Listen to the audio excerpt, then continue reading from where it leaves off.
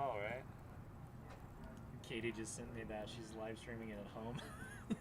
She's like, it's almost like you're here with us. It looks good on the TV, though, doesn't it? Yeah, no, it looks crisp. That's what she's like, it looks so good. I'm like, yes. Well, it's because, yeah.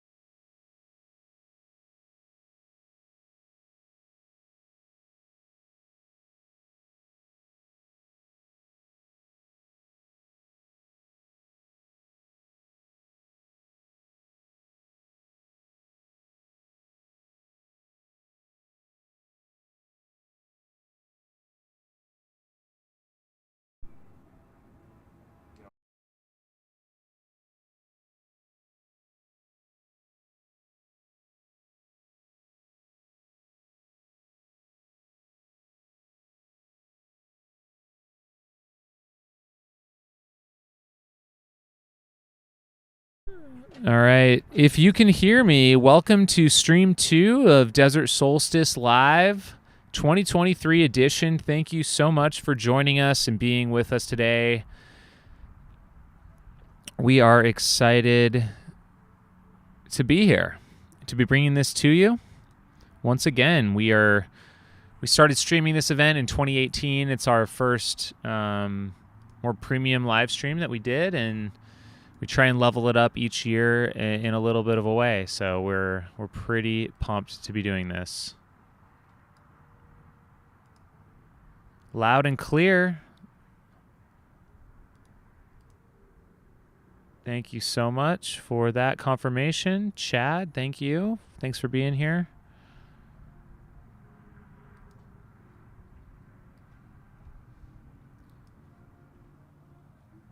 Jacob is asking here in the chat, did the music on the track come back after the breaker issue?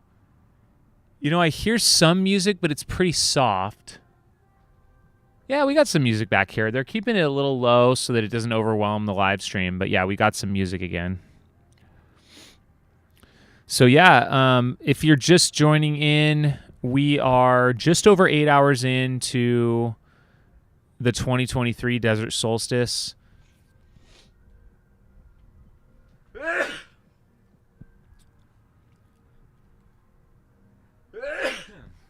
We're coming to you live from Central High School. We are on the track this year with our broadcast booth. If you look the shot straight ahead, there's that Aravaipa tent with that wall. That's where our broadcast booth is this year. We're going to put our men's leaders up on the screen. It's a pretty small field this year. We just had the World Championship 24-hour 2 weeks ago in Taiwan, so a lot of our typical contenders were out at that event. So a little bit smaller field this year, but thanks to the support from Hoka and the team at Aravaipa, we are out here with these athletes. So Scott Traer, coming off a tough, didn't meet his goals at the World Champs 2 weeks ago. He's out here leading the field today, 229 laps. And he's run 56.9 miles. Jimmy Strayhorn, 30 years old. He's at 55.2, so not too far back. Both these guys have looked pretty solid all day. We just learned Scott Traer just ate his 10th croissant. He is pretty stoked about that. So the croissant counter is up to 10.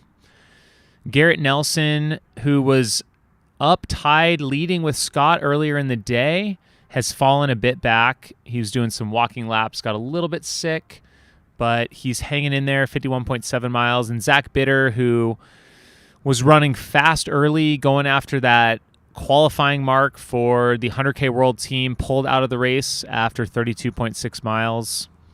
Let's go over to our women's field. We've got 3 women running with us this year. Sierra DeGroff from Las Vegas. She's your 2023 USATF 100-mile road and 24-hour road 100-mile national champion.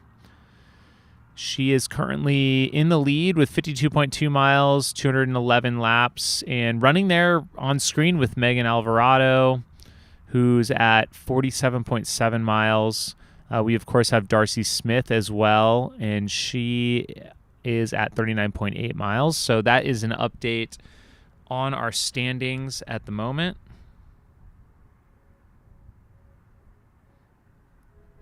Would love to hear from all of you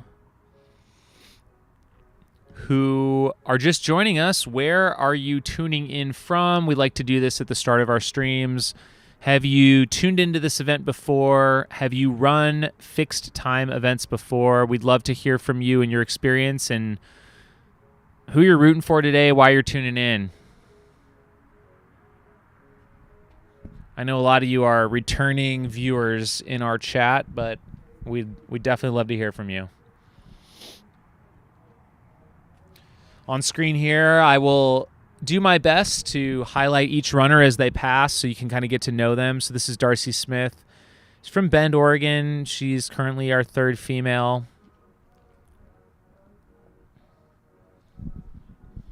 And we were just talking about him coming up on the straightaway here. Scott Trayer, Run Fasta, your race leader. Originally from Massachusetts, lives out here in the Phoenix area now, I think over in Scottsdale.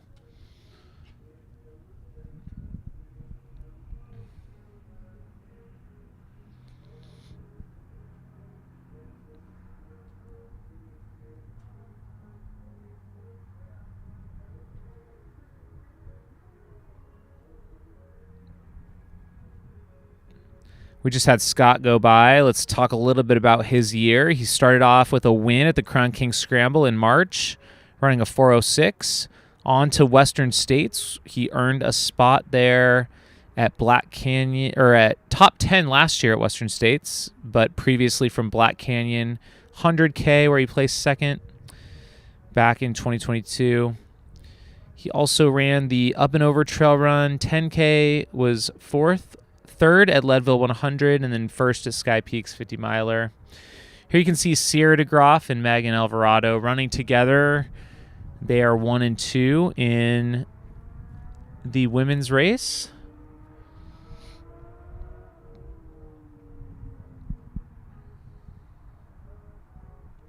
We talked a little bit about Sierra. She's from Las Vegas and won 2 national championships this year. USATF on the roads. The first was at Jackpot Ultras, where she won the 100 miler, and then Fat Ox, where she won the 24 hour.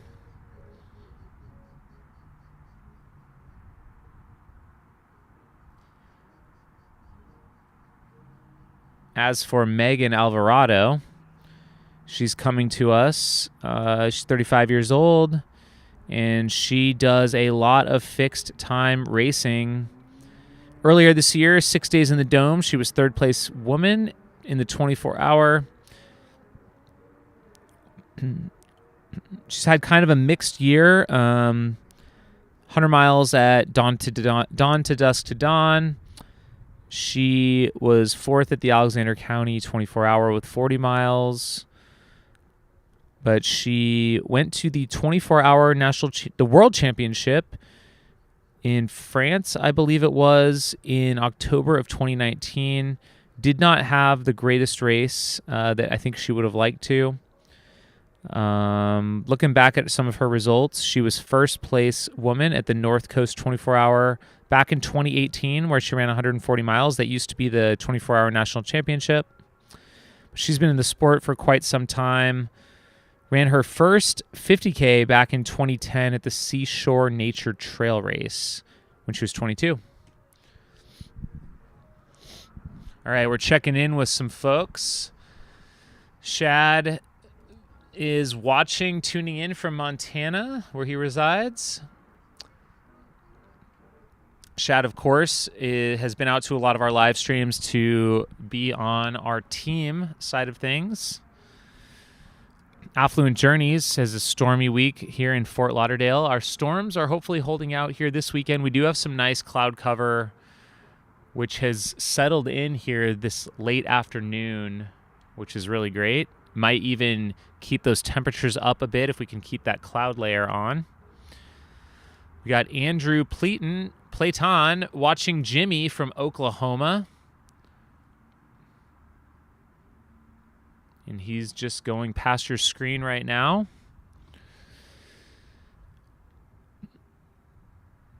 We've got Bigo Funman also from Florida, from Orlando, pretty lousy over there right now.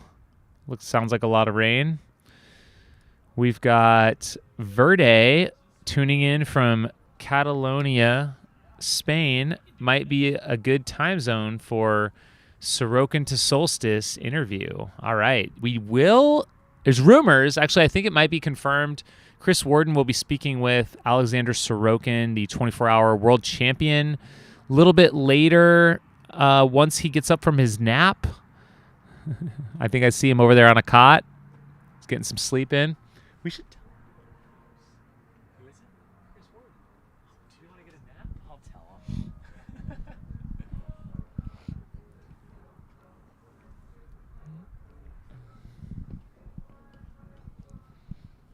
Want to give you guys a little bit more about some of our athletes here today, athlete profiles. All of the athletes did have to qualify to be here at the event this weekend. Darcy Smith coming up here. Give me 1 second. Gonna pull up her results.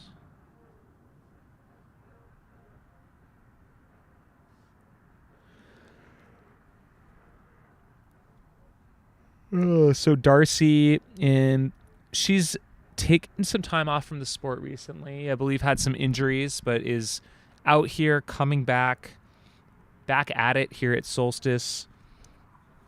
Back in 2020, at age 49, she was your second place woman and fourth overall at the Javelina 100 miler. She ran a 15:58 there. Went on to place 11th at Black Canyon Ultras in 2021 in 10:49. Before that, did a lot of mountain running, Bigfoot. Looks like the Bigfoot 100K was fourth place. Third place at I'm Tough. And she kicked off her ultra running journey at the Canixu 50 back in 2017. We've got Steve Flagg checking in from Vegas. He says, let's go Sierra. We got some Vegas fans in the house today.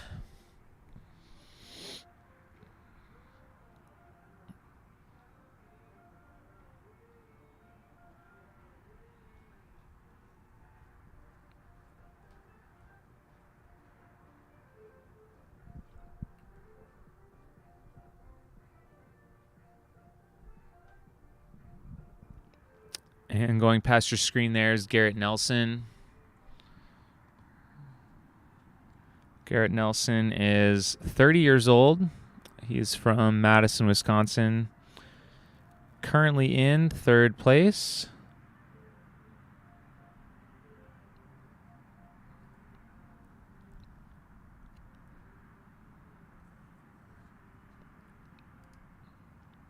We've got local Randolph O'Huff, watching from Phoenix, never done a fixed time event, but was there in 2019 helping Patrick Reagan Kruzak Bitter for a bit.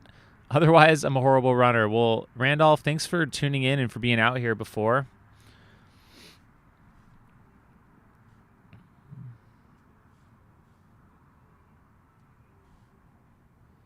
I'm pulling up some stats on Garrett Nelson, who is from Wisconsin. He looks like started running ultras at age 28 back in 2021, so relatively new to the sport. Where he really came onto my radar is he was our across the years 100-mile champion last year in 2022. Sierra also across the years champion in 2022, so both of them kind of graduating from across the years on up to Desert Solstice this year, which is really exciting to see.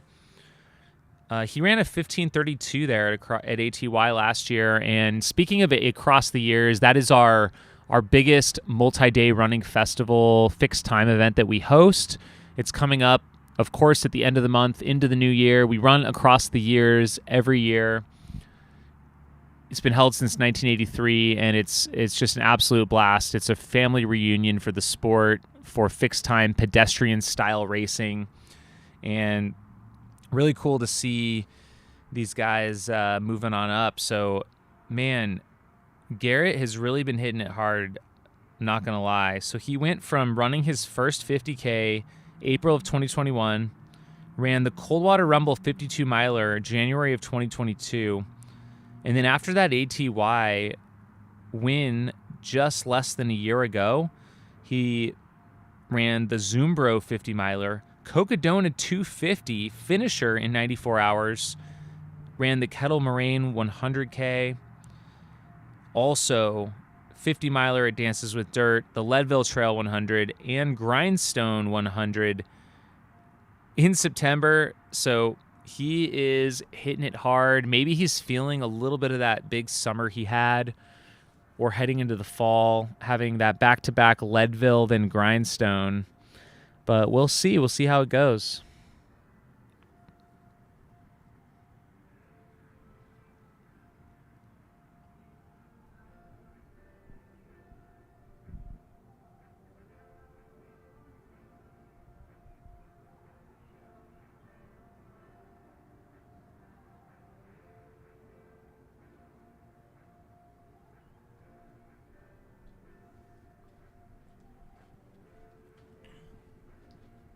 All the cams looking good. I think so. I've just been kind of hanging out for now on this one, but Let me the go aid cam looks pretty I'm gonna nice. Pop the sky cam up. Oh yeah. I'm gonna get that going because that's a really great. Plus it's just fun to climb under the roof. You know, he doesn't need that. Little kid, he's like, get it done. Get it done. Do it. Yeah, it's a really good one to cut to and just have just the feet going. We've got a little chat here from Jacob Wilkinson. He says that Garrett has nice hair. You know, I can't lie about that. That is absolute fact. Thank you for pointing that out. So we've got a nice view here of pit row. Get some all-star folks. It looks like Sierra is currently sitting down, taking a little break. I can't tell if this is a planned stop or if she's just getting some nutrition really quick. We've got Pete Kostelnick there with the Hoka top and the orange shoes. Beyond him, you've got Garrett sitting down at the moment, and then just some other crew members. We do have a full aid station here at this event, right on the track in lane 3. We've got all these crew spaces, so this event is all about top performances, giving people every edge that they can get. Of course, we can't control the weather out here, but everything beyond that, we try and do our best. The lights have actually come on here at the track, so we're anticipating heading into the night here soon. Probably going to see that sun setting in the next hour and enter the long night ahead. It'll be dark until almost the end of the race. We'll have about the last hour. We'll be back in the light.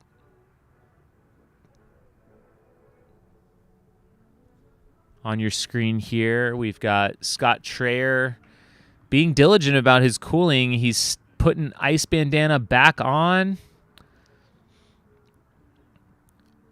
His last lap was a 2:05 out here on this quarter mile. And right behind him is Jimmy Strayhorn. He's in second place from Camp Verde, so also an Arizona local.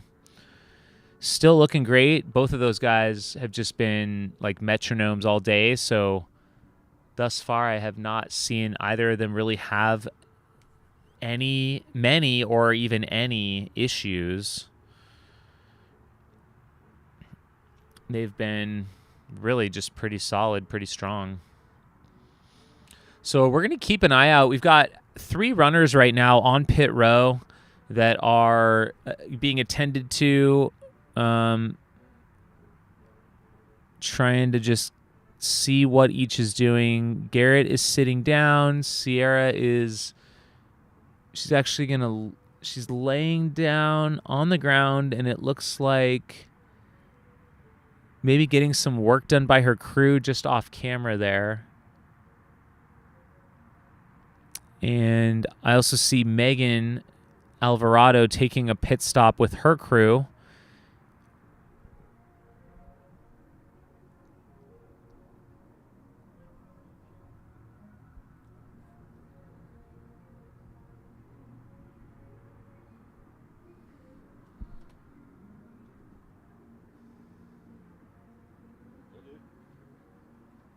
Yo.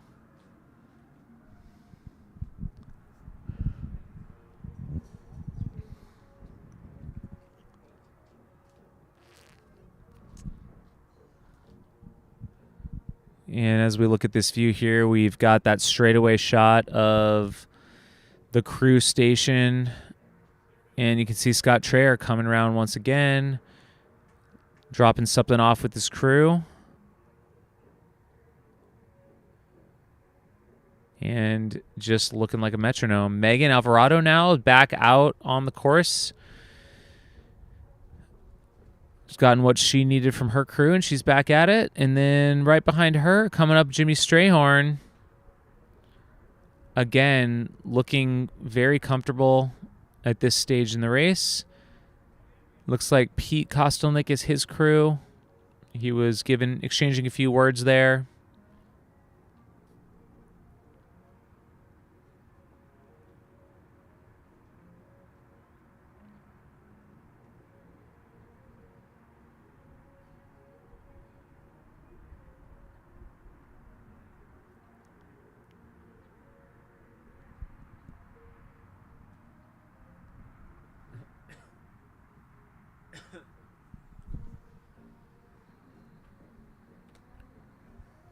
This is our backside of our track here. This is our longer straightaway.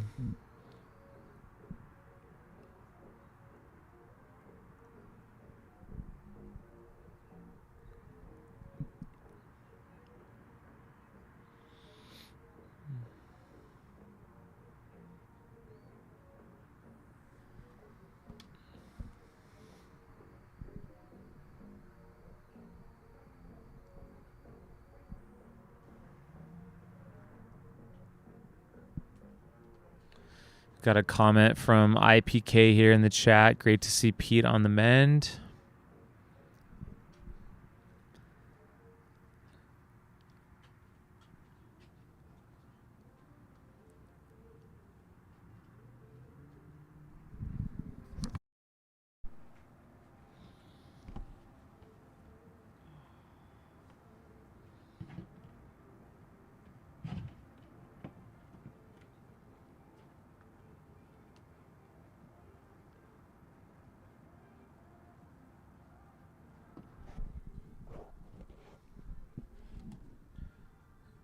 All right.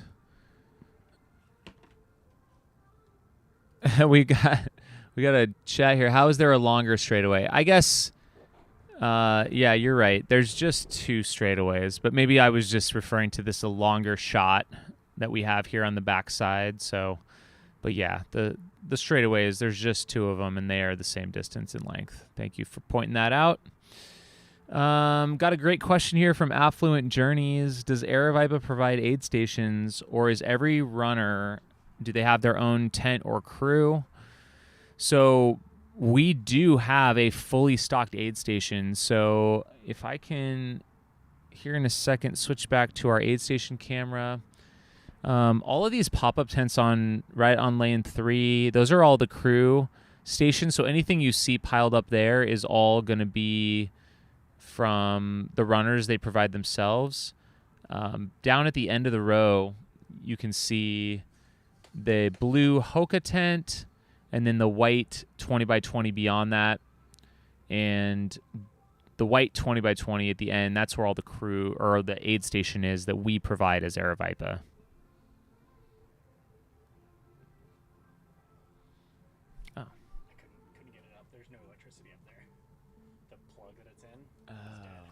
So I tried flipping it, testing it, jumping down the booth and messing around up there. Did you drop a wire into the booth or no? Oh, I didn't think of dropping one in the booth. You want to give that a shot? Yeah. Nice. Jason, you want to grab a mic over here? Yeah. I mean, we don't have a camera, but we'll just see what it's all about. Whatever you need, I'm here to help check it out. Just hang out. Here you go. We got a new guest here, Jason Gerhardt. I guess you haven't officially been introduced to the world as our new Aravaipa Colorado race director. So welcome. Yeah, man, thank you. Jason Gerhardt, I'm the new Colorado race director. I'm super stoked to be out here. We've got some pretty amazing events coming up this summer. We'll get to those, give you a little info on them. Good stuff. So have you been at an event like this before? I've never been at an event like this before. It's pretty amazing. The athletes out here have some serious like willpower and just like the perseverance to get through this. I know the sun was baking earlier. And I mean, they're just going around in circles. It takes a lot to get through that. But you have been to quite a few ultra events, of course. You want to talk about some of those? Which ones have you been to? What's been your experience? Yeah, I've been to a bunch. I mean, the first ultra race I was at, I mean, I've done a few Ironman in the past, but as far as trail running events, Aravaipa was my big introduction to the scene. In 2020, when like a lot of organizations weren't racing, my wife Shelby came out. She did her first 100-mile there. I think she came in 5th overall female, her big PR, and then we came back the next year. I paced her in both of those. And then like your big dog event, Cocodona 250, we were at the inaugural race, and that was just epic. I had never been a part of anything like that before. It was like going on a vacation to see the state, you know, going through this amazing landscape and like Wild West, crazy weather, and just like driving through these crazy back roads to get from aid station to aid station. You know, I think I pulled out like 100 miles of pacing in that event. So I got to see quite a bit of it, and just like amazing event. And we've been back a few times, you know, but this year, Shelby and myself came back. We helped crew and pace Sally McRae. She did some amazing things this summer, you know, starting off with your big 250. That's awesome. We've got a question here in the chat we want to get to. Ornery Mule Racing, shout out to the Midwest. Do we have an update on the croissant count for Scott? Have you been keeping tabs on that, Jason? Did you even know that was a thing? I have no idea what that is. Sounds so delicious. Scott has been downing croissants kind of the good part of the day. He told me going into this event that he was going to take it more casually than like the world champs, where he's like wearing the Nike speed suit and probably all the nutrition. He's like, I'm just going to eat pizza and eat candy and have a good time. So I think that's a good mentality to have. But last I heard on the croissant count is he was into double digits. So he's like had 10 or more croissants at this point. Wow. That sounds a lot like the way I run, and like I definitely ride. Every single ride, I have to get to a coffee shop for a few pastries. And definitely a bunch of croissants. Yeah, it seems like it's working for him so far. Yeah, I mean, how could a croissant not get you going? Just dialed. Man, I don't think you could ask for probably a better day out here. No, it was beautiful sunshine all day. I know this morning we had a little bit of wind, but that probably died off, 2 hours into the event? Yep. Now we're slowly slipping into the evening. This is really nice temperatures. Yeah, I don't think it's really going to get too cold out here tonight, which is a refreshing change because it can be pretty cold at this event usually. Yeah. Oh, one more thing. The parade this morning that rolled through. Yes. Man, if I was a runner out here and I thought that was just for me, it took me back to my high school football days, getting pumped up for that marching band. That was awesome. Yeah, there was maybe talk we should just get the marching band directly into the stands next year. That would be amazing. I'm 100% behind that. We do have a clarification from the Midwest Misfit. Just want to clear the air here that Scott is eating half croissants, so that's all. But Midwest Misfits, how many half croissants? I mean, I guess it's 10. Or it might be 20. Maybe he's double counting. I have no idea. So, Jamil, I don't know all the rules on these type races. Yep. Tell me, Let's get into what it. Qualifies, what lanes you're allowed to run in, how often you switch directions, all the good stuff. I'm here to learn. Yeah, that's great. I'm going to now look up my cheat sheet. Well, I do want to talk about it because this is this is an invitational, technically. So it's not an open entry race. Most of our events are open entry. Anyone can come run. And we have fixed time races where anyone can come run, and we encourage it. But this one, it was really designed as a team qualifier or an event to set records, and dozens of records have been set. Not only national records, but world records have been set here, which is very exciting and something we take a lot of pride in. But we have both A and B standards for this event. So an A standard, if you hit that mark, you're going to get an automatic invitation, essentially. So for, let's say, the men's A standard is going to be 152 miles run in 24 hours. So you can do Wow. that at any other certified 24-hour race. If you submit that mark, you're going to get an automatic invitation to this race. Whereas the women's A standard is going to be an hour and 37 minutes. You can also qualify with other distances like 100 miles, 100K, 50 miles, and we have varying qualifying standards on the websites for those. But just for reference, like a 14-hour men's 100-mile is the standard for the automatic A standard, and then women it's 15:35. So these are fast times. There's not a ton of these that are thrown down every year, and we've had to tighten the standards over the years because we just have too many applicants, and we purposefully limit the field size at this event. We really only want about 25 runners out here because it just becomes too much passing people and it hinders the performance. We want to do everything we can do to like take away all factors that are going to prevent you from your best performance here. So that's why you can see on screen here, you've got your crew every single lap on lane 3, anything you need. We have our aid station fully stocked, all that stuff. And then the track's not going to be super crowded. We're not going to have 100 people out here.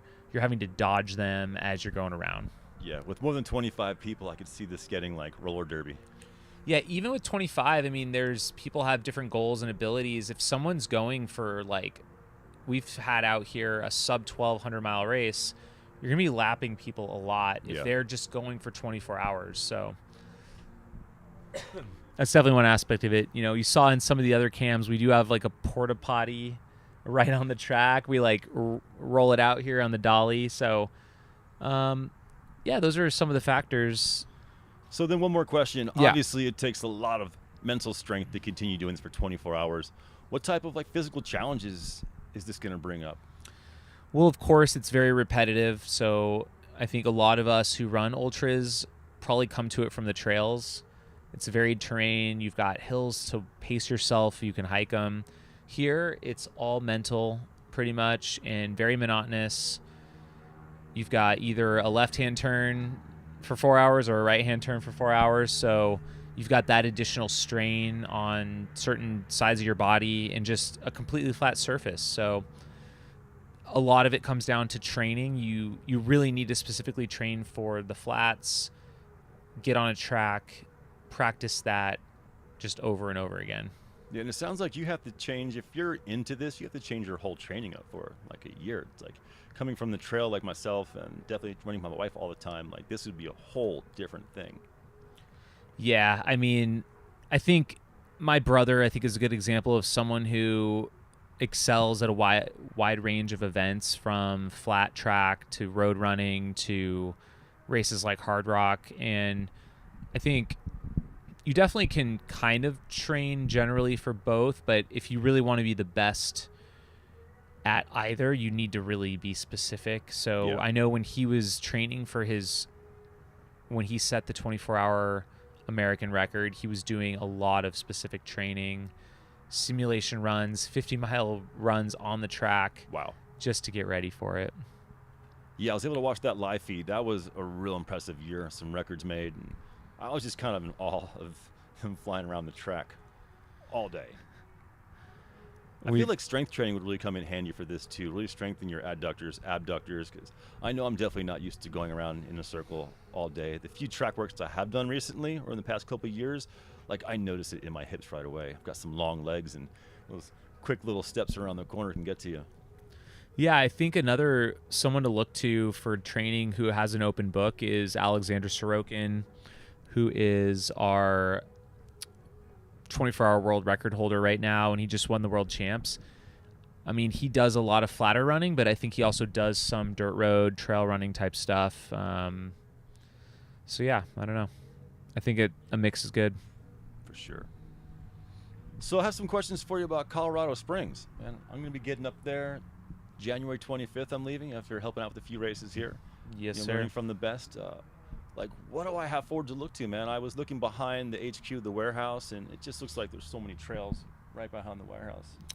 Yeah, we opened up our Colorado office a couple years ago, and we're located I think in a pretty nice spot, right on the edge of Manitou Springs, on the west side of Colorado Springs, at the base of Red Rock Open Space. So we've got our weekly group run. You good? Yeah, we have our weekly group run heading right up into the preserve there, and just endless trails. I mean, you could leave there and run all the way up to Pikes Peak. Yeah, I saw that Garden of the Gods, Pikes Peak. Pikes Peaks has always been something that I want to either ride or run, so I'm looking forward to getting there, man, really meeting this community, hitting those group runs up, and just getting out and being on those epic trails. It's rad. Not to mention the Olympic training centers there, so surrounded by some of the best athletes in the world. Yeah, absolutely. You've got the university there too, so, and I mean, a lot of coaches, a lot of athletes call that area home, so. Yeah, I can't wait good to get out stuff. there and meet some more runners. We got our sky cam, we call it, back in action here, thanks to Zach Marion. So we've got that nice view of the field, the track, the crew zone. You can see that far left tent, that white tent. That is our aid station, fully stocked for our 6 runners now that we're down to. What are we looking at in the aid station? I know that some of the races I've been to before, there's these amazing bean burritos. I mean, there's definitely that, but it goes so much deeper than that.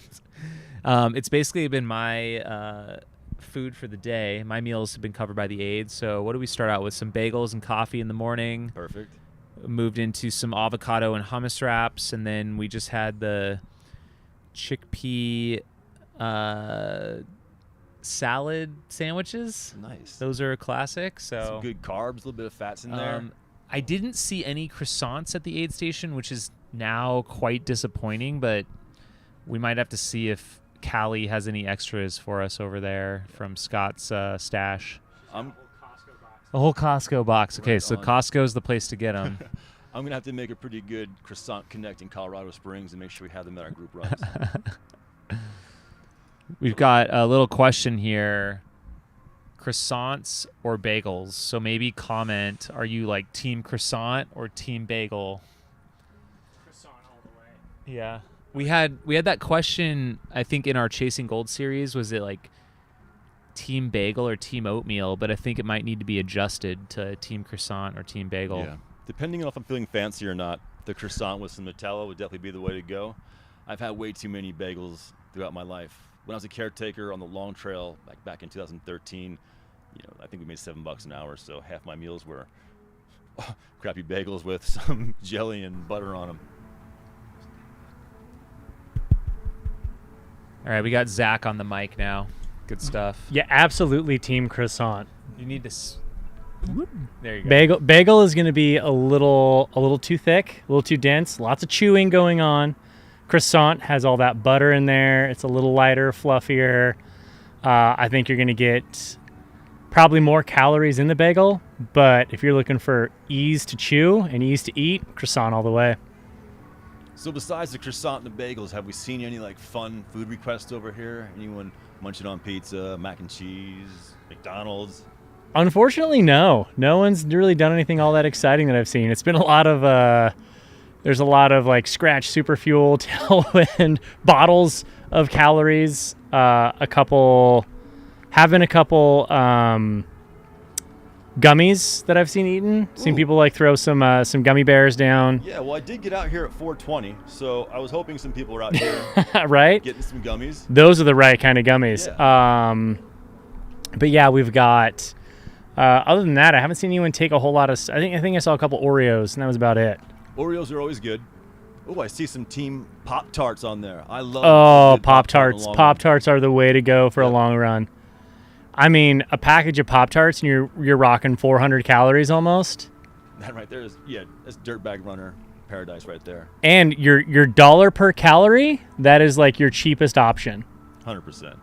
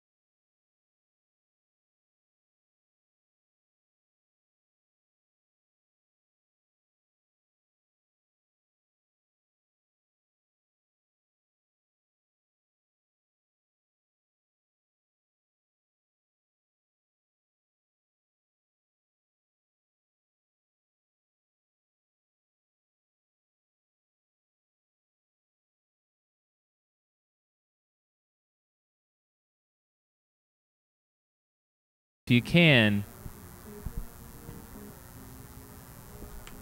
please let us know.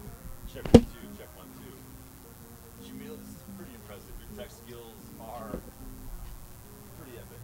If you haven't been to an Air Life event yet, like just for me getting behind the scenes here and seeing everything behind the scenes, pretty incredible.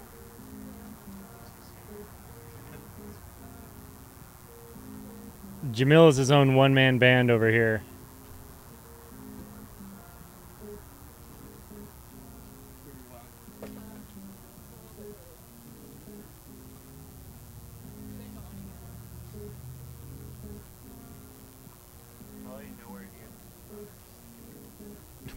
Sucking down those fumes.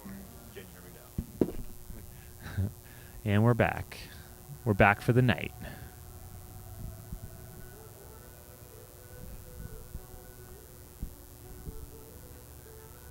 We're just going to play catch up on camera adjustments all night long.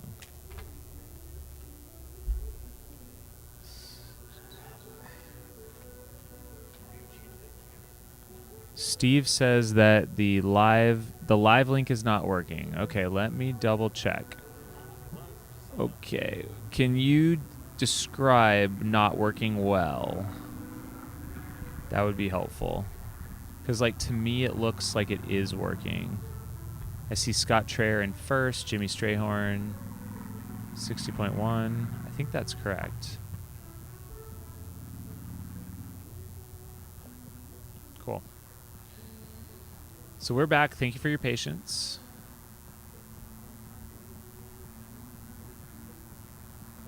Where did my overlays go?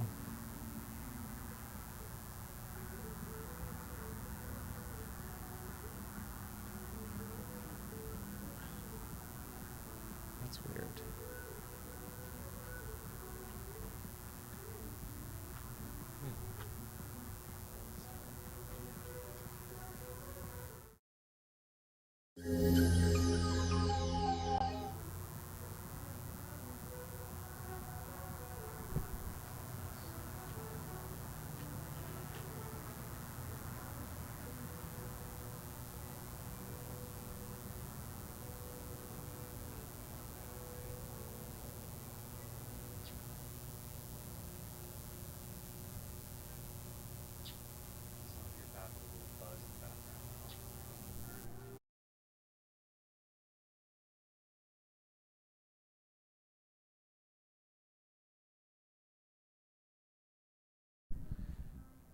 Test.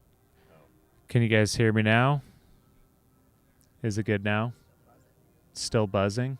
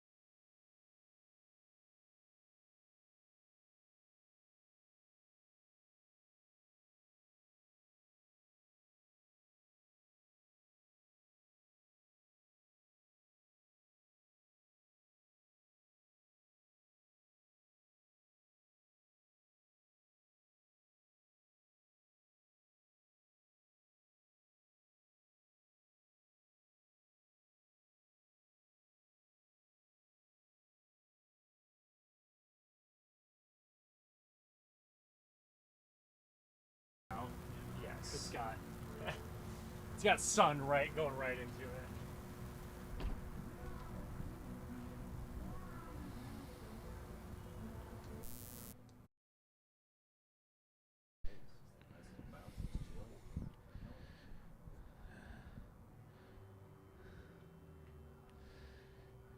And we just hit 5 o'clock here locally in Phoenix, which means we are now 9 hours in.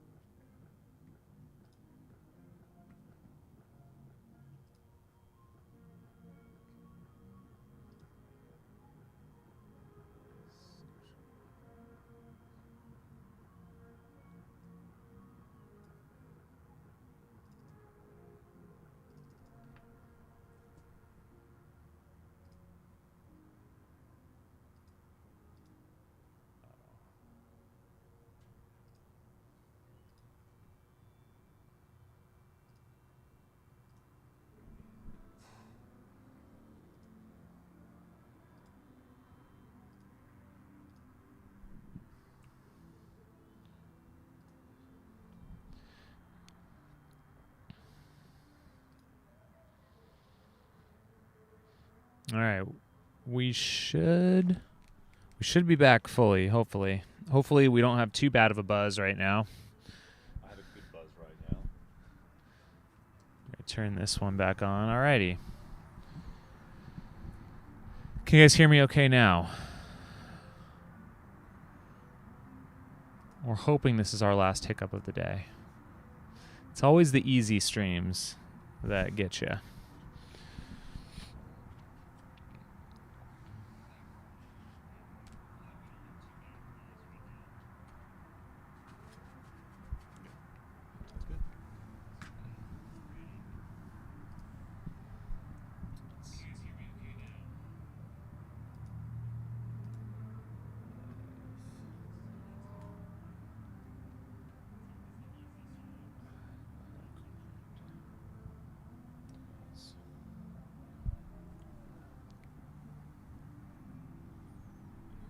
Nice. Thank you, Midwest Thank you, Misfit. everyone. Appreciate that.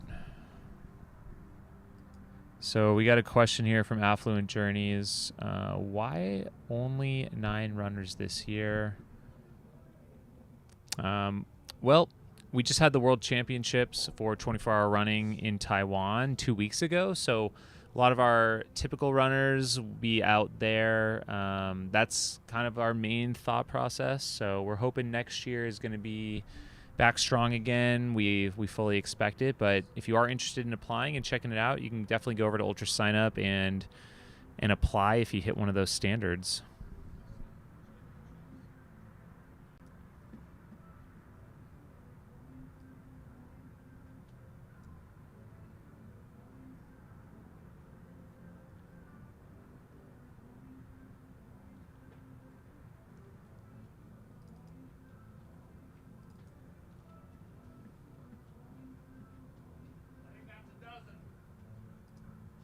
We have word that is that a full or half croissant? Okay, we've got word, breaking news. Scott Traer is up to a dozen half croissants consumed so far in his 100+ K.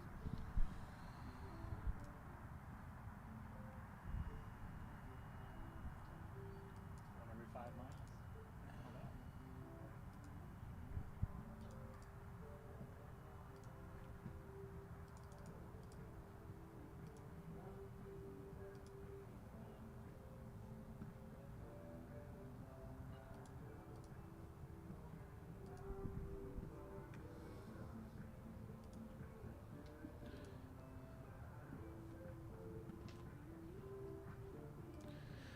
And he is the croissant king. So Jamil, I have another question for you. Like I said, I've been following Air Viper running since 2020, and like the live stream is definitely something that stands apart from the rest of the races out there. When did you all start doing the live stream? Well, I feel like we've had like a webcam at the finish line of our events for quite some time, like maybe even up to when we first started Aravaipa 10, 15 years ago. But I think the 2018 Desert Solstice, I think, was the first time that we tried to do more of a premium coverage. We had like multiple cameras out there on the track. We were up in the press booth right up there, and that was kind of the start.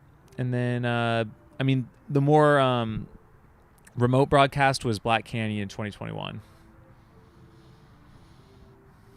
That's awesome. It just gives like my mom and dad, like back in Pennsylvania right now, when Shelby had done the 250 and like Javelina, they pretty much just sat by all day, every day, watching the live feed. It's so much more fun. Like when you're out there on course, you might get to see your runner go by 1, 2 times. Yeah, it's a good time. I love bringing voices into the sport too, and just having a place for people all to collect, like having everyone in the chat right now interacting, talking about what's going on out here is just a lot of fun, and I think it's motivating for all of us to just take part in it.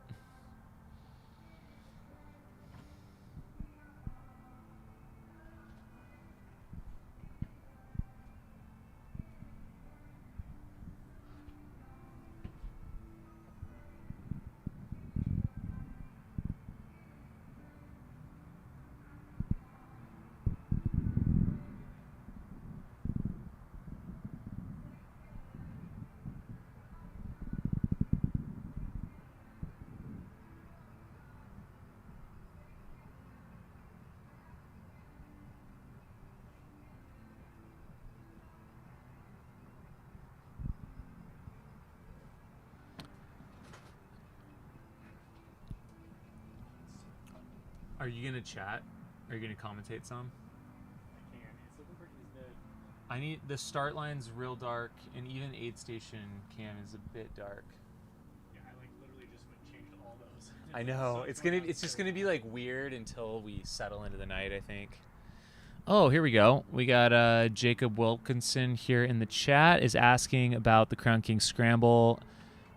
Any recommendations? I mean, if you're thinking about Crown King, I would say like definitely do it. It is probably the most classic 50K that we produce, or that's in like the Southwest. It used to be, I think, the biggest 50K in the country, the most competitive 50K in the country.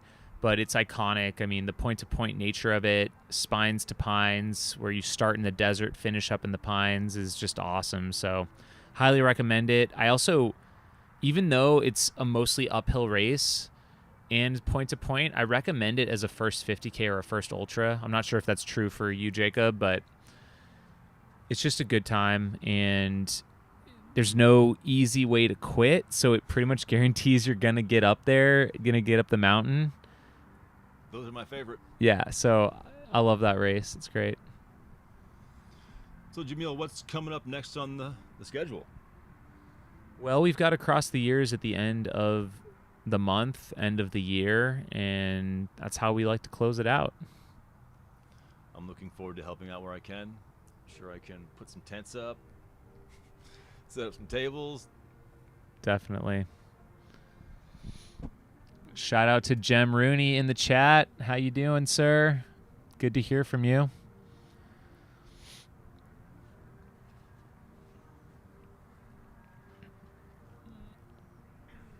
Did that change the aid station at all? Might have. Let me see. What are you adjusting the knobs? Those will do absolutely nothing. That's just the screen. It's only the screen. Yeah. That's the only one I've touched that Okay. way. That's why I was like. Do you want me to go fix them? Or do you want me to show you? You want to show me how that'd be Yeah. great. All right, we'll be back. Do your best. Or just say nothing. Either way. Doing my best. Let's get a little love from the live stream. What's going on out there?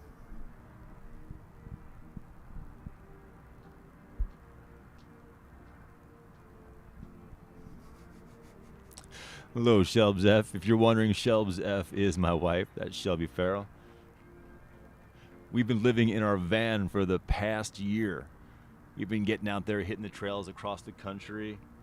I think we've been in 40 different states so far. And I think we've ran in the majority of them. Oh yeah, we travel with 2 cats.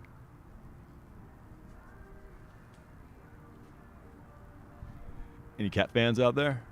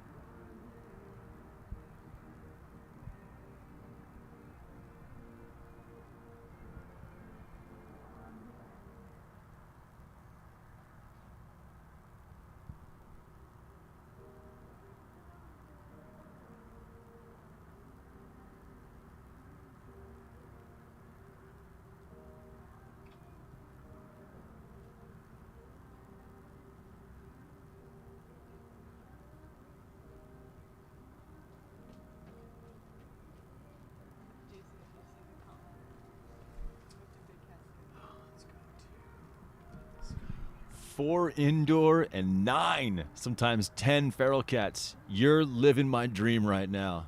Maybe one day if we ever get out of the van and settle down, I'll have that barn and hopefully 10 feral cats running around.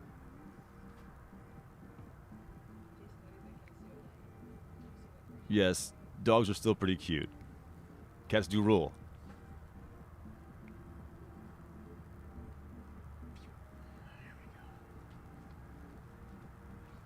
Talk on some of the Colorado races, man.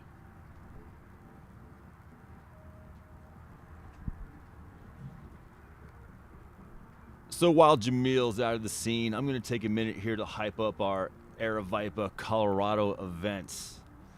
We've got some fun ones out there, and again, some amazing, beautiful terrain, and I just can't wait to get up there myself and get out there and really soak it in and put some miles in. But coming up April 20th, 2024, 420, again, my favorite date of the year, Royal Gorge Grove. That's in Canyon City. We're going to put on a 50K, 30K, 20K, 12.5K, 5K, and a kids run.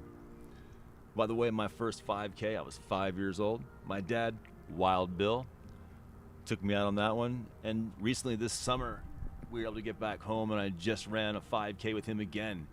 He's 72 years old now. They call him Wild Bill. And our next Colorado race is probably the coolest name for a race out there, Ram Party. That's in Colorado Springs. We're going to run those on May 18th and 19th. Saturday, we're going to have a 50-mile, 55K, 50K, 24K, and a 15K. Sunday, 33K, 24K, 16K.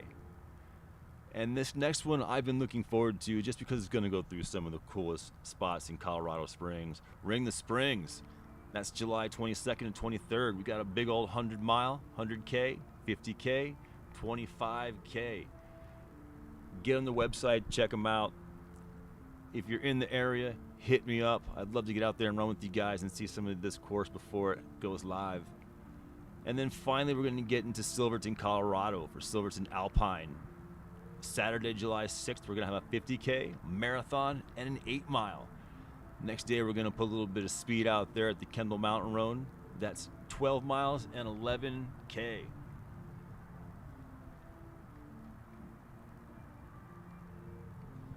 You have to fail the drug test at the end to win. I've won many races that way.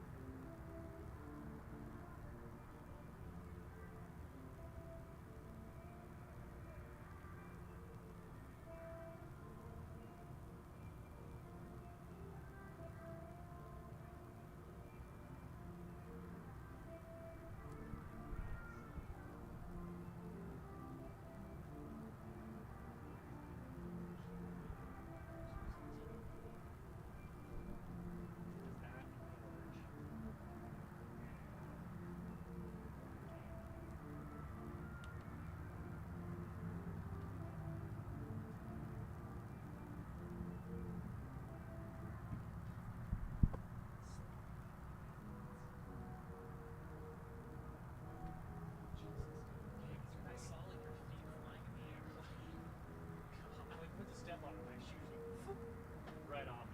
It's layer time again.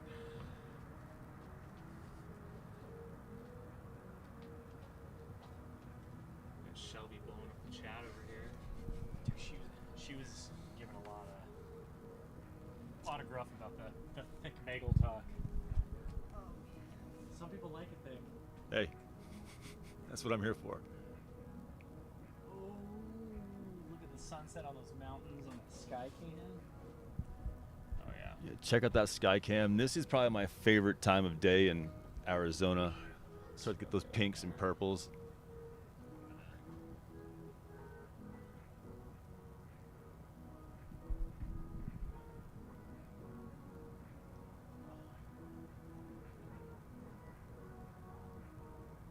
Almost a little too high on that sky cam. Too high? Yeah, I mean, pull it down a little bit. Oh. Yeah. Zoom shot. I mean, it's really just meant to be.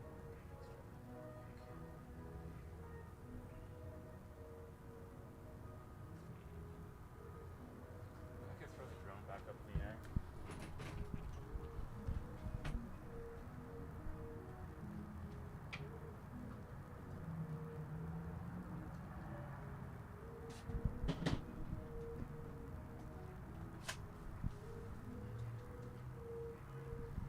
Chris, you should definitely pop out here and have some croissants next year. Jacob, yes, the temp is slowly starting to drop. I'm getting a little chilly here myself. Might put on my Eagles hoodie. Go Birds. Raider Nation.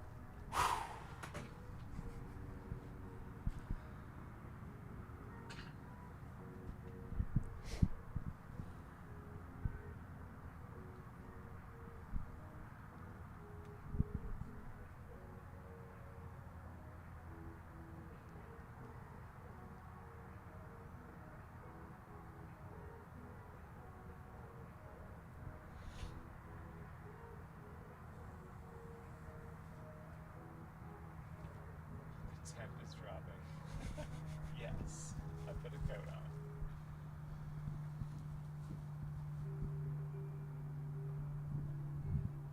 Jamil currently is wearing Levi's and a Hey. pretty sizable jacket, so temperatures are getting pretty close to, freezing out here to balmy 73. Ooh, and the drone has liftoff.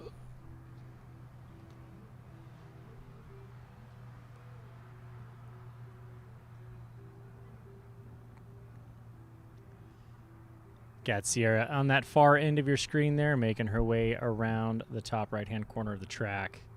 As we are running counterclockwise, kind of in that second switch. Athletes started the day running counterclockwise, turned at the 4-hour mark to clockwise, and have since gone back to counterclockwise. Spice it up. Just way too much loading on that one left-hand turn side. There's just no way you could sustain that for 24 hours. I mean, responsibly. That would just wreck your body in a phenomenal way. Scott Trayer on the screen here, looking pretty solid.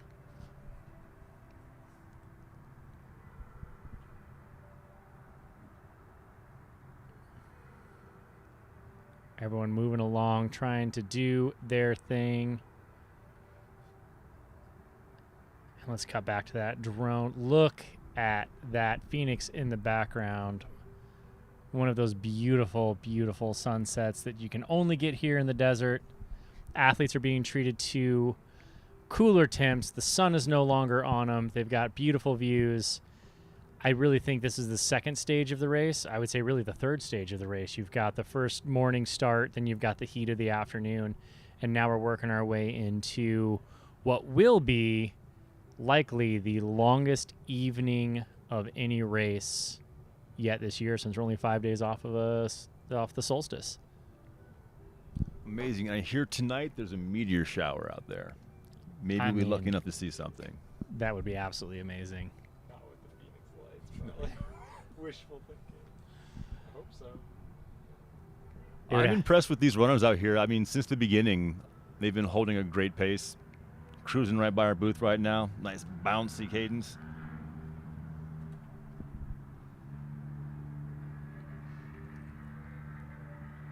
I mean, it's not as much a trying to race to a finish line. It's more of you're trying to add up as many lap coins as you can at the end of the day. Deposit as much as you can in the bank, whether it's a walk, whether it's a run. It's a war of attrition. It's how much can you gather by the end of the day, which is kind of a different mindset. I know a lot of athletes such as myself, it can be easy to get into the idea of, hey, I'm just going to go roast a handful of miles and I'm just going to get into the pain cave and suffer for the next hour and the race is done. But it doesn't matter how hard you run in an hour, this finish line isn't getting any closer. It is 24 hours. I would love to get inside the mind of some of these runners. Just what are they thinking right now? What's getting them through? For Scott, it seems to be, for Scott Trayer, it seems to be just another croissant. Another croissant. He's just looking forward to another half a croissant. We've seen some of the athletes here, talk about just finding that rhythm and just really kind of zoning out, which something different in the ultra running scene here, doing a 24-hour, 100-mile track race is you can zone out. In most trail races, you don't have the opportunity to shut your mind off and just focus on, just going internal, just step, left, right, rinse, repeat. You can't do that in a trail race. No. So this is one of those unique places where you can just completely zone out, focus on what's in front of you, the 1 foot in front of you, and just go. This would definitely be a scary one for me, just being stuck inside my head for 24 hours. Yeah, absolutely. For some people, being in your head for 24 hours would be a real treat. Others, it would be a horror show.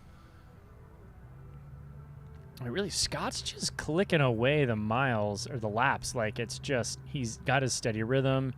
He was just asking his aid station crew to just hand him his iPod shuffle and just go.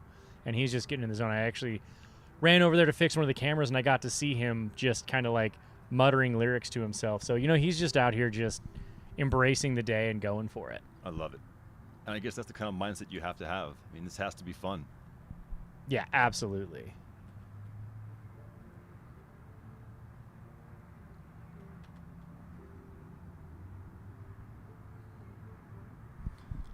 Looks like Randy's saying, go Niners. The Niners beat my Birds 2 weeks ago, so currently not a Niners fan. So let's go Cards.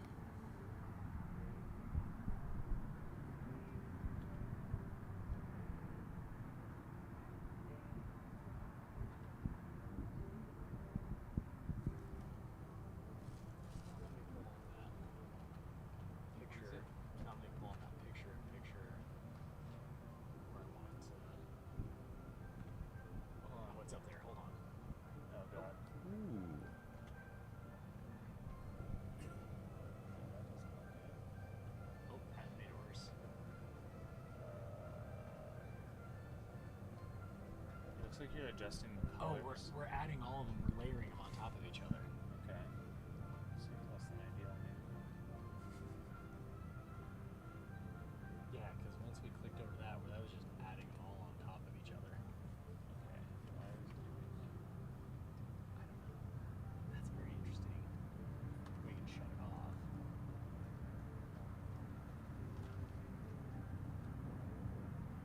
So that's like,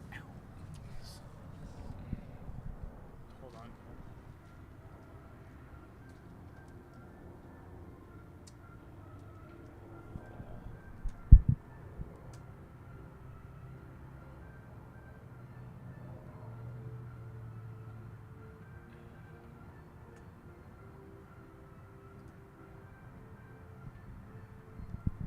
Oh no, how about them Cowboys?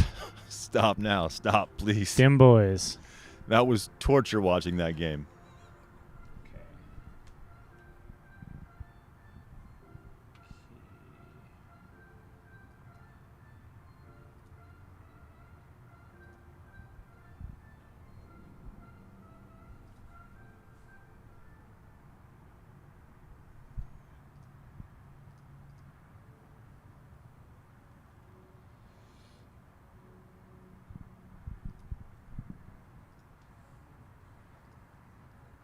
Try it one more time.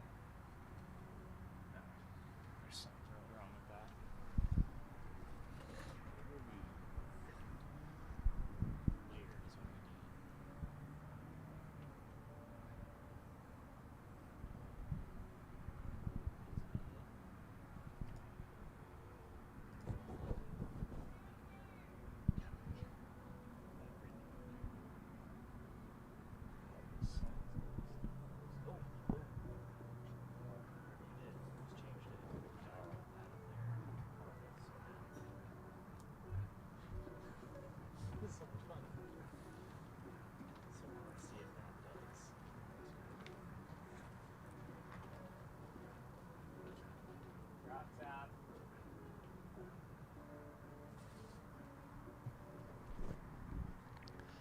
Don't mind us on the end over here. We are just playing with things, trying to get this system to do what we want to do. We've got new toys. Jamil's getting really excited at playing with his new stuff. So this is all on Jamil. That's what we get when you're the race director. Everything falls on you. You take responsibility for the team. So it certainly wasn't me just pushing random buttons at all.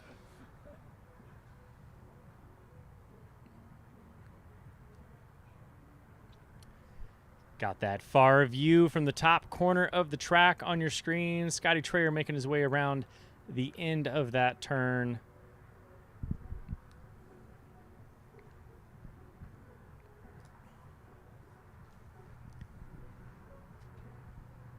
I mean, Scotty's kind of taking matters into his own hands here and just giving it a good go, just pushing. I don't think it really matters to him who else is out here and who's doing what. He's the type of runner who is going to eke out his best performance, his best day. And he really wants that U.S. 24-hour world team qualifier, which has got to land him somewhere around 150 miles for the 24-hour mark. And he's on pace to do that. He's got a little bit of grace in there. Not sure he's going to need it with as well as he's moving now. So, good for him if he's going to keep moving like this. And his attitude seems pretty great right now, too. Every time he rolls by, he's giving a big smile.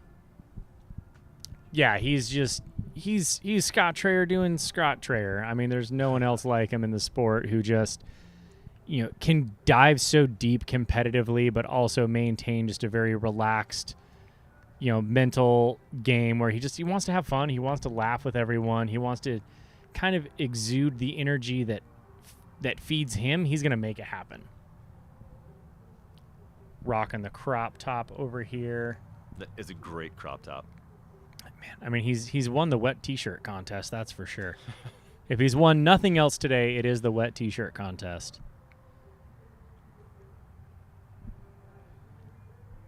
So, Steve, never go to an Eagles game wearing another team's jersey. Steve, I can 100% attest to that. I used to go to quite a few home games, and if you show up in the other team's jersey, you're going to have a rough day. As for how many athletes we've got out on the course right now, we are looking at, I believe we've got 1, 2, 3, 4, 5. We got 5 out on the course right now. Let's see who we've got.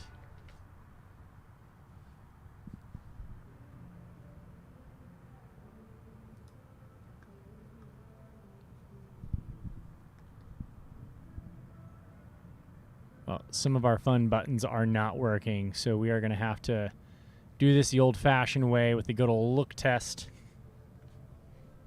We've got Scott Trayer, who is in the lead. It looks like Garrett had pulled back, and he is no longer given laps a go. He's kind of walked to his little heart's desire there and calling it a day.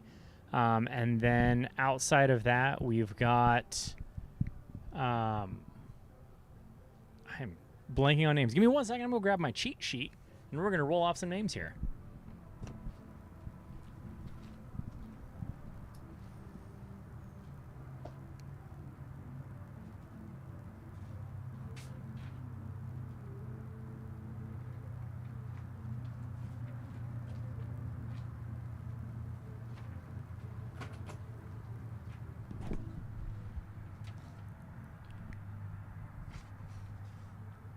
All right, we've got Mr. Scott Trayer is out here. He is still going in the lead, pushing out quite a few miles. He's got 152.36 miles at Solstice back in 2021, and we're going to see him come pretty dang close to that if he can maintain what we're doing here, which we are not quite to the 12-hour mark, so we're not going to put all those eggs in one basket. But it looks like he's going to get some good work done today. Darcy Smith from Bend, Oregon. We've got Megan Alvarado is out here still making laps. Mr. Garrett Nelson did bow out of Madison, Wisconsin. It looks like he is sitting in that tent. And, whether he calls it a day completely or he comes back and does some more laps a little bit later, that one's going to be up to him. They've got 24 hours to complete as many laps as possible. You can do that in whatever fashion you'd like to, whether you want to run super hard for an hour, walk for an hour, or you want to keep a steady pace for all the hours. That's completely up to you. I think the game plan we see is just a consistent movement. And speaking of Mr. Garrett Nelson, there he goes. He has decided to get back at it. We will see him come through the small screen on the bottom there. Hair is on point. He is just rocking it, making it happen. Again, you can take as much time as you want in your crew station, in your pit stop, and really that's up to you as a runner. So he's still going at it. Let's not count him out. And we've got Jimmy Strayhorn out of Camp Verde, Arizona. He's got a personal best of a 1540 Rocky Raccoon just earlier this year. And he did 100.91 miles at Solstice in 2022. So no stranger to this course, no stranger to the effort. Also some pretty speedy legs under his belt. So he's going to keep it going. He's been one that we've seen just maintain a consistent, smooth pace. And one thing about these races is smooth is fast and fast is smooth. So if you can just keep that peanut butter-like effort, just spread it nice and even across the whole slice, you're going to get the best results. And it seems to be his game plan for the day. And, of course, Sierra is just crushing it. She's doing her thing, coming off of a phenomenal world record just a handful of weeks ago, giving it another go. So we'll see what she does here here at Desert Solstice.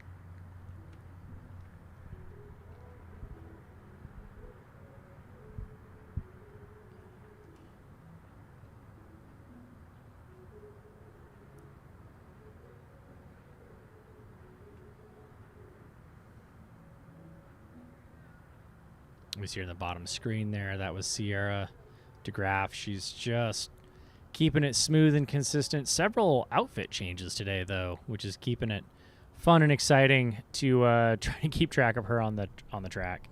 Her pace looks about as smooth as it was at 8 a.m. this morning. Yeah, she really has not changed a whole lot there.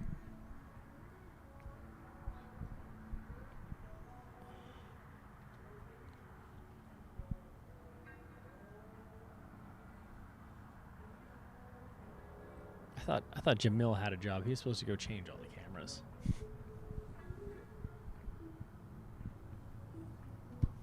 Wardrobe change. Had to add another jacket. It got below 70, so it's considered freezing here in the desert.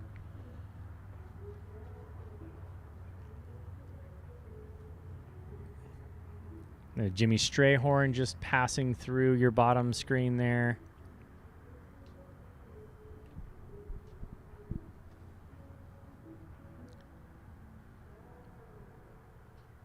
It is 5:38 out here in the Arizona desert, right in the heart of Phoenix, and the sun is down.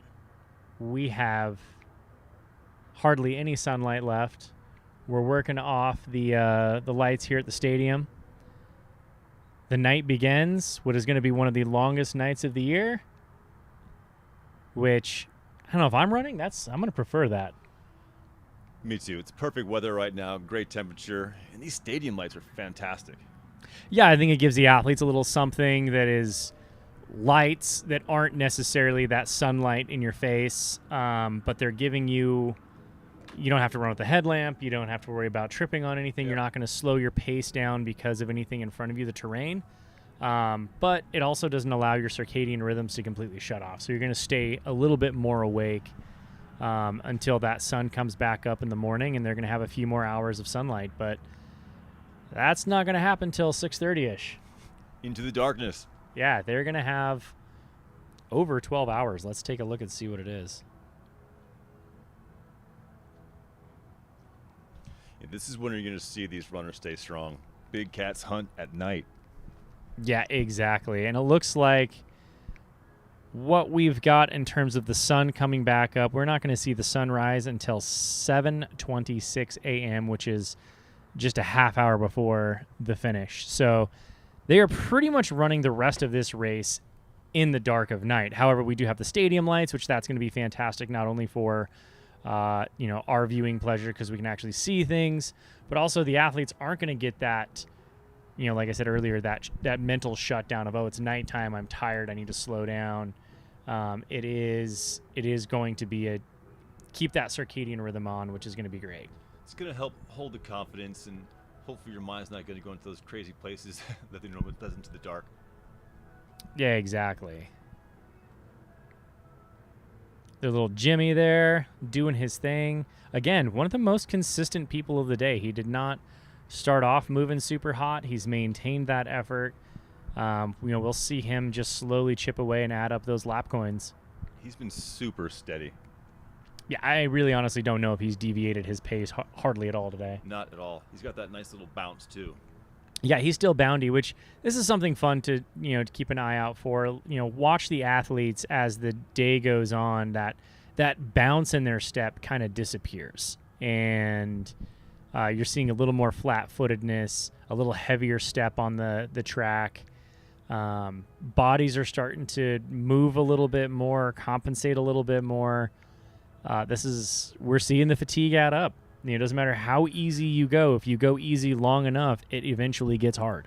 And how often are our athletes changing directions? Every 4 hours, we are giving a change in direction there. So, I think we are coming up on, they literally just changed almost 2 hours ago. So they're going to be making these left-hand turns for the next little while, and then we're going to switch over to more right-hand turns. I think Jimmy's little short cadence with that bounce is really going to help save his body in the long run. I know myself, being a taller runner, taking these turns 4 hours at a time would just wreck my hips. Yeah, and he's got a nice, smooth little gait. It wouldn't be a very open gait. It's not a long gait, but he's got just this smooth little stride that's working really well for him. It's compact. It's, there's pluses and minuses to that. If you want to look at it from a physiological standpoint, you are recruiting the same muscles over and over and over, but they are your larger group muscles, the hamstrings, calves, quads, glutes. He's keeping it nice and compact, so he's not getting out of that, and he's not stressing a lot of the auxiliary muscles, and he's just kind of relying on the same strong muscles over and over and over again. So yeah, he's found his rhythm, and he's just rolling with it.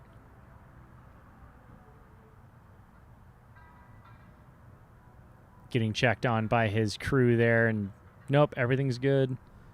Just going to keep doing my thing. This looks like one of the better races to be a crew member. And you're not flying around the state and your all-wheel drive car bumping around. You get to sit here under your nice tent, enjoy a few drinks. Right. Some Yeah, snacks. it's a lot easier of a race to crew. That's for dang sure. There's not a lot of that hurry up and wait. You just stay consistent. You stay moving.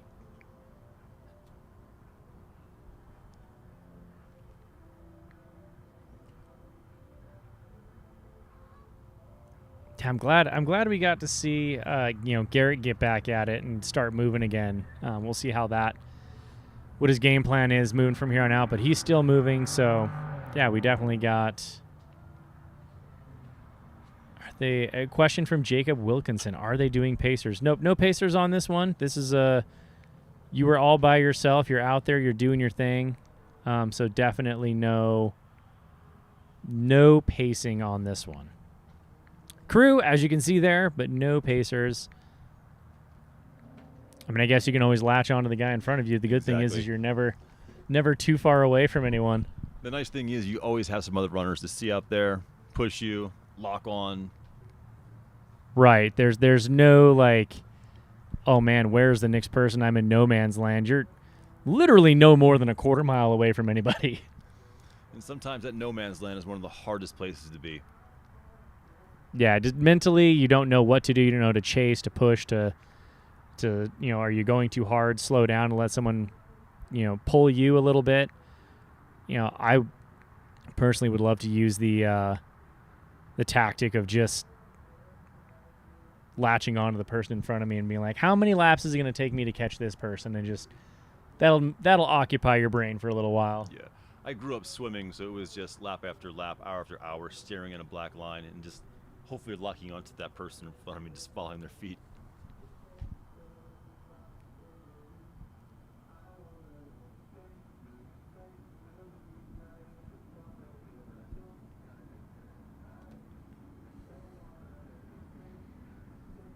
Looks like Jimmy's going to take a little seat, get a shoe change.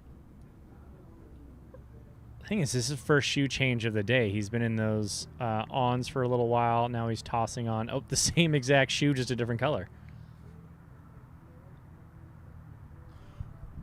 What kind of shoe are you most commonly seeing out here? I think we've seen a mix of everything. It looks like Sierra's been rocking a lot of the Saucony, like Endorphin Pro. We saw Jimmy's been sitting in those ons. It looks like the new massive like Cloud Boom or whatever they call it. Scott Trayer's been in the exact same pair of Topo Athletic Spectres. That's a personal favorite of mine. It's got a nice Pebax midsole, really reboundy, fits and feels phenomenal for me and my foot. Scotty and I both really appreciate that shoe. And I know that Garrett was running in the Asics Noosa Tri, which is a triathlon-specific shoe, which is very interesting in that it wicks away moisture really well. It's more of a race performance shoe. Looks like he switched over to a pair of Brooks. So, yeah, we've seen a little bit of everything. Zach Bitter, of course, in his Ultra footwear. I think he was rocking the Ultra Vanish Carbon shoe. So he was rocking a nice carbon-plated shoe.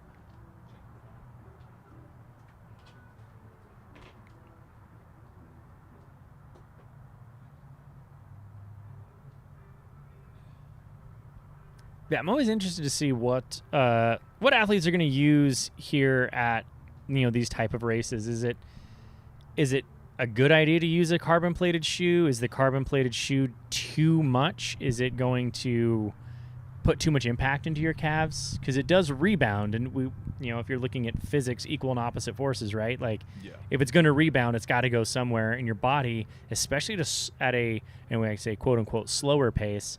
But if you're not in a full open stride, a carbon plate can be more detrimental than it can be helpful because your body's absorbing that extra impact that it would normally send you forward. Your body's just absorbing it because you're not really going forward at that higher pace. So it could cause a little more fatigue. Exactly. Your body's going to absorb a little bit more of that. Getting questions as to what happened to Zach Bitter. Zach was running really, really well. He hit a 2:46 marathon split, made it to 50K, exactly where he wanted to be at that 6:15 pace. Shooting for a very, very high 100K time.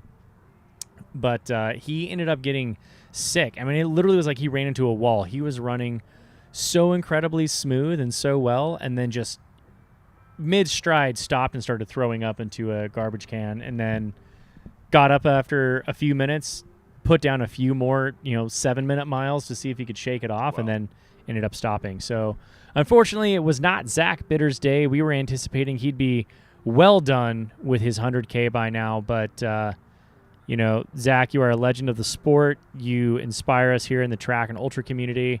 Can't wait to see you back at it again, bud. And it's so difficult to anticipate what's going to happen. So many things can occur over 24 hours. You can plan out what you're going to eat, when you're going to rest, but you just never know. Right. It's always an unknown. I think that when you sign up for these races, you have an idea of what your fitness says you can do, and what your training dictates that realistically you can fall within a certain range. But especially in these ultra marathon distances and the timed events, there are so many more variables rather than just fitness. It's not about getting from one point to the other as much as it's about getting there and then through the obstacles as well. You're going through a lot of hurdles along the way that you just really can't say how it's going to affect you. And this is kind of when you find out, for yourself as an athlete, if you can fight through those things, if you can make the adjustments. Right. And that's part of the game is learning how to make the adjustments. It looks like Jimmy is being crewed by, is that Pete Kostelnick? It is Pete Kostelnick. Yeah, Pete Kostelnick that he is being crewed by. So Midwest Misfit, that is the answer to that is not his coach. That's his friend Pete Kostelnick is crewing for him. You know, each of them, you see the tents off to the left of the screen here as Scott Traer runs by. Each of those tents is dedicated to an athlete. So you're allowed to have your crew there. Obviously no pacers, but your crew is allowed to have and carry whatever you want.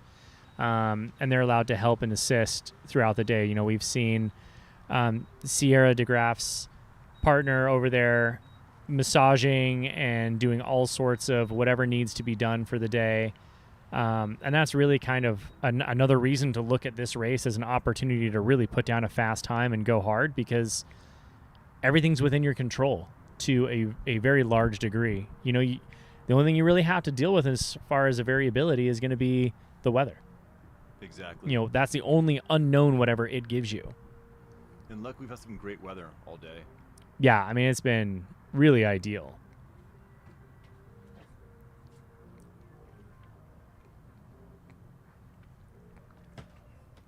And speaking of weather, as the weather cools off, we get to see, I think we're going to see some athletes coming back to life. We did see Garrett slow down and suffer through the heat for a little while, and now he's back at it, and he looks to be making up some good time, putting in some good laps, adding up some more lap coins in that purse of his. For myself, I feel like this is when I'd start to put a few more layers on. I know when I get chilly, I start to burn those extra calories.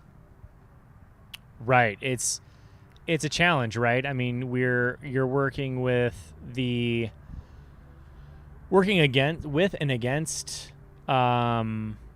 weather in terms of it gets a little colder, your body, your metabolism naturally going to shoot up to try to warm your core back up. You're not getting as thirsty, so you got to remind yourself to drink more often, because you still need those, the hydrogen molecules off of the water is what's going to help propel those mitochondria. If we're going to get real nerdy here. Jeez. Someone had some gummies. I love it. Yeah, I mean, what's funny is when you look at it, and I look at this from a coaching standpoint, everything to me is distilled down to, this is a physiological process. This is science. There is an equation that dictates what you can and cannot do. You have to have, the whole reason you drink water is you have two hydrogen molecules that add electrons that go through the electron transport chain, which produces ATP and energy to keep the muscles moving. And so, you've got to have that component into the equation. And then you're looking at having glucose. You need the sugars to help support muscular movement. It is all distilled down to just a science. So for me, when you can isolate so many variables to where you're not worried about the heat getting too high or getting too low, this is a great time of year for it. You can really test a lot of things and test performance. I think Scott Traer mentioned it today. He's testing a lot of nutritional things for him because he can control so many of the variables. It's not like he's trying a new nutrition source on a super hot day that his stomach turned sour because it's hot, or did it turn sour because the nutrition didn't agree with your stomach? Which one is it? He can dictate that. He's not doing too much jostling. There's not up and down mountain stuff. So yeah, this is a great time to try a few new things. Thank you for coming to my TED Talk. No, this is great. These are the things we want to hear about.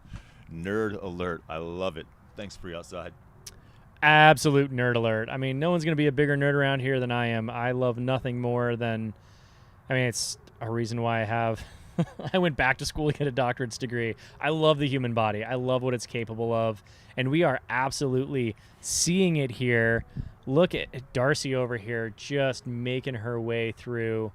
Absolutely love it. She's gone through some injuries that she's coming back from. So to come back here and to do what she's doing today is proof that the human body is capable of so many amazing things. And she's proving it to us today. I love to see it. There is no quit in that woman. No quit right there. And she's got some, this might not look like a speedy time for her, but she's got a sub 16-hour javelina back in 2020. So That's a great she race. can run 100 miles in 16 hours.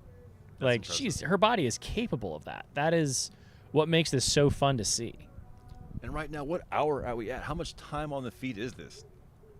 We're at 10 hours, coming up on 10 hours. Wow. Since you are the science nerd, how many steps do you think these runners are taking throughout this 24 hours? I mean, it's going to vary. I mean, look at everybody's gaits a little bit different. So long stride versus short stride. Walking is going to be a lot more steps than obviously running because you're covering more ground in a less time. But I would venture to guess. I know that running is roughly. I think you can average about 2,000 steps per mile is roughly what you're going to get. So if we're looking at, these athletes are pretty. I know Scotty's Trayer's well over 60 miles. Give me a calculator. Yep. Pulling out the calculator now. What do we think the heartbeat per minute is? Ooh. 120,000 steps. Wow. For every 60 miles. So, yeah, they're about there. They're pushing it. That's incredible. For sure. So it's not, I mean, think about that. Every time you take a step, your body's absorbing each leg is absorbing about 2 times your body weight in impact forces. So if you're a 150-pound dude, that's 300 pounds per step that you're absorbing and moving. I mean, so talk about what the resiliency of what the body can do. No wonder running can wear you down so fast. You don't realize you're taking on 3 times or 2 to 3 times your body weight per step. Now, luckily, we're on a track, so we have a little bit more of an absorbent material, a rebounding material. That's going to help out a little bit. So being a coach, how important is strength training with all this, with taking all of these steps and all of this pounding on your body, all those pounds and pounds on your structure? I mean, strength training is fitness. And I'm never going to say that running more miles is a bad thing. I mean, obviously, there's a trade-off to it. It's a bell curve. You want to get because the sweet spot is slightly past the middle portion of the bell curve because that's functional, overreaching. But strength training is probably, I wouldn't even say probably. I know that the research backs it up. It is the most important thing you can do next to the actual cardiovascular training of running.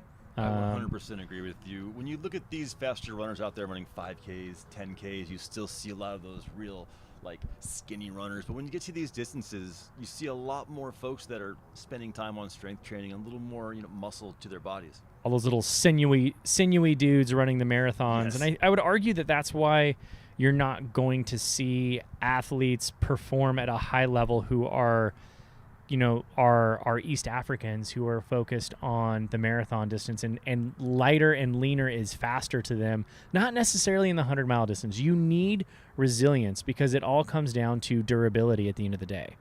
So those guys are going to have a hard time running something like the Long Trail in Vermont. Yeah, exactly. I mean, you've got your body is in a war of attrition in ultra marathons. And so, yeah, you need to have the cardiovascular and, the fitness to be able to actually run that. But I think what a lot of athletes lose the forest for the trees when they're focused on, I can run so fast, but can you run that long?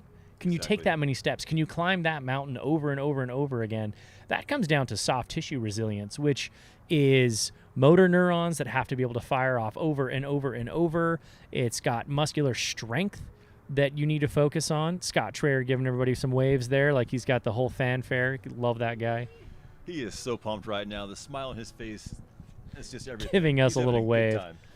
time. But yeah, what it boils down to is strength training is the most important thing you can do outside of actual cardiovascular running training, Yeah.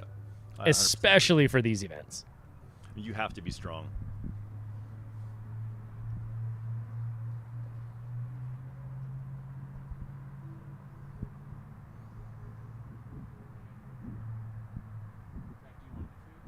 Yeah, I was just looking it up. I couldn't find the. That's all good. It's all like plant-based stuff. Freaking gross. Yeah, I know, man. Just warning you. Ooh, this is Arizona burrito. That sounds. a little bit of French queso fries, there. rice, beans, meat of choice. Meat. Just kidding. Giant air quotes. Is it vegan or vegetarian? Vegan. Oh, so even the cheese isn't cheese. Wow. I think the whole restaurant is. 'Cause it's called AZ Tacos Veganos. So I'm pretty sure it's all 100% plant-based. So yeah. You have to sneak your own cheese in. I'm sure we can get you some real cheese from here. I'll be okay. I'll survive. Some oil and whatever is in that. Dated a vegan for a while. I know that game. That's what you gotta deal with when you deal with me. I love that you have the chat so nerdy right now. All right, Jacob. So should I go with the Arizona burrito? And if I do, what quote unquote meat should I choose? Is the birria the right choice? Or do I go with the al pastor? Do I go with pollo asada? I mean, I don't know what to do. Carnitas. Dígame, ayúdame.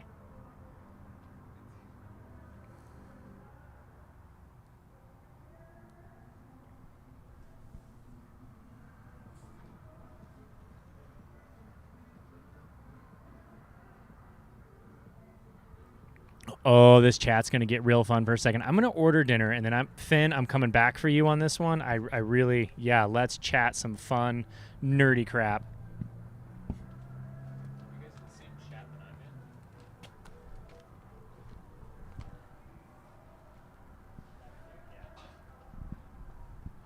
What chat are you in, I don't know, man. Mine's like hung up on something. Oh, I have the top chat. Live chat.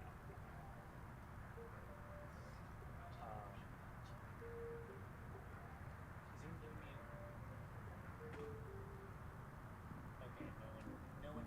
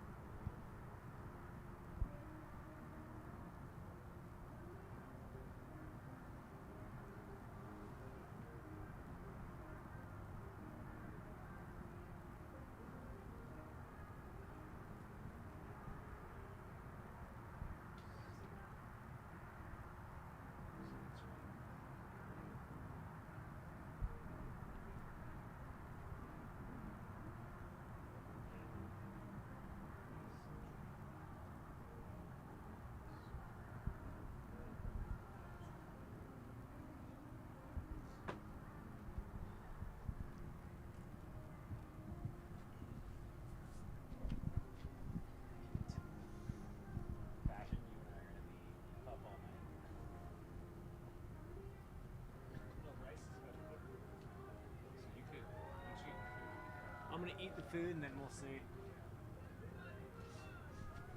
Scott is Love it. Scott is just bringing his own energy today. You can see Scott in the far left corner there, Let's get it, Scott. just making it happen. I don't think I've ever seen someone make their own energy so strongly as that guy. Like, just nothing gets to him.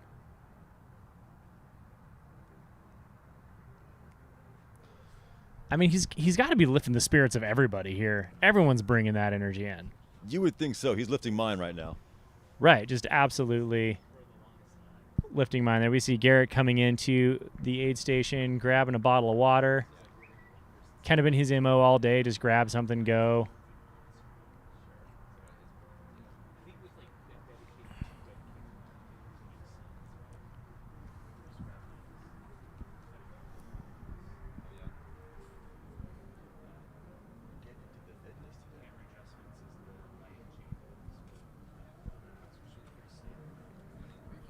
Jilzy, no, not Zach Miller. It was Zach Bitter who did not make it through. Extra sides of guacamole. All right, now let's get back to this this chat here. Let's go all the way. Oh wow, y'all are having a. I think we're talking about creatine phosphate systems right now. Oh, they're getting into it. I love it.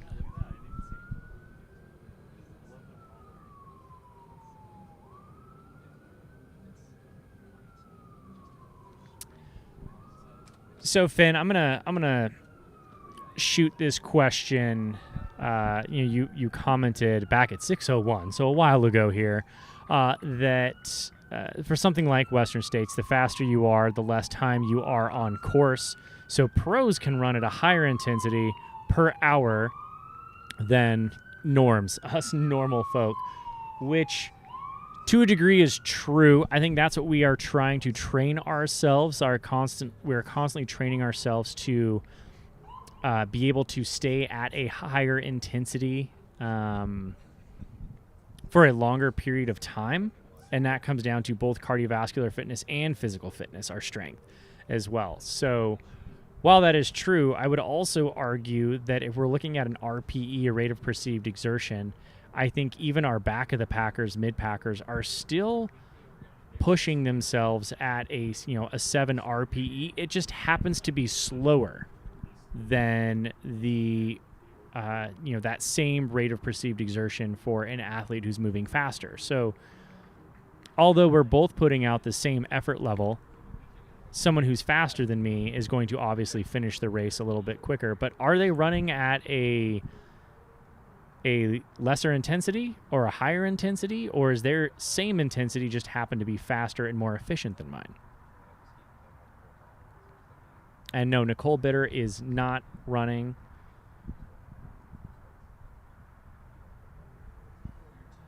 Ooh, here is a question. Run Rabbit Run has one of the highest prize purses in Ultra. Why do you think the race does not attract more elite athletes? That's actually a really great question. I've run that race a couple times, and it always attracts a good handful of athletes who are elite competitive athletes. I would say it probably pulls in, at least a dozen or so men and women each who are really competitive athletes who are out there going for the money, right? Because it is a higher, really one of the only races that offers a prize purse, especially one to that elite. I would say the timing is off. Unfortunately, we have other huge races that time of year. Leadville is a month prior, also a very competitive race. It will always bring in 5 or 6 deep of the elite athletes. And then you have, of course, the race that must not be named, UTMB, is going to take a lot of the elite athletes because they want to race against the best of the best. So they are going to show up to a race like UTMB that does not have a prize purse. But speaking as someone who has signed contracts with brands and has gone through that, there is a part of your contract as a professional athlete that you get win bonuses for certain races, and race companies, brands, Brooks, Nike, Hoka, Adidas, doesn't matter what team it is, they are going to put more stock into you performing well at UTMB, and your performance bonus is going to be much, much higher because of the competition level and the eyes that are on that course. So a lot of athletes really have the opportunity right now, as we're renegotiating yearly contracts, to talk to the brands and say, hey, you know what? This race means a lot to me. It's competitive. It aligns more with who I am as an athlete. I don't want to be forced or obligated to go run UTMB to make a living as an athlete. I would actually rather put my money towards Run Rabbit Run and put my effort towards Run Rabbit Run, and in hopes that not only can I get a win performance bonus from my brand, but I can also get a bonus or a win check from the race itself. So I think it's on the athletes to start making that a premier event. And as there's a big discussion in the sport right now, leaning away from Ironman and those types of races, I think that, in my opinion, Run Rabbit Run is the premier race to make the U.S. championships, quote unquote, outside of Western states. I think that is the, summer/fall race to make the premier race.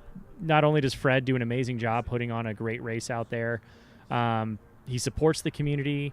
It's a not-for-profit race. It is everything that is good about our sport and our community that we should all get behind. I think it's amazing that so many runners right now have the ability to make money running. And yeah, absolutely. That's not something, I came into the sport 10 years ago now. It was the first contract I ever signed, and it was like, that was back when runners, there were like maybe 5 or 6 sponsored, quote unquote sponsored athletes in the sport.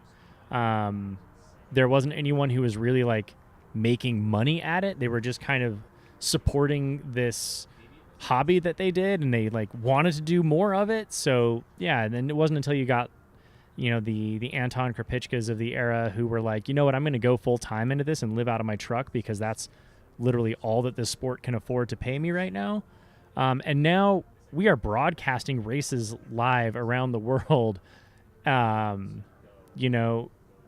is doing a great job at trying to get out to all the races. It's amazing. It is awesome to see what the sport has become. But, now athletes are able to actually have bargaining power. And if you can hear my voice, I implore each of you athletes right now, as you're entering into your contract season, to talk to your athlete managers about choosing races that align with your ideals and what you want to see the sport become, because we are at that stage in this sport where we've talked about it coming up from nothing and growing. We're getting a lot of opportunity to put our literal money where our mouth is and where we want to see the sport move and what we want to see it become. It is in its infancy, and if we allow others to dictate what the sport is going to be, they're going to choose for us. And if it's someone like UTMB Ironman, they're not going to make the decisions that are in the best interest of the community and the athletes. They're going to make decisions that are in the best interest of their pocketbook, which is the object of any company, really, at the end of the day. So you can't blame them, but we just got to call it what it is. And bringing all these like quote unquote high-end athletes out, it just builds the sport so much, and it's just bringing so many more folks like out into nature, getting more folks on the trail, and they're not just pounding up and down their suburban roads. Yeah, absolutely.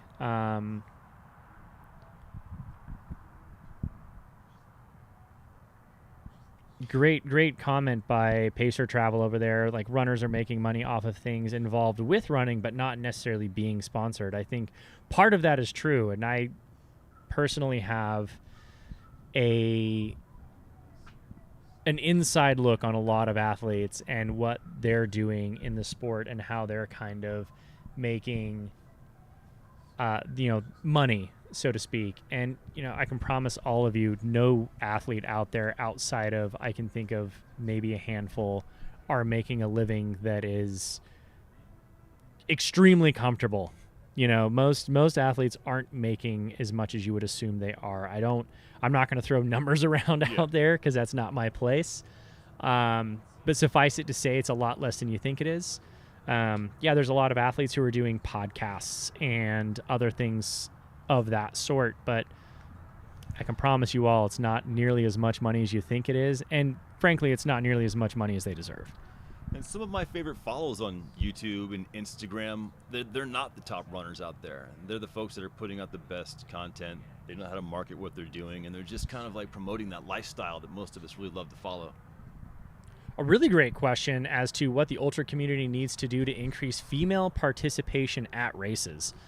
Oh man, that's a really great one. I do know that the females own the market as far as purchases in running. I think it's almost like 70% of running gear out there is purchased by females. Yeah, that is absolutely true. That you're going to have more, I would say, females in our sport are a much higher influence than males in our sport because the male purchasing power is far less than the female purchasing power. As was mentioned, women are purchasing, 15, almost 20% more of the market than men are, even if they are less of a participant base. So imagine if you get the participant base to be 50-50, what would that purchasing power actually be? That's a question for a marketing genius out there, not me. But I think some steps we can do to bring women into the sport more is, as Tara mentioned, it's telling the stories of women who are already in the sport. I mean, you're looking at on our camera right now, Darcy Smith out of Bend, Oregon, who is a phenomenal athlete in her own right, just out here proving it and how strong she is. And then we've got right behind her Sierra DeGraff, who's a world record holder and an amazing athlete, young into the sport, coming out doing her thing. These are the voices that need to be raised in our sport, and it starts by listening to those voices. I mean, we can, as analysts, can shout out these athletes all day long, but if people aren't listening to it and people aren't wanting to follow it, I think UTMB by default always focuses on the front of the sport, which is, the males are obviously in the lead, and then occasionally check in with the females. And that's just not fair. I think their race is just as important as ours and vice versa. It's a race in its own right. And I love to talk about, Courtney Dauwalter and Katie Scheid and these other female athletes who are actually competing with the men. And they're coming up with top 5, top 10 times in these 100-mile races against men. I always laugh that one of my biggest claims to fame as an athlete is I am 1-0 against Courtney Dauwalter. And that's probably the hardest thing I've ever had to do, was to race her at URAY 100 years ago. You guys should switch to the seats for a little bit and continue your chat. We can definitely do that. Bryce,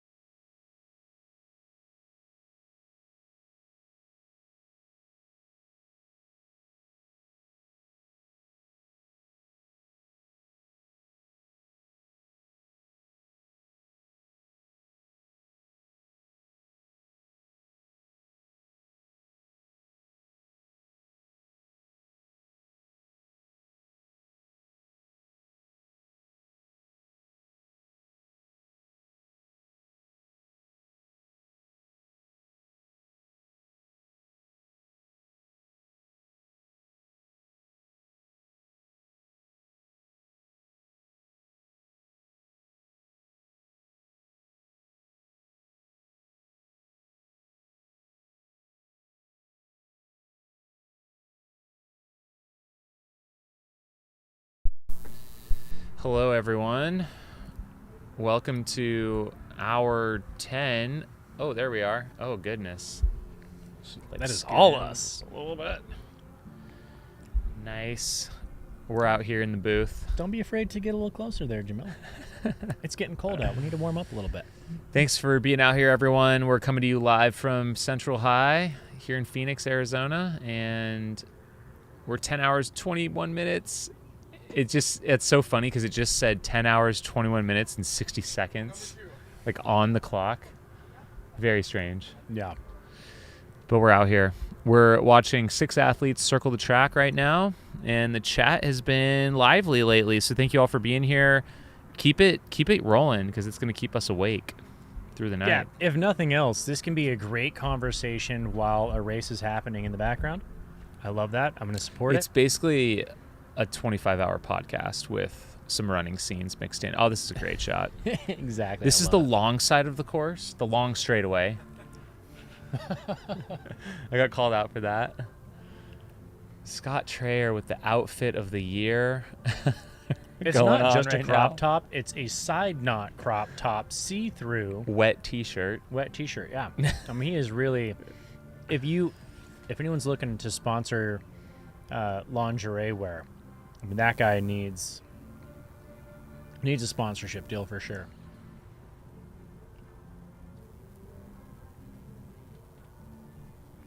Ooh, more questions out here. I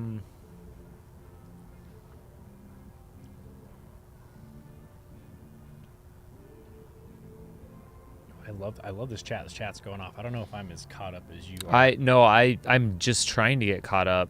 I was even more out of the loop than you were for a minute there, but I know that we have Tara Dower in the chat. Tara Trex, welcome. She's been here a good part of the day. Dower power. We got some cheering going on. Let's go, Scott. Hey, Tara, you coming next year? I heard rumor, or at least I'm going to start a rumor, that Tara Dower is coming here To next year. Cocodona I think she's going to come to this race. and next year. Cocodona. If we start it now, then maybe we will will Good. it into existence. So Tara, you are coming here next year. The rumor's been started. How right old here. is Scott Trayer? I believe he's 41 or 42. Well, I believe if you pull up his bio card, Bryce, we can have it on the screen 42. for Scott Trayer. Scott Trayer is 42 years old. He looks a lot older, but don't let that fool you. Does he? No, I'm just I like to give him crap.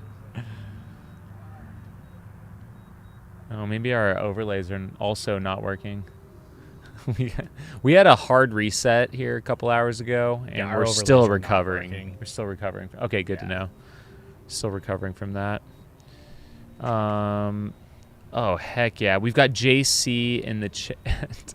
And Tara says, okay, I guess I'm coming next year. JC is saying, predicting that Tara will take a golden ticket at Black Canyon and punch her ticket to Western States 100. I like that Just prediction. watch out for the Choya. Too soon? Yeah, too soon. Hey Tara, we're gonna do some Choya training for you. This is gonna be real, like Mr. Miyagi type stuff. But Tara has essentially soft committed to Desert Solstice next year, which is incredible. She's gonna be the one that starts the fire. Her being here is gonna bring out some other amazing elite athletes. Mm-hmm. I think we are trying to talk to who's the world record holder right now? Sorokin. Sorokin's coming. Sorokin's coming. I mean, we're gonna get Sorokin, Tara, Dower, face off. Ooh, I love it. Yeah. Get Camille Herron out here chasing it down. She's not gonna let Tara just come in and take her course record, her world record. So Well, her record was just set. was? Yeah, at Worlds. it was So, reset at Worlds just a Yep. couple weeks ago. Yep. Well, I mean, all the more reason for Camille. Camille, you're on your way next year. We're just gonna go ahead and sign you up now. We know you want it. We love you, Tara. We're trying. We'll be nice. That was like the most badass thing ever, I think. I think that Yeah. That's got to go down with one of the coolest race photos Most iconic. of all time. Yeah. Absolutely the most iconic for Aravaipa. I mean, I don't think there's a single other photo I can think of out there that matches that. Will it make the cover of Ultra Running Magazine is what I want to know. It has to. It absolutely has to. I mean, who snapped those photos? Was that was it Howie? I think that was a Howie Stern. I think it might have been a howitzer Yeah, photo. I think so. Oof. All right, we got a question. Jamil, will you pace Nick at Western States? When will you race Western States again? Good question. He hasn't asked me, but that would be pretty sweet. I would absolutely do it. I will race Western when I get in again. I have been applying, and I think I'll be up to 128 tickets next year, as long as I have a qualifier. Oh my man. gosh, Tara still has choya bumps on her knee. That is brutal. Has it affected your running, Tara? Like, have you been able to train all right? And a lot of Charlie Lawrence requests for this race as well. So Right. we'll have to definitely, I will definitely shoot him an invite. I think, yeah, I mean, obviously it's great when people come to this race, but I think we've just hit the level where it's like we've got to actively recruit. Actually, Nick used to do that a lot, actively recruit for this race. Yeah, I mean, I think that helps out because I For think sure. this is kind of, again, as we talk about like athlete contract season, everybody's putting up the races that you're getting a lot of notoriety or exposure from, and this just hasn't been one of those outside of the 24 world record marks. And you know, a lot of athletes aren't looking at that as like, oh, this is my goal for the year is to set a world record. It's like you can still come out here and, you know, like Zach Bitter came out and he was just shooting for the 100K world's team qualifying time. You know, that's going to pull a lot of other athletes out here and make fast times as well. So, you know, it's a great way to talk to your, you know, your sponsors as an athlete and say, hey, I want, you know, this is my goal is to make the team, and this is a great race to do it at. It fits into a great time of season. You know, you can take all your fitness you've built up all year long and come here and use it. I think it's It's a great one to target, and I think there's a lot of really great races that you can use as a building block. You just got to be careful that you don't overcook it.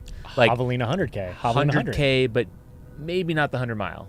Or Tunnel Hill 50, maybe not the Tunnel Hill 100 mile. Right. Like, I've seen people do a little too much. That's fair. So That's fair. not saying it can't be done, but I mean, if we've learned anything from this year, it's crazy things can be done back to back to back. Scott Trayer making his way Dude, here, he is just having dancing. a ball. Like, he's out on the backside waving, and I think he's got Eminem going right he's now. got some tunes for sure. I saw him pick up his iPod Shuffle from Cali. I didn't know people still used those. He's wired in. He's not even using Bluetooth. That's right. That's how old school this guy is. That's right. It's been around. I love Tara's comment in here that Scott Trayer needs to start his own lingerie brand. Definitely. We got Jacob Wilkinson asking, I was running on the canal this morning. I saw a Hoka runner. Was that someone who did the earlier race? That could have been a support person. I mean, obviously Hoka's out here supporting the event, so could have been one of their staff team members or just a crew that was out here. Right. I mean, yeah, there's a lot of Hoka garbed runners around here right now with this being a Hoka event, which thank you, Hoka. Huge shout out. Thank you so much for supporting this race and other races with Aravaipa, you know, allowing this stuff to come to fruition. You know, it's growing the sport, and Hoka is doing a fantastic job at literally putting their money where their mouth is and helping grow the sport and helping make it what they want it to be.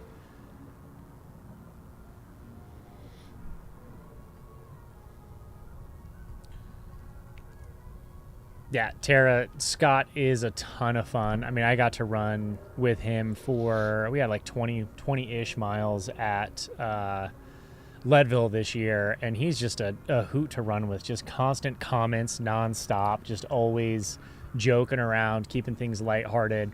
But then when it's time to throw down, the dude gets gritty and just absolutely. Oh, he can smash it.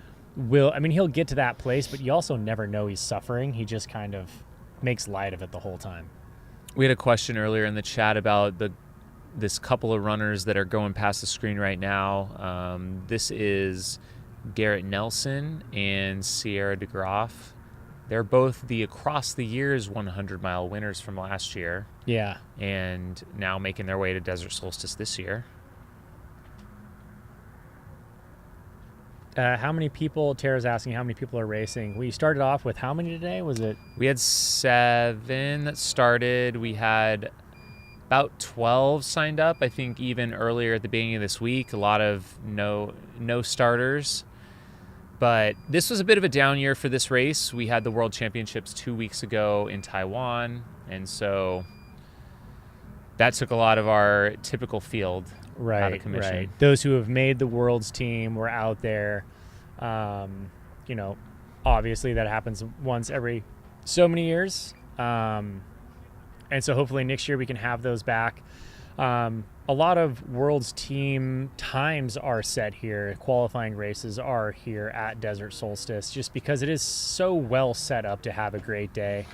I think so. As of right now, we've got 6 left. Zach Bitter bowed out a little early. He was shooting for a World's 100K time here today, and he was running his exact goal pace around a 6:15 average for a 50K, and at 32.6 miles, he stopped, puked in a bucket, and could not get it going again. Like, that guy's just got one speed and one speed only. You could have never known that he was on the verge of calling it a day and then just completely hit a wall. So bummer to see that happen to such a great historied athlete such as Zach Bitter. But if there's one thing we know about Zach, he'll show up again and do very well.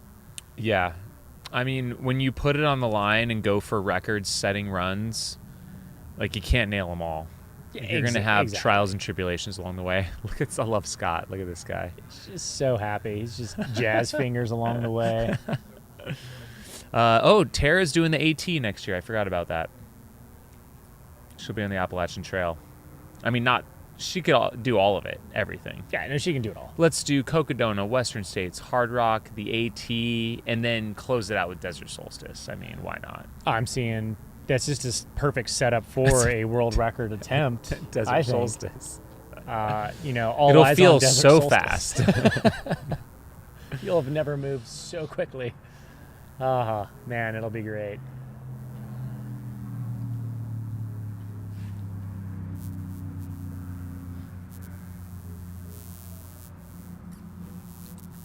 If you guys are just tuning in, you'll have to check out stream 1 of Solstice from this morning. We were tuning into the Fiesta Bowl parade, which went right past the track here. Well, on we decided, 7th didn't Street. we learn it wasn't the Fiesta Bowl parade? It was the Solstice parade. Oh, it's the Solstice parade. It was the Solstice okay. parade. Yeah. That one's still upcoming. Yeah, so we still have a Fiesta Bowl parade happening at some point.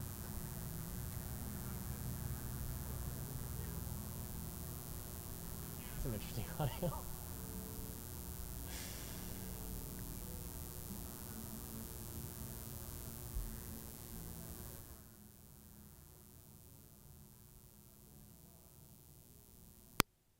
You know what would be cool if they, I guess a couple weeks ago they had the APS, which is our local power company, the Electric Light Parade.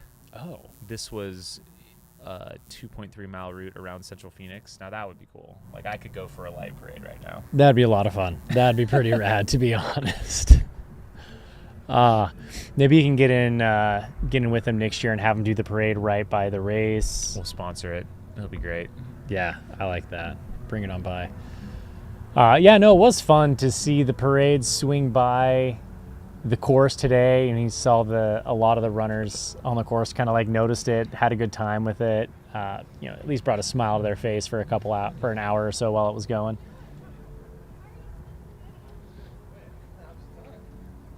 Yeah, we can hear Garrett running with Sierra there talking about how he was like, I was about ready to quit. I was done, sat down, which he did. He pulled off, sat in his cruise station for it was like almost a half hour, 45 minutes or so, and he was pulling the plug, had walked a handful of miles, and then ever since he's gotten back on the track, he's just been moving smooth and consistent.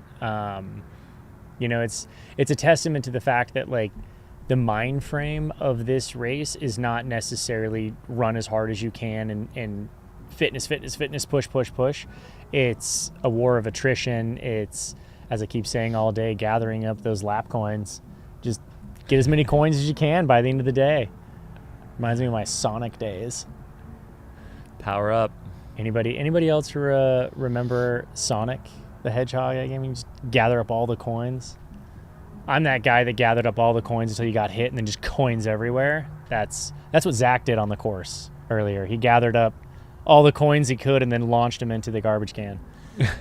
Lost his coins. He lost his coins. Coins everywhere.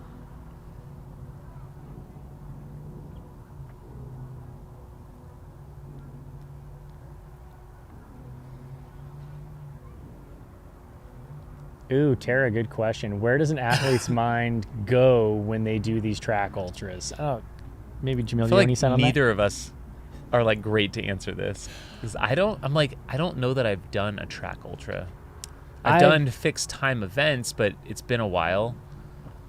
Yeah, I've done a 5-hour indoor track race in Salt Lake. It's on New Year's Day. It's the New Year's Revolution. And I've always used it as like a good training day just to start off the year. And I'm trying to think, it was 5 hours and I think I made it like 39 miles, 38 miles. So yeah, technically it was an ultra. That one was so busy. It's not like this. And it's only 5 hours. Yeah, they finished that. Yeah, very different mindset doing 5 hours versus 24 hours. Yeah, and we had a lot of distractions. There were, so many more athletes that were just hopping on and off the track. Some of them were just doing a marathon, a half marathon, going for an hour and then going home. So I had constant stimulation of new. I don't think I've ever been in a situation that has been this repetitive.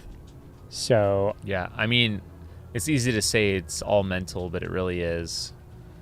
And I think, man, I wish we had Nick here right now. I feel like he could really go deep dive into he could give what some it's like. Really good information on that. And not just to do one, but to do it so dialed, set the American record, but to have to push to the well and really like draw yourself, kind of push as hard as you can, but holding enough back where you can actually make it that 24 hours. And that's that line you need to ride.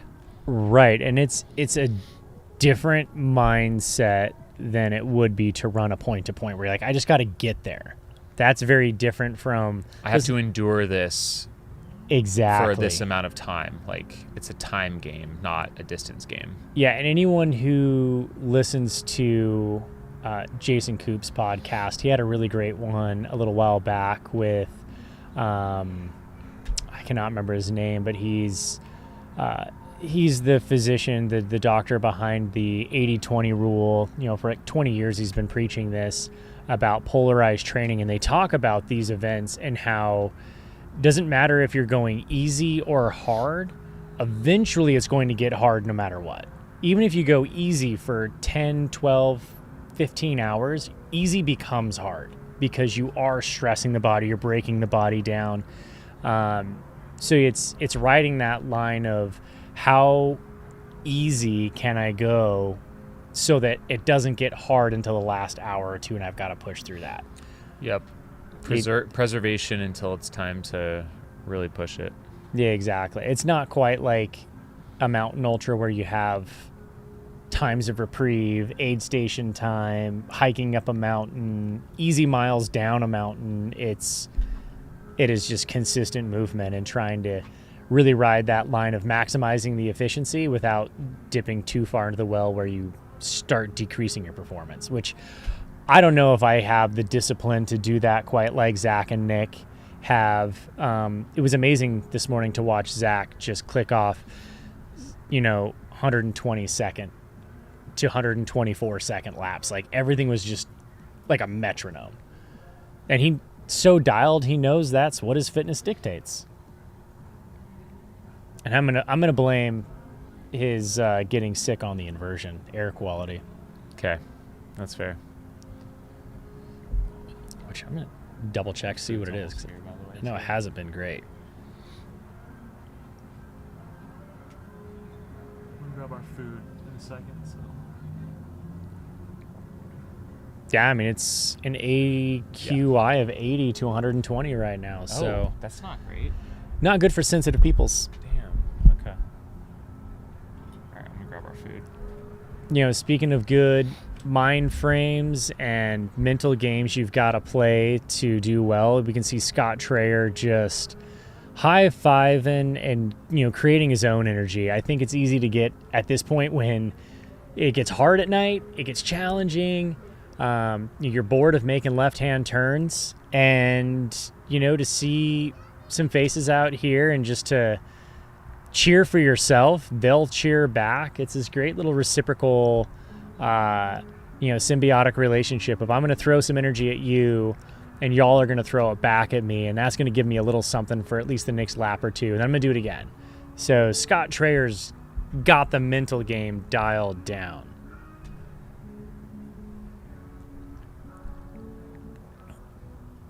You know, Tara, that's a great question.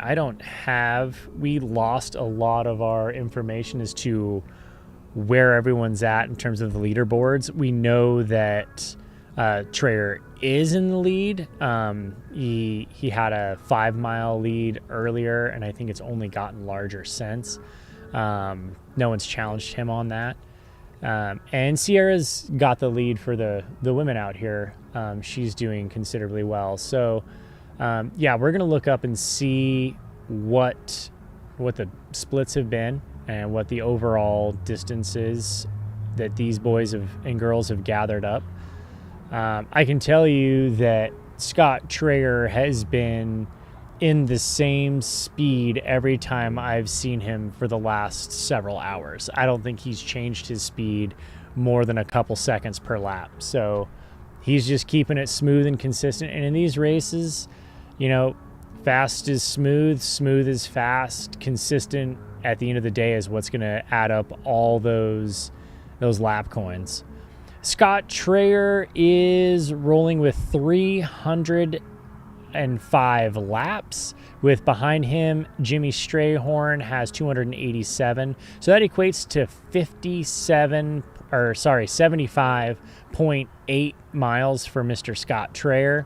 71.3 miles for Jimmy. I mean, honestly, it looks like his pace deviation hasn't been much at all. He's just been consistently, I mean, obviously slowed down since the first couple hours of the day, but he's just maintained this for at least the last handful of hours. Sierra is in a commanding third place right now. She's doing fantastic at 65.1 miles. So, I mean, we're going to see some miles add up. We're not even 12 hours into this. We're not even halfway through, and we've already got a 75-miler. Scott's goal, I believe, was, and there's Scott again just singing for himself out there. God, I love that guy. Fellow Topo Athletic athlete rocking the Topo Athletic Spectre. Has not changed his shoes once today. He's been loving that thing. Also a personal favorite of mine. It's fun to see the different shoes that everyone's rocking out here. It's been great. I love watching Scott. So we've got some miles adding up. I know Scott was looking to best his 155 miles from a couple years ago. And he's currently on track to do that. So let's see what he does. Let's see how the rest of his day unfolds. So, we're not even halfway through. So the race is really just getting underway. They've just been setting themselves up for a great second half more than anything.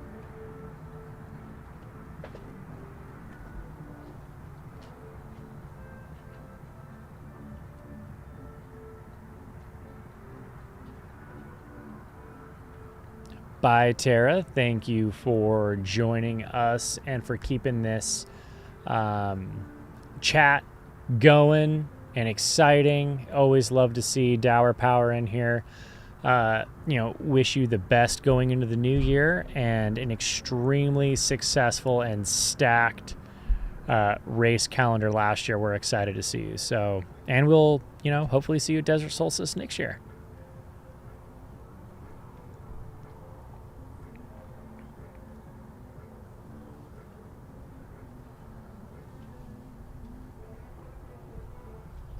Oh, Pam, we would love to have you talk about the mental fortitude and the mind games and what goes through your mind as we're out there. We will have, the one and only Pam Smith joining us later. We'll have a couple different interviews throughout the evening that will be really exciting and fun to chat with everyone who's been in the sport, who has done some incredible things. They'll give much better of an insight than I would be able to give, considering I have not done more than 5 hours on the track. So, Pam, it'll be fantastic to hear from you.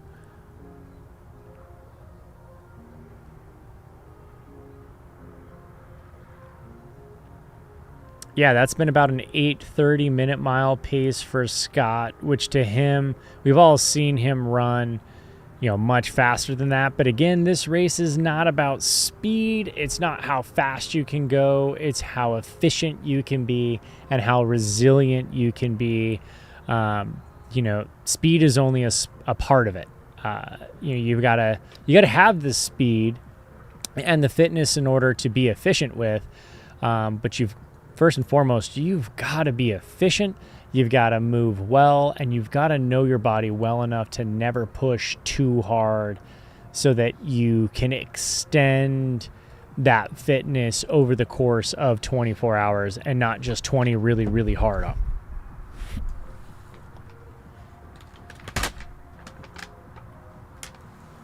Don't mind us. We're just going to go ahead and get started on some food here. It's been a long day. We deserve some nutrition. Cut audio for a minute.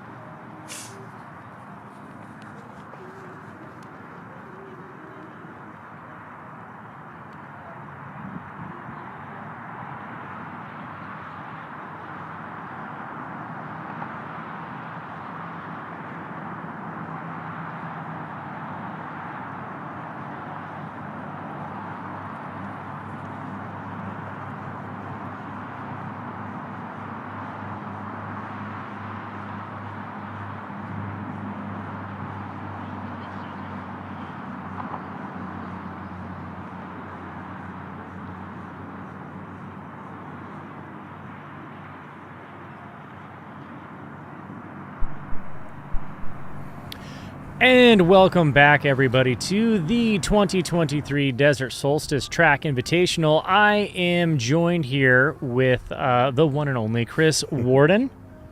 Chris, how's it going? You stepping back in, filling in for Jamil after taking a little dinner break, and you had a nice long rest this afternoon. Actually, I was in the process of eating dinner, but I wanted to come over here really quick and give a heads up. We had a bit of a situation that's being tended to right now. One of our runners, Darcy Klaus, actually collapsed on the track, and she's currently being tended to by the race director and I believe some Aravaipa employees, and it looks like they've got her over to her crew area. I'll see if I can get some further information on what's going on, but Darcy currently third place in the women's race, and as we talked about extensively, really kind of just happy to be out here simply because she's gone through so much to even get to the point where she could run this race. So I'm hoping that it doesn't bring her day to a close, but there have been some times in the last couple hours where she's been moving kind of slowly, kind of gingerly, deliberate. Right. There's been some comments in the comment section here about how she's been kind of weaving, and Jamil and I had mentioned earlier she's weaving a little bit, but again, she's just one of those tough athletes that does not accept defeat. She's going to keep moving forward regardless, and we're going to check in, see exactly what the details are before we start to speculate anything, but definitely, wishing that she can, hoping that she can make a little recovery here. Hopefully it's something as easy as nutrition, hydration, getting right, getting back on top of things and getting her back out there, because I would love to see her be able to continue on.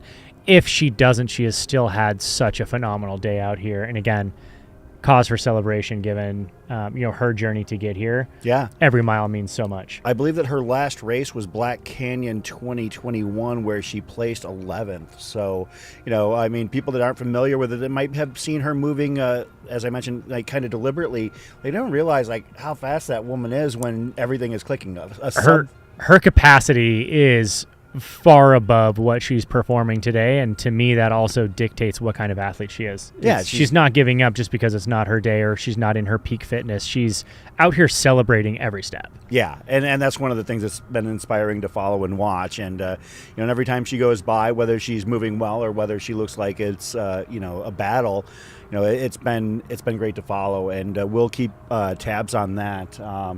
I'll actually probably come back to join the stream for good here in just a little bit, but I did want to convey that here, while I was finishing up my meal, that it happened just a few feet away from me. So trying to give people a heads up, because you can't quite see it on the camera. Right. Actually, you can see if we look at pit row, you can see Jamil and Julie Haro standing, and Ricky Haro standing over, kind of towards the center of the screen. Darcy is sitting down there. Jamil's standing just left of center. Yeah. So hopefully she's okay. We'll keep an eye on that. We'll keep an eye on her as well as everything else going on out here. But I just wanted to pass that information along. So awesome. Thank you for the update, Chris. No that problem. is Darcy had a little bit of a collapse. She is down in her booth, so she's going to be tended to for a little bit here, giving everyone just kind of a heads up on what's going on. Hearts are with that athlete, that runner out here. She is just a force of strength and just someone who has gone through a huge personal journey to get to where she is and to get on this track today. So even though this is not her her biggest performance, and she comes in knowing that it wasn't going to be a fast day for her. She was here to battle and to prove something to herself, and she's definitely done that. So big respect for those of you who have mentioned Darcy. Send her some love right now. Let's see her get through to maybe hopefully a few more lap coins in that purse of hers. If not, we're proud of you, Darcy. We love you so much. You give us so much strength by showing up and showing us what the human body is capable of.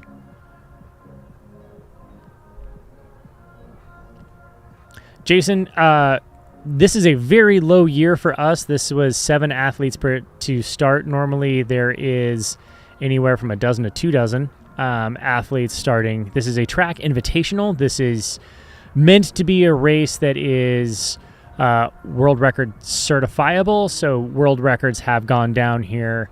The likes of Camille Herron, Zach Bitter, Nick Corey have set some amazing times out here on this course, and this is a race that is set up specifically for them. Now, if you want to come and do another timed race across the years, there's the 24, 48, and up to 6 days you can do there. So yeah, there are options for other races to come and do, but if you qualify for this, or if you've received an invitation, this is a race that people come to set some of the fastest times in the world, and quite literally the fastest times in the world. So not a huge race in terms of you're competing against a lot of other athletes, but it is a race where you are competing against literally the best in the world here. And next year is shaping up already to be a fantastic year. So if you think you've got what it takes, hop onto the website, AeroViper Running.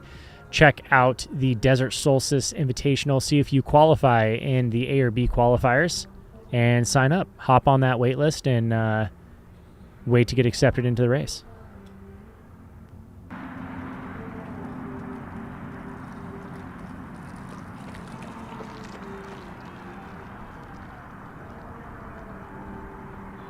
Scott Pearson talking about how the weather out here, 65. There's a nice cool breeze in the air, so that is going to help keep the runners a little more cool, a little more evaporative cooling, take off some of that core temperature. Now the trick here at 65, and as we get into the later hours, it's still only 7:30 at night here. As we get into the 1 o'clock to 6 o'clock in the morning, we're going to be down in the 40s, and it was up in the high 70s earlier. So we're kind of battling that range of temperatures, which isn't much, 30-degree drop in temps, but it's what it goes from. Going from 78 down to the mid 40s, low 40s. That's a range that can, you can suffer in the heat at 78 degrees. You can also really fall apart and get hypothermic when you're talking about running into the 40s. And if you're not, maybe taking a few walk laps is enough to cool you down and bring all that blood into the core, take it out of your extremities, which then slows you down even more, which then creates that hypothermic effect. So yeah, it is definitely one of those things where not hot temperatures, not cold temperatures, but it's the swing that'll get you.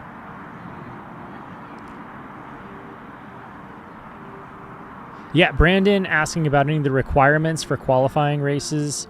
You have to post Actually, here's a great person to ask. Jamil is back with us. What are the requirements for qualifying for this race?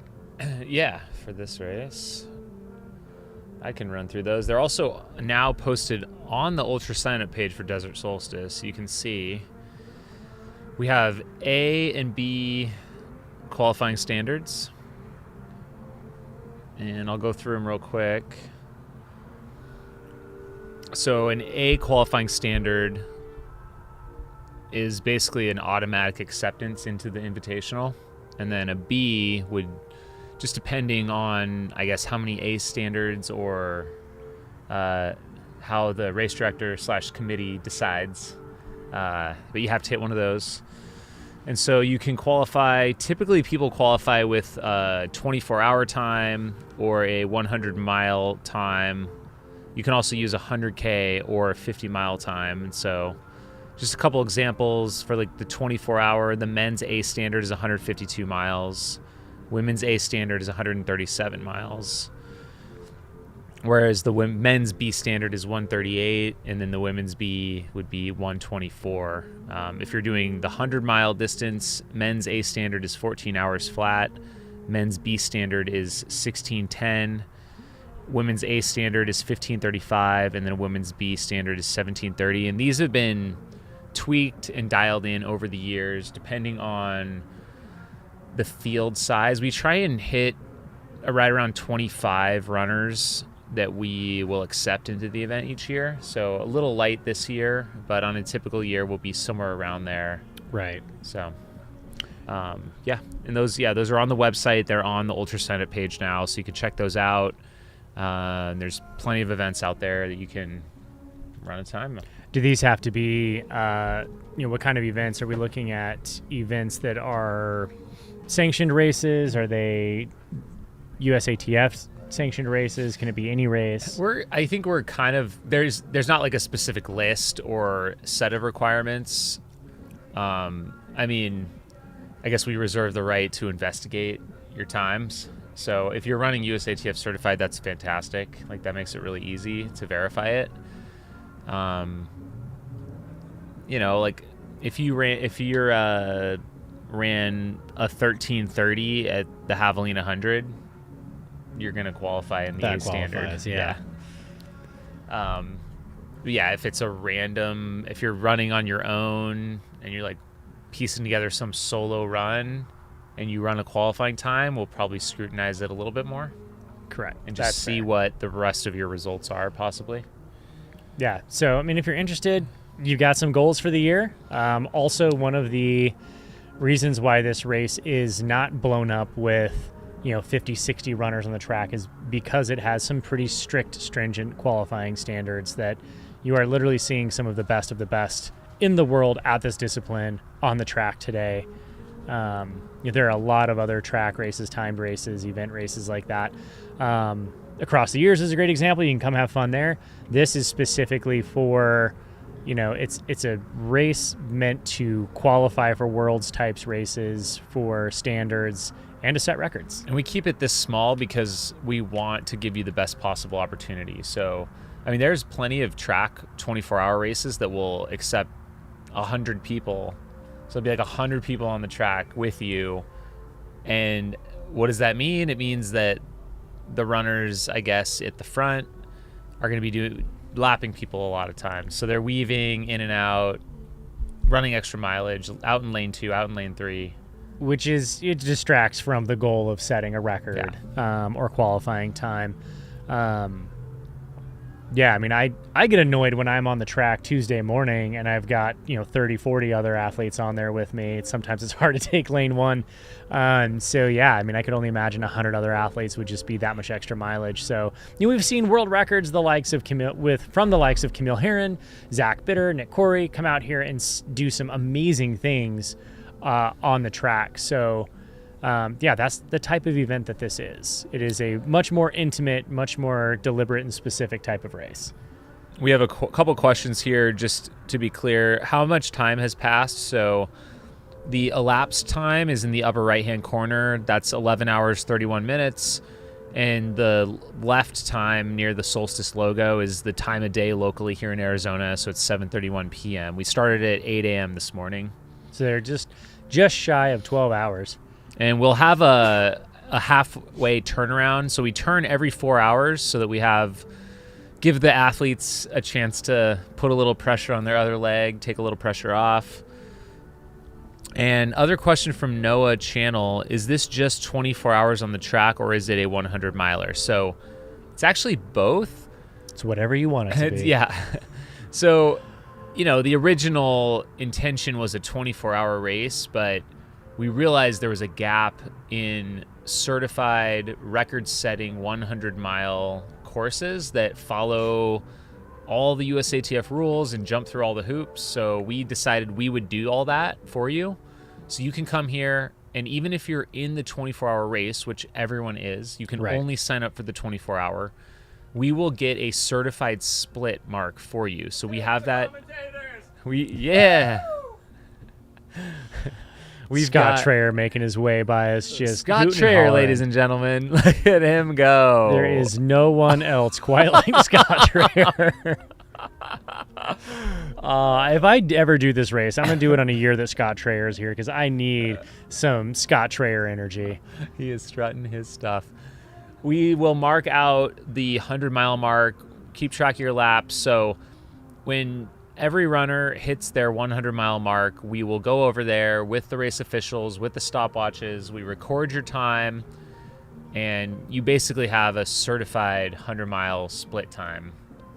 And we Right. post results for that. So it's technically both.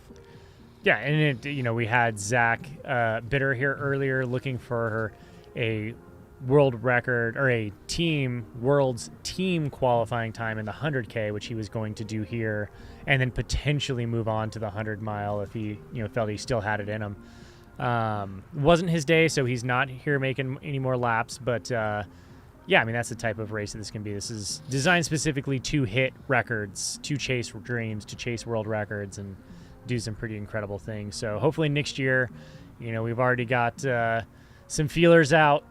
I wanted to start the rumor earlier that Tara Dower is going to show up next year in hopes that she fulfills said rumor.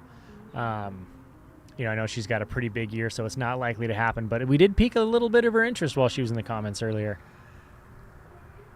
So if y'all think you got what it takes to run 24 hours on a track or 100 miles really fast on a track, please look into those qualifying times, see what you can do. No one's doing it quite like Scott Traer today, though. See him coming up onto the screen. He has been so consistent at around that 8:20, 8:30 pace for the last handful of hours. I don't think he's deviated off that pace. Just smooth as can be. It's amazing. Which he seems to have found that line of maximum output given minimal damage. I think that's the cross mark you want to make all day. You want to hit right in that sweet spot. Yep. I mean, it is early still, but we're optimistic. It's crazy to think that just under 12 hours is early in a race. I mean, we're not even halfway in yet. We are It's not crazy. halfway in. And yeah, it seems like from, I've obviously witnessed this event many times now, and yeah, it's wild to see what happens between the 18 and 22 hour mark. It seems like that is the crux period of time where you're deep into this thing, but you still have quite a bit of time to go. And I've seen a lot of people, they can make a 2 hour push at the end, but to make a 4 or 6 hour push when you're struggling, That's tough. a long time to go, especially when for me at least, when I'm running a point-to-point race or a finish line race, I'm thinking of every step as a step closer to the finish line, right? You're just if I can just hang on for a little bit longer, and then miles go by and they add up. But when you're literally at that point of it doesn't matter how hard or how easy you run, you have to suffer for 4 more hours. Yep. That's a huge mental challenge. It's a challenging place to be, both physically and mentally. And I've talked about this earlier, that putting that kind of effort down for that long, even if you think you're going easy eventually becomes really, really hard if you maintain it. Yep. And it's what you did in hour 1, 2, 3, and 4 really dictate what you get to do at hour 21, 22, 23, and 24. So Yep. That's really interesting to see the different approaches to the sport. I know that there have been athletes in the past who've put down some amazing times running 10 laps, walking a lap, running 10 laps, walking a lap, have that systematic approach. Athletes like, Nick Corey and Zach Bitter, they hone in onto a pace, and they just hit that pace just lap after lap after lap. So, different strokes for different folks. Everyone likes to do a little something different out here. We got TVE in the chat. Shout out to Taggart. And Jake Jackson also says, great to see Scott having the race he's hoping for at Worlds. I mean, when you start to do the math on it, I think we're talking about, I've heard rumors Scott's trying to hit 150 plus out here, which I think would put him on the team roster, at least for the time being, for 2025. He's at 82 miles right now, and We still got a bit of time before halfway. That halfway benchmark, I think, is pretty important. Right. Most athletes, obviously, like, are not negative splitting the 24-hour. It does happen. It is rare. But still, that's, he's probably going to be close to 84 to 85 miles halfway through, and that's putting yourself in some pretty good position to snag 150. Yeah, exactly. And again, we've talked about this, fatigue late in the race, and, just kind of everything becomes drastically hard those last four hours. But he's setting himself up in a position to where those last 4 hours don't necessarily have to be as hard as he needs to make them. He's not digging in to get them. He's just holding on, which is a different mentality. He doesn't look like he's working much at all. He looks like he's just out on, like, his daily jog right now. This is a Tuesday afternoon 6-miler for him. Which is exactly where you want to be. He's crushing croissants. I mean, he's definitely moving. He's not, like, totally going slow, but he just looks smooth. Well, he's been at about an 8:30 average, just under an 8:30 average, and that sounds, fairly simple for a lot of people. It's like, an 8:30 is not that big of a deal, but do it for 12 hours. Can you do it for 12 hours? That's a different mind game. And no one knows mind games quite like Scott. He's going to be able to put down some decent miles today. It looks like he's got that determination as talking to his partner, Callie, and he's got a little bit of a chip on his shoulder after not having the day he wanted at Worlds, and coming here now is his opportunity to prove himself, to say, hey, no, I do have what I thought I had at Worlds, and I did make that team for a reason. And you know what? I'm going to make that team again 2 weeks after the race ended. I'm back on the team, and I'm setting myself up for another great year. Right. You're looking good, though,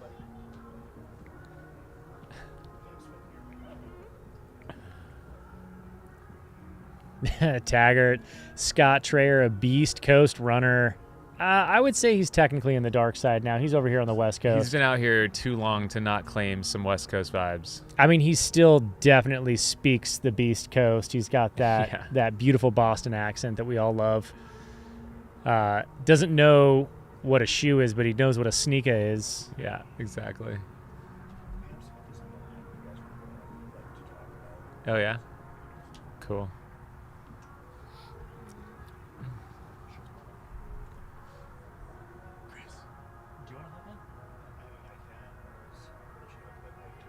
Oh, you go finish up your phone.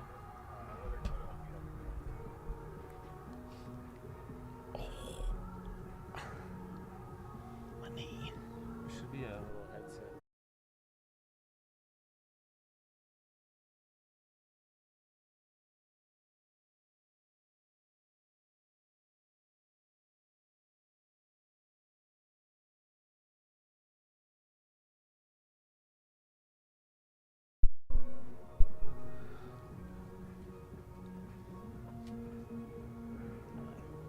Hello. Hello. Can you turn the volume up? And then I can Sure. hear myself. Give us 1 second. Okay, how do I see you guys? Let's see, I've never used this platform before. Yeah, Bryce should be working on that. Give us 1 second. You're the first guest of the day. Oh, okay. Loving the Christmas spirit, though. Yeah, that looks fantastic. I went with the seasonal background, yeah.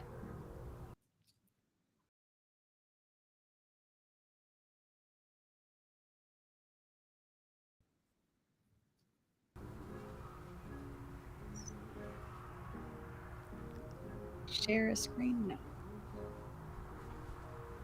We can see you just fine. I can see myself just fine. Oh, there we go. Okay, now I have like a screen in a screen. Nice. Can you see the track? I just see the track. I don't see you guys. Perfect. That's okay. We're not too interesting. You don't need to see us. There's nothing worth seeing over here. The track is where the action is happening. Familiar sight, I'm sure. Yeah, I've been on that track racing 3 times and I think crewing 3 times. Nice. We had some questions earlier. Specifically, you probably saw it in the chat, but like, what is the mental state that you go through as a runner out at this race or someone at a track race like this? Yeah, no, I love that question because I think it gets into sort of like deep psych stuff. But I think anytime you're dealing with any like mentally challenging task, there's kind of two avenues which you can take. One is the dissociative and the other is the associative. Dissociative is like tuning out and trying to not think of what you're doing at all. So, like listening to podcasts, listening to music, talking to somebody else on the track, doing all the funny little things, waving to the camera like Scott's been doing kind of things, just anything to take your mind off of what you're doing in that very moment. And the other aspect, the flip side of that is what's called associative thinking. And that's like concentrating on the minutia of the task at hand. And so that's like, what pace am I going? What's my lap split? How many more minutes until I take a water break or a bathroom break or a walk break or whatever else, and kind of focusing on the little things. And so for me, I kind of shift as the race goes on. I like to try to dissociate as much as possible, and that tends to be while I'm feeling good. And so, I like to do the podcast stuff, load something that just I can get a groove going, think about it, like not think about the race, not look at my mileage, not look at my split times, like whatever's happening is happening. And then kind of probably in the last half or maybe 10 hours or something becomes a little bit more focused on like, am I hitting my splits? How long am I doing this? And for me to make that go faster, I like to break that up into little chunks. So like, every couple of, I'm going to count down until the next time I'm going to eat, or I'm going to count down till the next turnaround if we're doing a turnaround on the track, or I'll start taking walk breaks like just every 15 minutes, just so I have something to count down to. And that kind of helps me to like break up the time and focus on that. But, I've done things as dumb as singing bottles of beer and sometimes starting at like 500 or whatever. 500 just to bottles of beer. pass the time and be like, I'm not going to look at my watch. I'm not going to look at my split. I just got to do something else. And then I think, always music can sort of set some of the mood and the tone. But I think if you're not occupying your mind, you start to think about like how hard it is. And then you're just thinking like, this sucks, this sucks, this sucks. And eventually that's going to, put you in a place that when something kind of comes up, a hiccup comes up, and you probably sort of cash it in for the day because you're like, what, this has been sucking the whole time, and now this is just the end of it. I can't go on. So I don't know. Yeah, I think the mental games are quite interesting in that, if you start to hyper fixate and perseverate on the minutia of it and each single step, I think it's kind of like, how do you eat an elephant? It's, one bite at a time. You can't think of the whole entirety. But at the same time, if you perseverate on each individual step, 24 hours is a lot of steps to take, and it can wear you down. And just the stress of going into survival mode is, a lot of cortisol release. And, to your comments earlier about you either going to like fight or flight mode or, like just kind of zone out, like I think there's a time and a place for each one of those mentalities. And how do you manage that out on the race? Do you switch back and forth, or you try to stick to one game plan throughout the whole day? No, like I said, like I try to, like, as long as I'm feeling good, try to dissociate and not be thinking about anything. 2 years ago, I was fortunate enough to run with Sabrina Little, and we got to run for, 2.5 hours together, and we're just chatting. And like, I don't think either one of us were checking lap splits or anything like that. It's just nice to be able to talk to somebody and kind of check out. But I think as, that gets more and more difficult, the running, the physical part of it, I have to focus more and more mentally on like what I'm doing and kind of stay in tune with that. I think on a trail race, the nice thing is that you get some of that additional mental stimulation just from the environment. Like you're looking around, it's new scenery, what's going on, what's that sound, and off the trail, and you're looking at your feet, what are the rocks doing, where's the stream that I've got to cross, all this stuff. So there's a lot more like to sort of be mentally engaging at a race like that. So here you almost have to play some different games to kind of keep that mental engagement, that mental stimulation going, and kind of keep yourself in that mindset of like, I'm just going to keep running. Ooh, I just can't imagine being 18 hours in and trying to trying to get back into that. Okay, I got to go out for another lap. But speaking of wanting to be 18 hours in, how are you feeling not being here this year? Yeah, no, it's hard. I mean, obviously, I got to be at the World Championships this year, but albeit in a very different role, not as an athlete, but I was actually the manager, and that is an honor in and of itself. But at the same time, there's quite a bit of FOMO. At my core, I was always an athlete, and I would like to be out there competing. So it was awesome to witness it, but then also a little bit hard to be like, oh man, I'm standing on the sidelines here. And same thing today, being on the sidelines, it's always like something I'd rather be out there, even with the struggle and the mental, how tough it is and how much I know, like, hour 18 does suck. I still am like, yeah, if I was ready for it, I'd be out there. That is the athlete in all of us talking, who wants to be on this track to some degree, even though it might sound terrible 18 hours in. There's a little bit of all of us that wants to be out there. Pam, I know that you've done a lot of 24 hours and, of course, witnessed many in your career. Now we're approaching here the 12-hour mark. Can you talk about the significance of that for the athletes, what they're going through right now as they reach the halfway mark and maybe come to realize where they're at? I'm sure they've all been plotting, okay, where am I going to be at the halfway mark mileage wise, and is that going to get me to my goal? Yeah. So first I have to clarify, like, I've only done 3 full 24-hour races, so I don't have a huge amount of experience, but I did set that up to do them very strategically. So I qualified for a world championship, ran a world championship, which qualified me for the next one. So I've only done this 3 times. And the reason for that is because this is, to me, the most mentally and physically challenging race that I have done in my career. And I've run Spartathlon, I've run Badwater twice.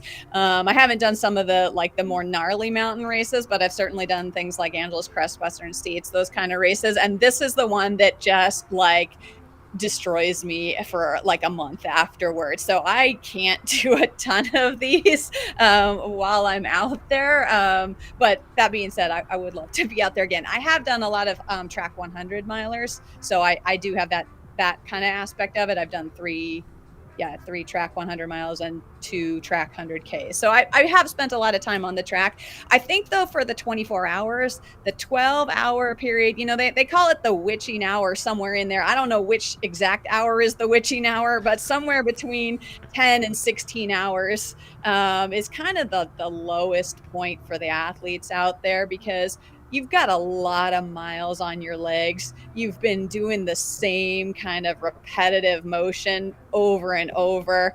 But at the same time, if you start looking ahead, you've got a long way to go. The end is not in sight yet. So any little problem becomes this, almost feels like a mental, a huge mental burden on you, trying to think wow, if my leg is starting to hurt now, or if I'm having a little bit of nausea now, what's that going to be 6 hours from now, 8 hours from now? And it's a really tough time to have to push through that. We start to see on some of these elite races that the athletes, you start to see cracks in people around that sort of that 10, 12, 14 hour mark, just because I think when problems do occur, it's very hard to think, how am I going to get through this and still be able to continue for another 10 hours or whatever. So this is probably the toughest time. It also tends to be for most of the morning the races that start in the morning. You're starting to get into a point where your circadian rhythm is starting to shut down. You're starting to think in the terms of sleep.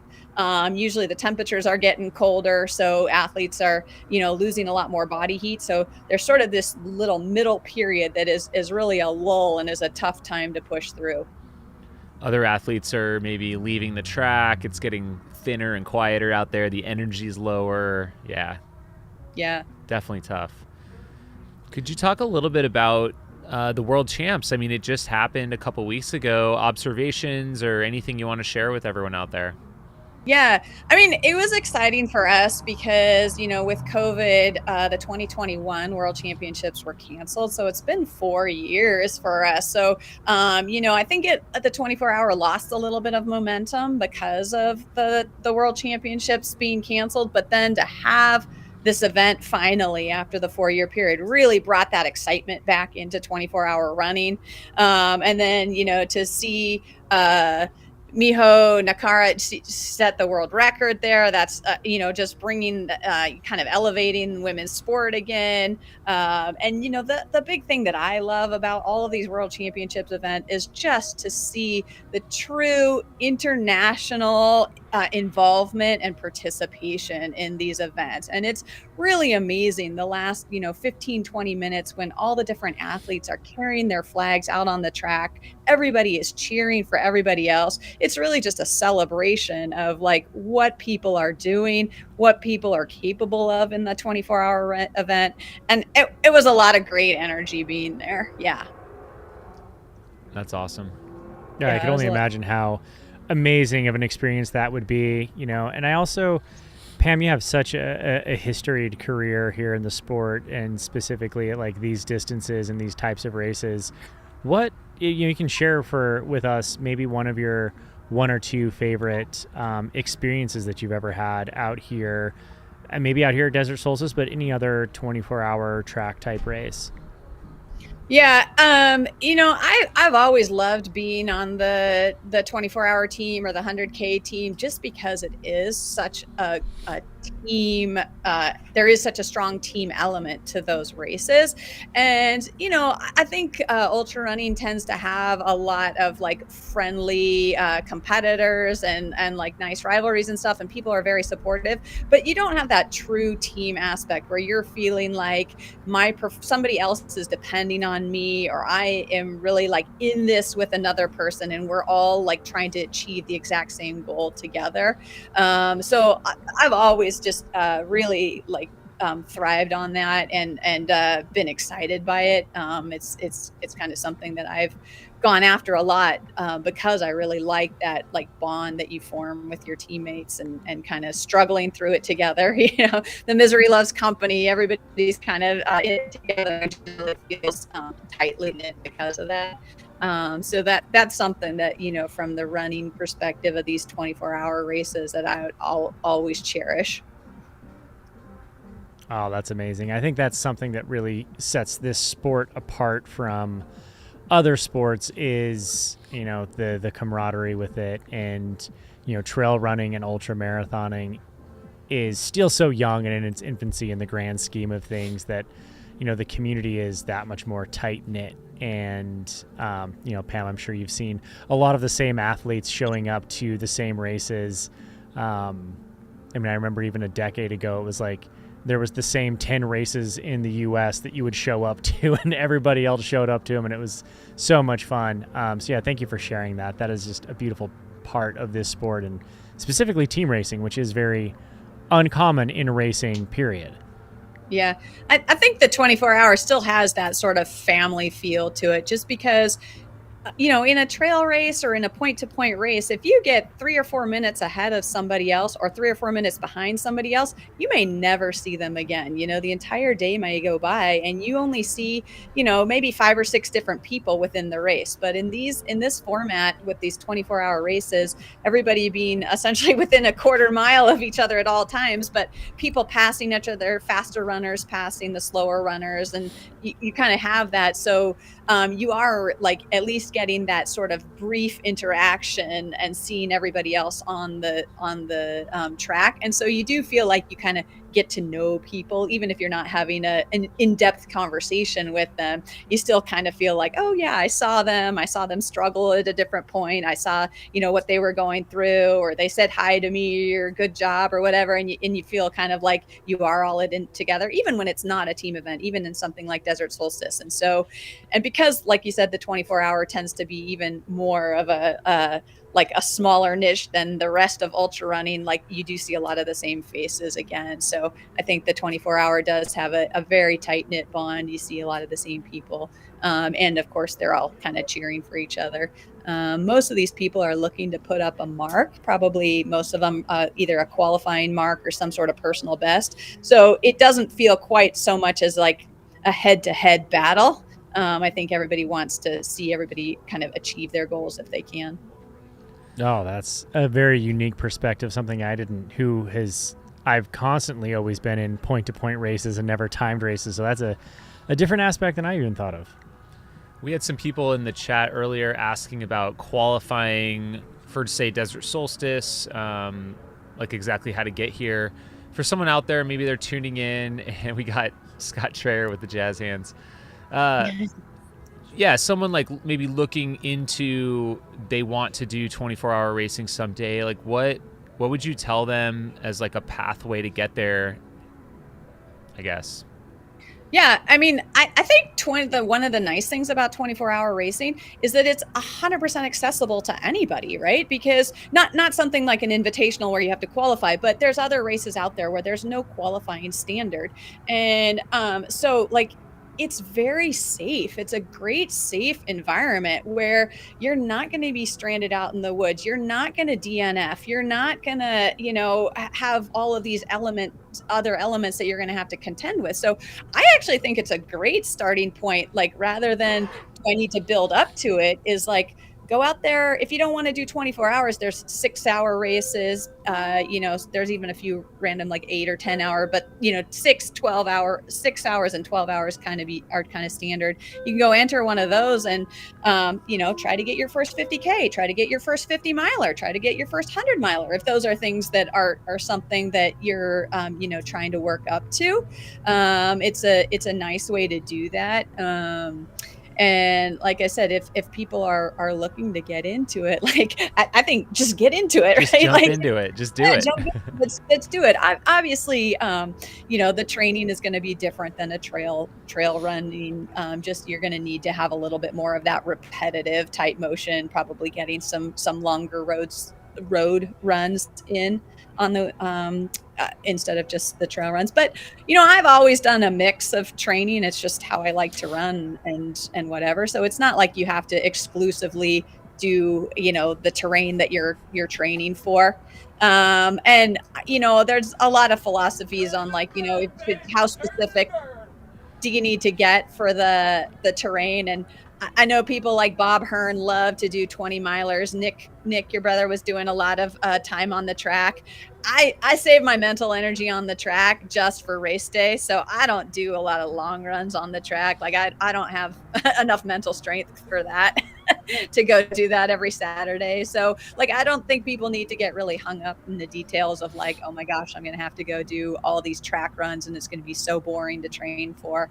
I think you can just, like I said, get out there. If you've had a couple of long road runs to sort of just get in your body ready for that repetitive motion, then you're good to go. Sign up. Nice. That's awesome. Well, we jump right into 24 hours. We just hit our 12-hour mark here. We're seeing the athletes turning around, which is about as exciting as it gets out here. But it looks like Scott Traer is at 85 miles at the halfway mark. So I'd say that's pretty dang good right there. Great distance, yeah. Yeah, fantastic. Jimmy Strayhorn, 78.5. Sierra DeGroff, our women's leaders, at 71.3 so far. So it's, some great performances thus far.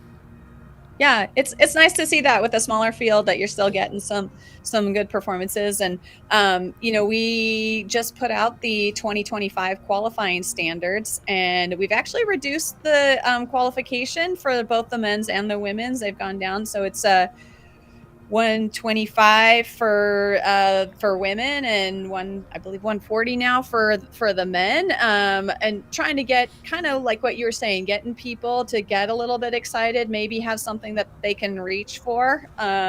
those minimum standards might not get people on the team, but at least it's kind of like qualifying for the Olympic trial. As you say, hey, I qualified for the team. It can potentially get you in one of those alternate spots and give people that carrot to sort of like build from too. So people, it's nice to see that there's some people on the track, on track for that, on your track. Yeah. Yeah, that was a little bit my fear with the smaller field that, are we going to even make it 24 hours here tonight? But I'm optimistic. We got Scott over here pumping up, I think, the entire track as he goes around. For sure. Yeah. I know Scott felt really fit going into Worlds. He said he had some of his best training. He was really feeling fit. He thought he could put up a PR, and unfortunately, he just had some injury issues and some leg pain that was kind of concerning. And so he sort of had to stop early for that. But I think he got that taken care of in these last couple of weeks. And kind of wanted to capitalize on that fitness. So I know he's really motivated and wants some redemption for that World's performance that didn't go quite the way he wanted it to. Running with a little bit of a chip on his shoulder to prove a point, prove to himself maybe that he can do what he set out to do. So it'll be exciting to see how he finishes out here these last 12 hours, less than 12 hours. They're more than halfway. More than halfway. Time's ticking down quickly now. Time flies when you're having fun. Yeah, I always think about that at mile 50 for me. Every step from that point on of a 100-mile race is just one step closer to home. You're now running home, not running away from home. So I could imagine at the 12-hour mark, it's, every minute's like now beyond that halfway point. I'm almost there. Exactly. Yeah, I think the temptation in a timed race, though, is because that end point is at a certain time and not at a certain miles. There's a temptation now as the race goes on to sort of bleed away some minutes here and there. An extra bathroom break. Oh, you need to change your shoes. Oh, do I need to stop and put on, an extra layer and stuff? And so that's the other part of this is like not letting yourself take those like extra breaks that kind of bleed away some of the time, because you can get into that game like, if I take a few minutes here, take a few minutes there, the race is going to actually end easier and sooner for me. You can never get that time back. No. Right? Don't waste it. Yeah. That's the problem in this race. The harder you run, the more you have to run. Right, you have to go further now. Okay. Yeah. Time's not ending quicker. This is interesting. The finish line never gets any closer. No matter how hard you run, it is still sitting at that 24-hour mark. Yeah. So that's definitely something that's part of that mental toughness that the athletes have to have. Pam, is there anyone that you would want to see show up next year or at the next 24-hour event? I want to hear from you. Like, who do you see in the sport where you're like, man, I really wish they would try this discipline?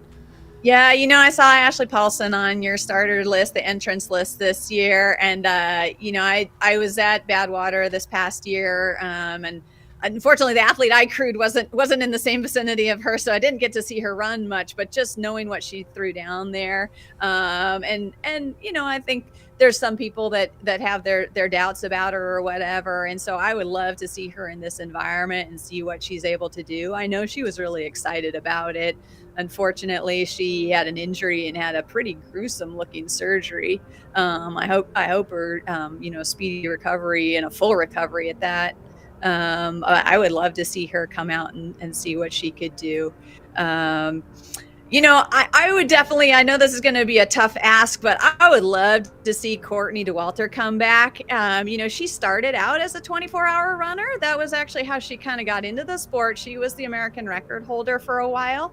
And then I think she's had so much success in the trail and she's doing well, and obviously sponsorship opportunities and stuff like that. But I'd love to see what she can do now. The track kind of has that being a little bit I don't know. It's kind of nice just to see what people can throw down in terms of pure running. Obviously, her cardiovascular fitness is incredible. If she's running something like 15:39 at Western States, she's obviously insanely fast. So, to see what kind of numbers she could put up for 24 hours would be also something that I would love to see.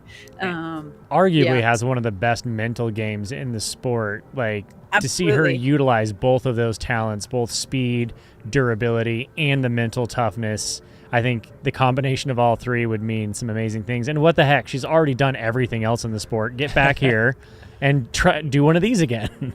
Yeah, I keep trying to get her to come back too, but no.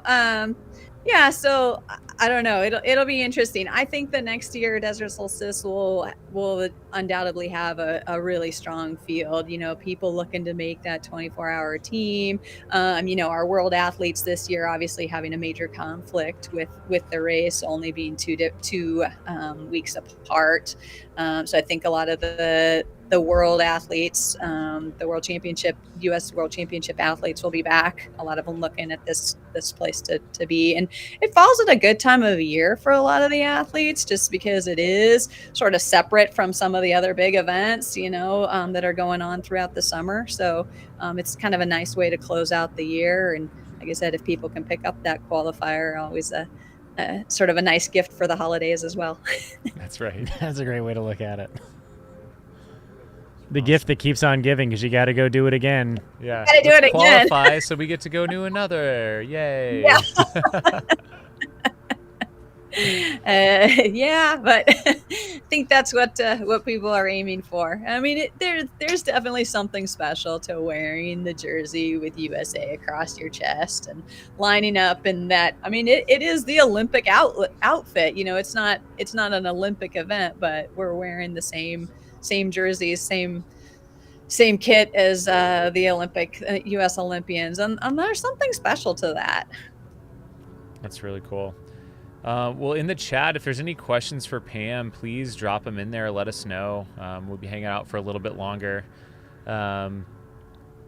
It sounds like William Martin did exactly that. Just jumped into the Anchor Down Ultra up in Rhode Island, which is a 6:12 24-hour, and did their first 50K and 100K at that race.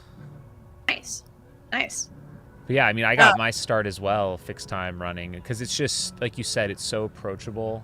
Like, there was no specific distance I had to go. I could choose when to walk and, whatever. Just keep going, stop when I want to. Just the format is really conducive to, I think, just having a positive time, having a good time. Yeah, so I actually, when my kids were younger, I took them to some of these timed events and took them with me, and they would just run whenever they felt like it. And as an 8-year-old, my daughter did 28 miles, and she is not awesome. She's not a runner. She would tell you right now that running is stupid. She hates it. She plays volleyball and softball. She says, Mom, you and your crazy friends that just run all day. But she just went when she felt like it. And she was really motivated by the aid station. It was a 1-mile loop. So I told her every loop she could take whatever she wanted off of the aid station. So she was piling in jelly beans and Oreos and stuff like that. But, she would just play on the iPad for a little bit. And she came back as a 9-year-old and she did 34 miles. And then as a I think 11-year-old, she did 42, and then she hit her teenage years, and then she never ran again. But it was no longer cool. Yeah, no, it's not at all. But the point being that she was not other than just doing sports fitness, not trained for it, but because of that very safe and easy environment, go as you please kind of thing. There's no cutoffs or whatever. She was able to accomplish something, which I think is pretty incredible. But again, not necessarily out of the ordinary. I don't think she's out of the ordinary as a runner. But so it is a place where just jump in. You can get that first 50K, 100K, just like you were saying. So it's a great way to do it. Yeah, my only experience with track racing is there's a 5-hour event in Salt Lake City, Utah on New Year's Day, and so many people use it as an opportunity just to kickstart their fitness for the year. And I couldn't tell you how many athletes were on the course at a time, but it was an indoor track.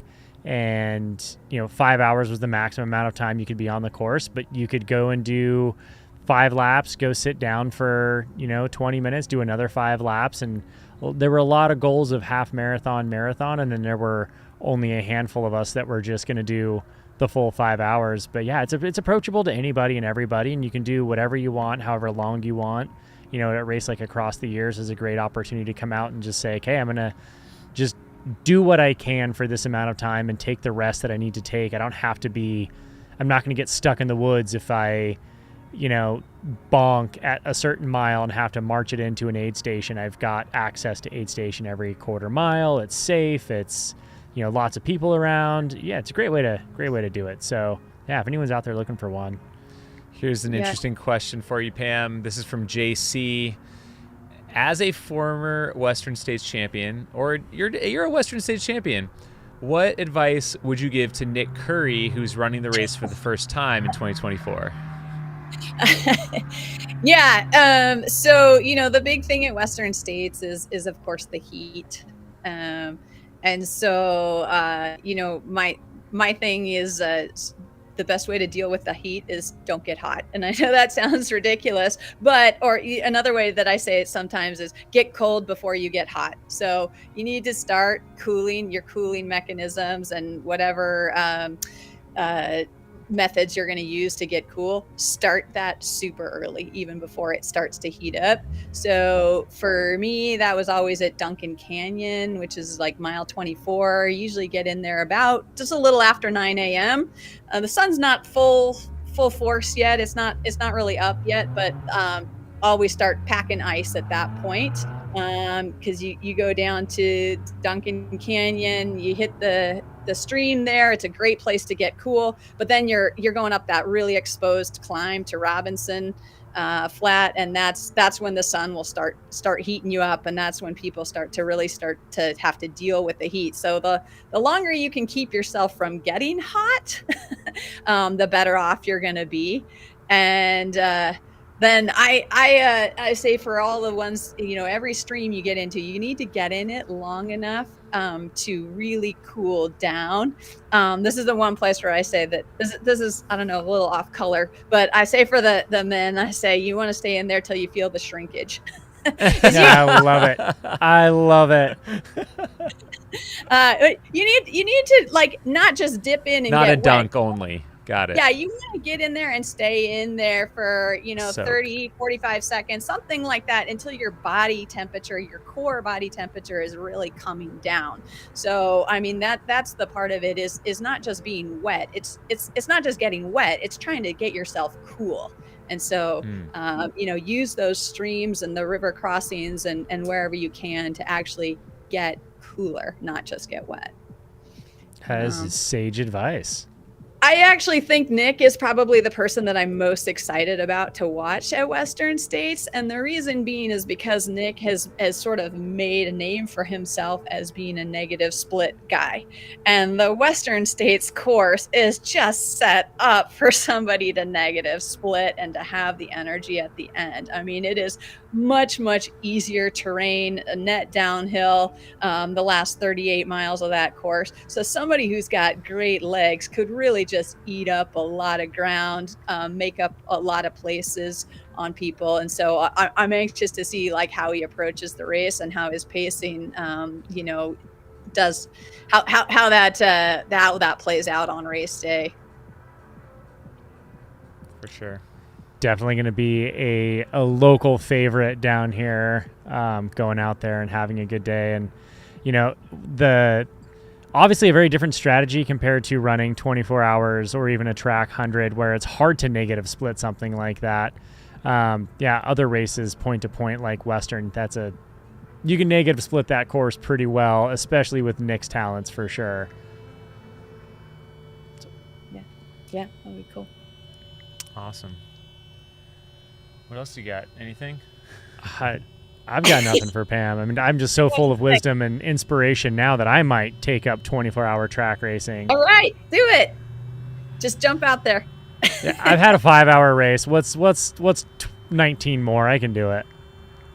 That's about right. That's about right. Well, one of the things that I really took away from Harvey Lewis and the Big's Backyard this year was just how restorative those few minutes of like downtime can be.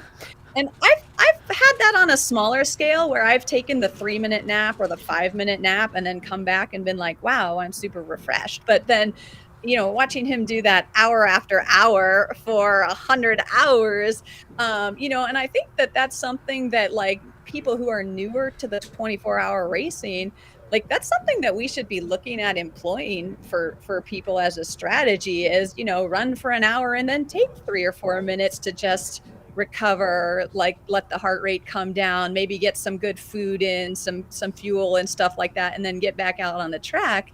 I think that would be a really like a way that I see that people could sort of get that introduction again on this place where you don't have to worry about cutoffs or getting the sweeper catching up to you.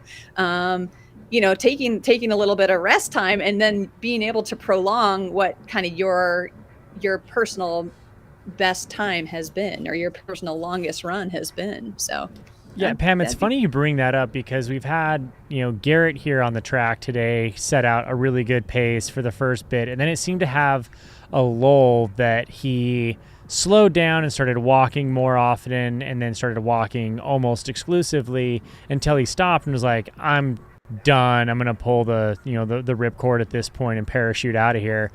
And then he got up after a half-hour rest and started putting down significantly quick laps again. And it was just like, he was just like, oh, I just got up and felt good. And then I started moving really well again. And, on a much different scale, could we see someone who, like Harvey, comes in and does, 3 to 5 minute little power naps or just sit down rests? I think that allows the body to restore itself and calm itself down. You don't have that cardiac drift that continues on that upward trend until we hit the disaster zone. It's more like you rise up and then you drop down a little bit and then rise back up and drop down a little bit. I think that there's a technique to be had there that could be successful, and I'd love to see something like that play out. Yeah, no. And I mean, I think it's important to note that like there's definitely a difference between the people who are the elite racers at Desert Solstice trying to go for a top qualifying mark, and then somebody like you're mentioning who's just trying to get into it for the first time and using some different strategies to sort of make that feel comfortable. Because I think the big thing that like keeps us, I know this was one of the questions about how getting women into the sport and whatever, is I think one of the things that is a big barrier is that sort of that fear factor, or that like, oh my gosh, it's too daunting for me, I can't do this. And so finding ways that you get through your first 24 hours and then you're like, hey, I survived that. Maybe I'll run a little bit more. Or maybe I need a little less rest time. But if you can put some strategies in initially, like we're saying, this like planned rest or some planned walk breaks, and then you realize, hey, this is something that was doable for me. I can do this. Other people are doing this. Like it is something that, racers and runners and ultra runners are able to do. Why can't I be one of those people?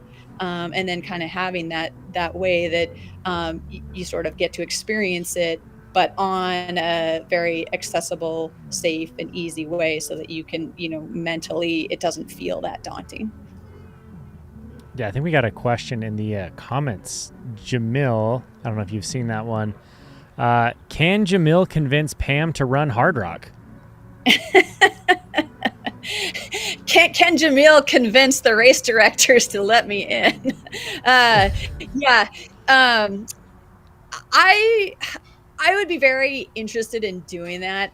That's definitely not my forte in terms of that gnarly stuff. And unfortunately, where I am at in Salem, Oregon, at 250 feet elevation, with pretty smooth trails, even when I do drive an hour or two away, it's not easy for me to train for. And altitude has not been something that I've done particularly well at. I've kind of managed to survive it in some of the races, but I struggled at Run Rabbit Run because of the altitude. I got dropped as a pacer at Leadville because of the altitude. So like I would have to do some serious altitude training to even have a shot at finishing Hard Rock. And to not be like out there sick and struggling because of the altitude. And that's always been hard for me just because of family and kids and work and that kind of stuff. Like I didn't have the luxury to do the 2-3 week foray where you go take the vacation and do the altitude training, get out there 2 weeks early, that kind of thing. So I mean it's definitely an iconic race, and who doesn't want to do it? But it would be a I don't want to do it. I have zero desire to do harder. I don't know. I say that until I go out there and then I watch a race and I'm like, I really want to do this. There's, like we said earlier, there's the athlete in you that's like, I don't know if it's ego or bravado or what, but it's like, I just want to participate. I want to try this. I want to do this. Like, I want to, they look like they're having fun and suffering. I want to do that too. No, honestly, the most appealing to me is probably soft rock. The idea where you just go out and do it over almost like stages, do the course over 3 or 4 days, a little bit easier chunks, enjoy the scenery a little bit more, take a little bit more time, not push yourself into those like extremists where you're like puking and having the altitude sickness and all that other stuff. So I would love to be out there. The part that's super appealing to me about Hard Rock, and I kind of got to experience this as a crew member, is that I think Hard Rock, just because of the system that sort of rewards the loyalty, it does have that more of a family feel to it than most of the races. I think, Western States is a phenomenal race, but last year 88% of the participants were first timers at Western States, which is great that people are getting to experience it, but it doesn't have that sort of those legacy runners, that lore that's being built up when that the overwhelming majority of people have never been there. We don't know what their history is there. And Hard Rock, because of the veteran pools that they're drawing from, you're always having these repeat racers. And so you're getting this family like, oh yes, I've seen them here before. I know what they're doing. I know who their name is. I know to cheer for them. And so that was really fun to see at Hard Rock. Yeah, it definitely does. It's similar to this, the Desert Solstice or the other 24-hour events. It is a family. It is a family event kind of thing, and you feel like you're seeing a lot of the same, compatriots out there. And the new athletes, the new blood is always welcomed, with familiar arms. Like, welcome into the fold. We love to have more. So that is always really exciting. And, speaking of soft rock, my partner and I are actually going out there. She's been putting in for Hard Rock for a couple years, and she's like so afraid and scared to actually get drawn that we actually decided that this year we're going to make a trip. We're going to go out there. We both live in Denver, so it's super easy, but we're going to go out there and spectate, crew if we can, but at least spectate it, and then go do soft rock over the course of I think we decided 5 days, 20 miles a day, and just have a good time with it. So what a better way to go out and experience the course without the pressure of having to do it all at once. I love that idea. What are some things to you, Pam, that athletes face here on the track at a 24-hour event, other than we've talked about the mental games? Nutrition seems to be pretty easy because you have access to it every lap, and it, doesn't, other than the obvious of getting sick out there, like we saw Zach Bitter got sick earlier today, and that ended his day. But what are some things that are unique to the timed and track events that are just things you don't know to prepare for until you've actually been there and seen that? Yeah, I don't know that I would say that any of them are particularly unique. The food and the stomach issues definitely comes up out there. And I think because of the track, you're running one continuous pace more or less the entire time. So you don't have sort of the terrain dictating some like lower heart rate, higher heart rate type times. You're kind of keeping that consistent and constant. And so I think as people continuously are bouncing along, it creates some GI distress. I think probably that's the thing that maybe is unique is just the completely repetitive nature of each step. And so you start to see a lot more of the overuse, IT band, plantar fasciitis, Achilles problems, those kind of things just start to flare up. And I think anybody that's coming into one of these with an injury, like it you're not going to be able to hide. Like, it'll expose that, just because I think you're putting a lot of repetitive, like, similar stresses on that, and you don't get to kind of switch things up at any time. Some people do get into issues with the same way turning around the track, like always, you're turning for 4 hours one direction, and then they do turn around and swap, but it's still 4 hours at a time that you're constantly either going counterclockwise or clockwise. And some people feel that. I don't think I run fast enough to feel like the centripetal forces of the curve are actually affecting me when I run on the track, or I've just built up that those muscles that it's never affected me. I haven't noticed that the curve specifically does, but I've struggled with hamstring issues. Had to have a hamstring procedure in August, and your hamstrings will get tight. They'll start talking to you on the track because it's more of a road runner type thing, whereas I don't have issues with that on the trail at all. So again, I think it's more just the repetitive steps that's can cause people problems. And like I said, any weakness you have coming in, that's going to get exposed. Yeah, that makes absolute sense. Chris, you have any? I was going to relay what Jason had just asked. What is your 2024 race calendar like, Pam? Somebody actually asked specifically, are you doing Barkley? Is there something that we should know? I'm not in Barkley, no. Again, and if you were, you couldn't tell us anyways. Right. But I'm not. That also goes along to the I don't know, the terrain and things that I don't train for and haven't really trained for.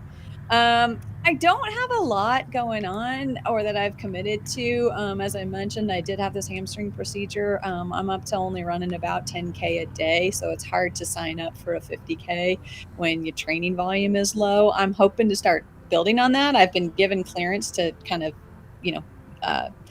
go without, continue to build without any restrictions. But you do have to build back up, and it's been about a year off for me without much running. So I feel like I really need to build back. And obviously I don't want to go down that same path of having injuries that I'm dealing with again. So trying to be smart and slow about it.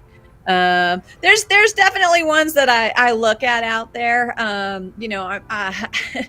I would love to be back at Desert Solstice next year, just because I do, like I said, I don't like sitting on the sidelines. I do like being part of the action. And with the qualification going down, I'll be 50 in September. So to be 50 years old at Desert Solstice and then say, that I'm still out there competing, with some of these elite athletes would be a nice thing to do.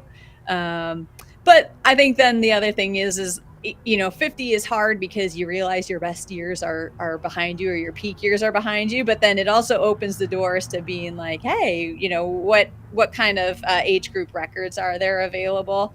And I think there's just kind of some cred to showing up when you're 50 and throwing down something, So if you're out there doing 100 milers in the 50 plus age range, like, I think I've always respected that and thought that's pretty badass. So I kind of like the idea to be able to be a part of that and be like, hey, you know what? Like, I might not be as fast as I was, but I can still be out there and enjoying it and getting stuff done. So I'd like to come back and be able to do a couple of 100 milers. But we'll see how it goes. Again, it's all kind of dependent on rehab and how fast I can get back in shape.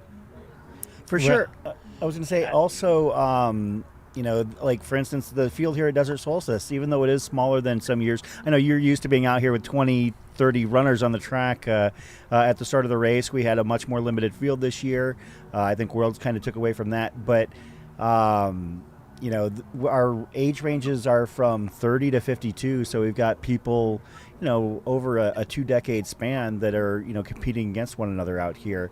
The other question I had was in regards to your experience at Worlds, being like a team manager, captain, advisor. If you're not a part of the team as a competitor in 2025, would you like to go back in that same capacity? Oh yeah, absolutely. No, it was a big learning curve. I had a lot to learn. You know, you don't really realize how much goes on behind the scenes. I'm sure it's probably like being a race director or podcasting or all of these things. You know, when people pull it off, it looks effortless and it looks like everything's going so smooth. But there's a lot to learn behind the scenes about how to get the team, you know, entered into the race and get them all there and get all their lodging and logistics and the money and the finances and all that. And there was a lot. So I did enjoy being part of it. You know, if I can't be part of the athlete squad, then to be involved in any other way is something that I still enjoy and would look forward to.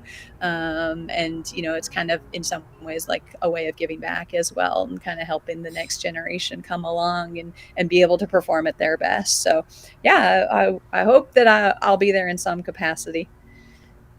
Well, the next generation, Pam, is blessed to have you as in any capacity there. You say it like that, it makes me sound really old to say that. You come with such a history, you know, performance history, and so many strong results that there's so much that, you know, the newer athletes who are trying to attempt this can glean from you, and that you can help, you know, further the sport, and especially in the women's side, which we want to see that, you know, continue to grow, you know, in the ultra running realm. We know that the female side in the half marathon and marathon races makes up a very large majority, you know, female compared to male in those races. And we'd love to see that trend happen. And, you know, you are definitely a huge part and a huge inspiration to a lot of the women out there, a huge inspiration to me as well, and a lot of other runners in general. So, you know, whatever capacity you are out there, I know that the athletes are going to gain a lot from having you there, both as could be a competitor, could be an athlete manager. At either way, they're going to gain a lot from having you out there. And we really appreciate you joining us tonight and imparting some wisdom and some time, and, you know, sharing your holiday time with your family with us. You know, and thank you so much for all of your wisdom and for so much of your analyst side of things, you know, helping us do our job here. Yeah, thank you so much. Well, thank you for those kind words, and also thank you very much for having me. Good luck with the rest of the night. Hope you guys don't hit the witching hour lows. Yeah, I get to go take a nap now. I'm going to leave it all up to this guy. So. I was going to say it's inevitable, but we'll put our heads down and power through it the same way you would a race. So. Good. Well, thank you guys, and good night, and enjoy the rest of the race. Thank you. Thank you so much, Pam. Pam Smith, Pam Prophet Smith, one of the truly unique and more accomplished people in this sport.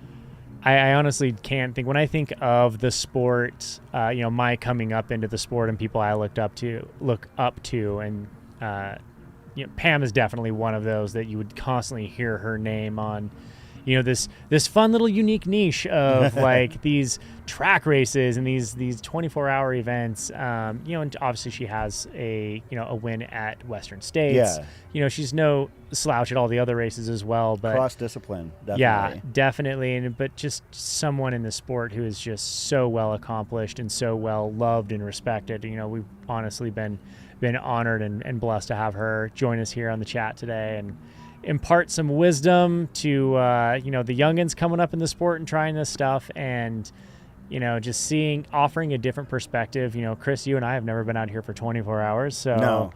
You know, I appreciated hearing some of the stuff she had to say, you know, about the mental fortitude and training specifically for this. You know, and the way that she would approach it was just so unique, and, you know, I think it helped, you know, the listeners and the viewers at home kind of see this from a different perspective. So that was a great opportunity to chat with her. Thank you for setting that up, man. Oh, no problem. It was my pleasure. You know, with as I mentioned before, with a limited number of participants in the field, we were going to get a chance to know them on a fairly intimate basis in terms of their racing history and experience. And also I've gotten a chance to talk to pretty much everybody's crew along the way. But we still have a 24-hour event to cover, and we're going to get by with a little help from our friends, Exactly. And getting a chance to speak with Pam was a true pleasure. I'm glad I was able to step in for the last portion of that interview. As we mentioned, for those just tuning in, we're actually going to have Alexander Sorokin here on the live stream with us. The man, the myth, the legend. For those who are not familiar, Google the man Sorokin, and you can see some of his unbelievable accomplishments. 198 miles in 24 hours, sub 11 hour 100 miler. And one of the things we're going to kind of do is, I don't want to say we're going to lean on him or put the pressure on him, but we're going to put it out there into the universe that we'd love to see Alexander Sorokin at Desert Solstice next year. Yeah, I mean, when you think about what a 198 miles in 24 hours entails, it sounds like, you're putting abstract numbers to abstract times. For a lot of athletes, that's like I don't quite get what that is. But when you distill it down to the fact that that's sub 11 hour 100, that puts it into perspective of, that's a whole different beast. That's 2 12-hour 100 milers is absolutely insane. Yeah, I mean, we only get a sub 12-hour 100 miler in the US like once every other year or so. Right, it's not a common thing to do yet. To do it literally almost twice in 24 hours is absolutely insane. I'm going to give it to him. I'm going to round up on that one. When you run 198 point something miles, I think you get the benefit of that math. You get the benefit of that math.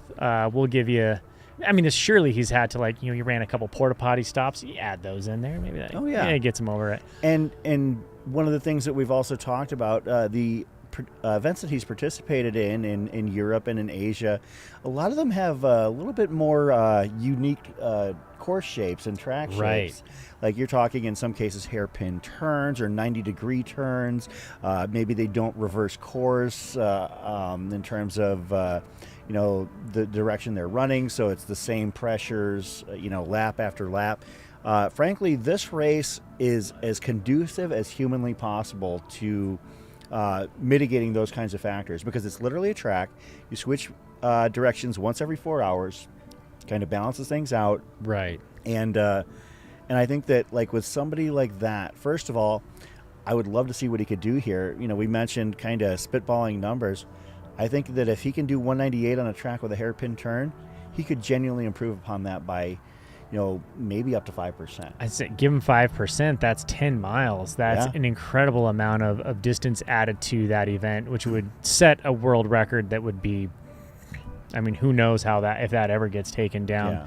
Yeah. But this is that type of event and race, and is set up specifically to maximize your efficiency, as much as possible. So there are no hairpin turns. There's big, long, wide turns and straights. Everything is 100K. The turns are not taking away your power because they are big, long, 100-meter turns. So, and your aid is literally one lane away. It's lap after lap after lap. Just really dial it in. We'd be honored to have them. Yeah, and we do have a couple other open calls to people, friends of Desert Solstice. Those who, frankly, it's a bit of a different year not to see them here. One guy in particular has been in and out of the chat all day, and I told him, give me a call whenever you feel like, and so he's got our contact. So Jake Jackson, if you happen to be out there and watching and you want to come in and talk about your experiences here as a former winner at Desert Solstice, talk about your time at Worlds, we'd love to have you on. So Jake, you know how to get a hold of us. As you can see, Sierra DeGroff, Sierra currently leading the women's race and having a heck of a year, having won the USATF the USATF 100 miler at Jackpot Ultras in February, and then winning the USATF 24-hour at Fat Ox just last month. Right. And if things hold to form, she could be looking at a potential sweep of 3 typically highly regarded races in a calendar year. Right, which would be a phenomenal feat for anyone to take down, let alone take all 3 down at the same time. So hats off to her. Let's see if she can keep it going here. Looks like she had a little bit of a walk break there, and now getting back into her rhythm. Totally fair. If you hop into the porta potty for a hot second, it's going to take a minute for your body to get back into its rhythms. But once you find that rhythm, it seems like runners like her and Scott Trayer have just found that rhythm all day long. It'll be really exciting to see both of them, our respective leaders in men's and women's races here, just throwing down and just having a fantastic day out here. Scott just seems to be ripping that just under an 8:30 pace and still on that same pace. He has not really deviated other than a few bathroom stops or aid station laps.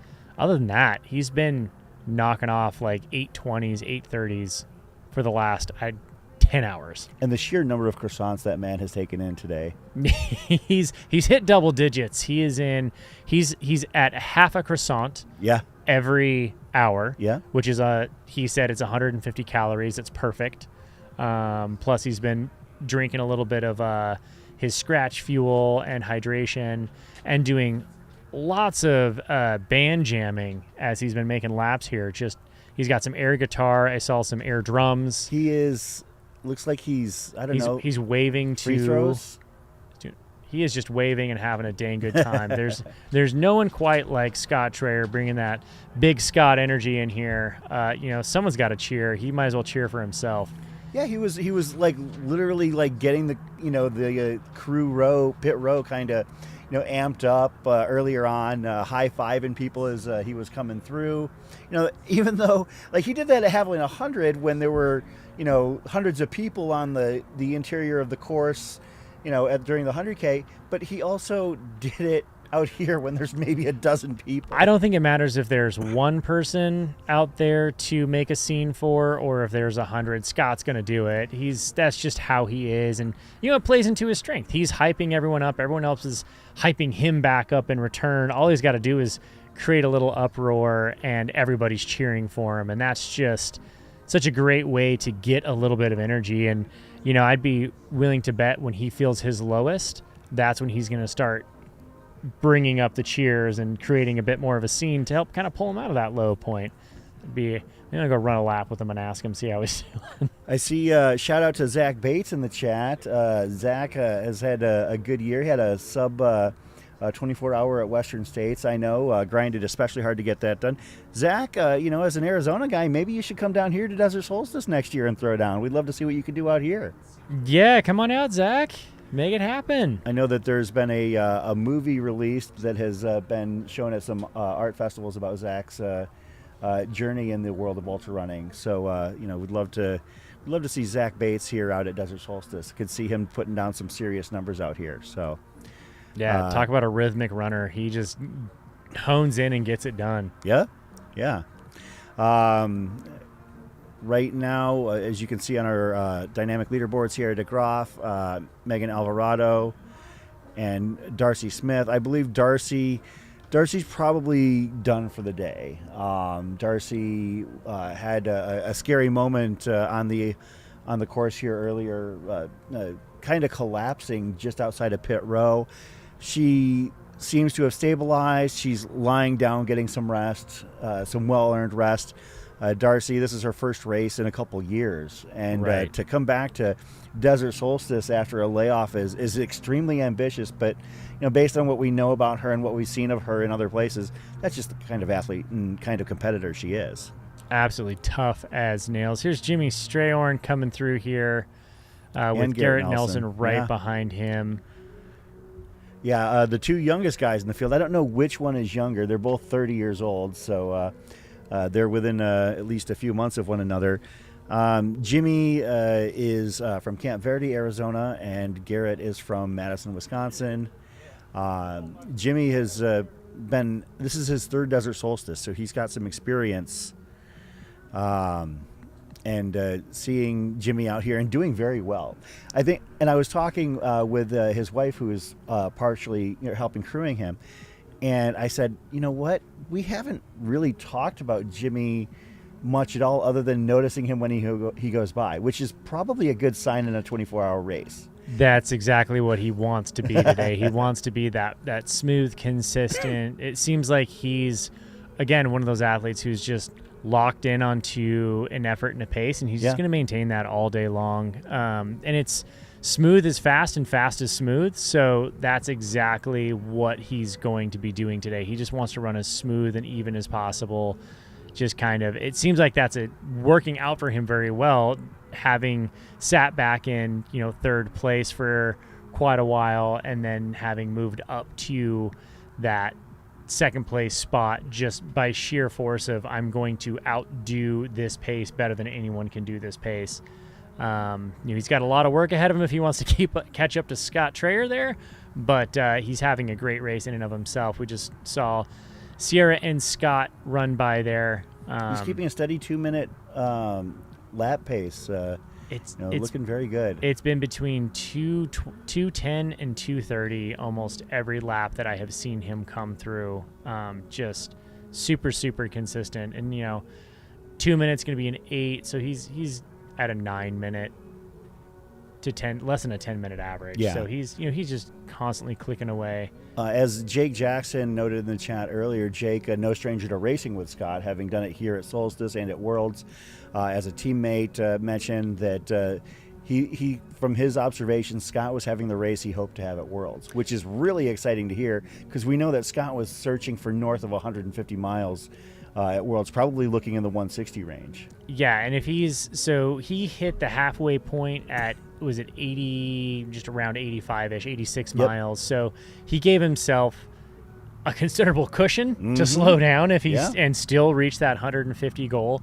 But if I know Scott the way that I do know Scott, and having run with him several times at different races, he's gonna get tough and gritty towards the end. Well, he's a closer. He is a closer. He's always been a closer at every race I've ever seen him at. And you can't really close a 24-hour race. Yeah. Because the finish line doesn't go anywhere. Yeah. But he is someone who knows how to make the most of his time on the course. And when he knows he's got a certain amount of time left, he's going to go to the well during that time. And he's going to, maybe that means he just maintains his pace. Maybe that means he picks his pace up. But we know he's going to squeeze every last little bit of energy he can and leave it out here on the track. He's going to collect as many lap coins as possible.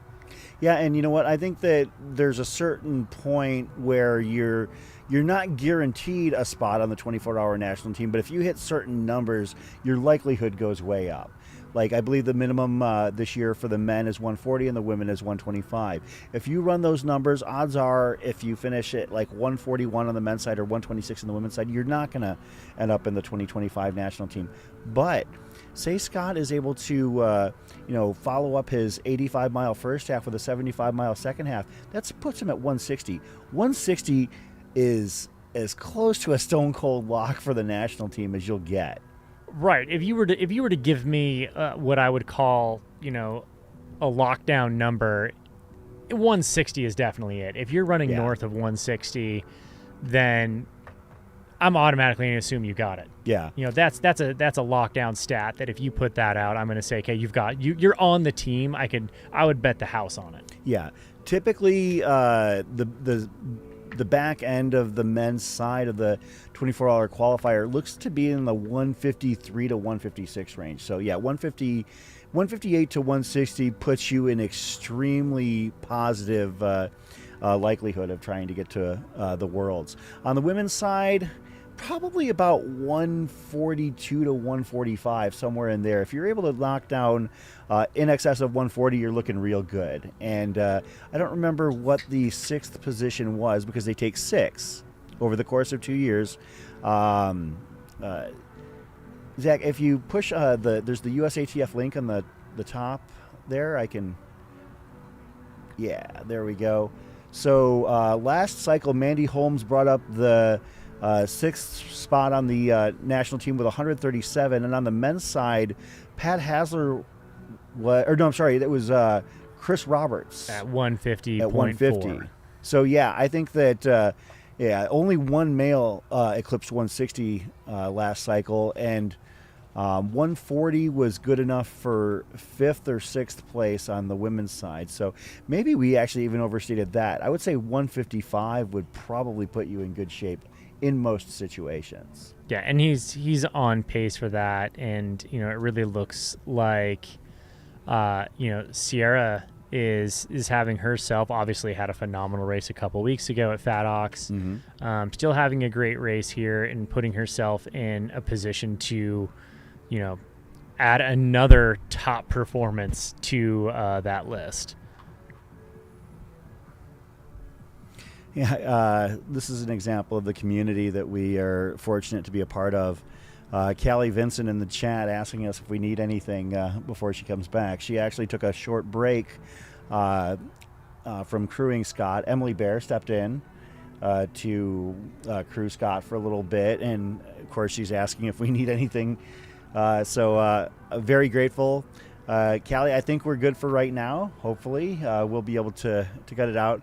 I'll probably see if I can sneak away for a coffee run at some point here in the waning hours of the night. But at this point, it's still quite early in our broadcast. Just like these athletes have a long ways to go, so do we. So do you. I'm going to go take a nap here in a minute. Yeah, actually, I was going to ask, if you were going to take a break, what I was going to ask is if you could ask that bearded fella over there if he was talking about wanting to come on and hang out, and maybe we should give him a little bit of an audition to try and give him a little go. Let's see if a little man by the name of Pete wants to come out here. Yeah, let's give him a chat. See if he'll come over here.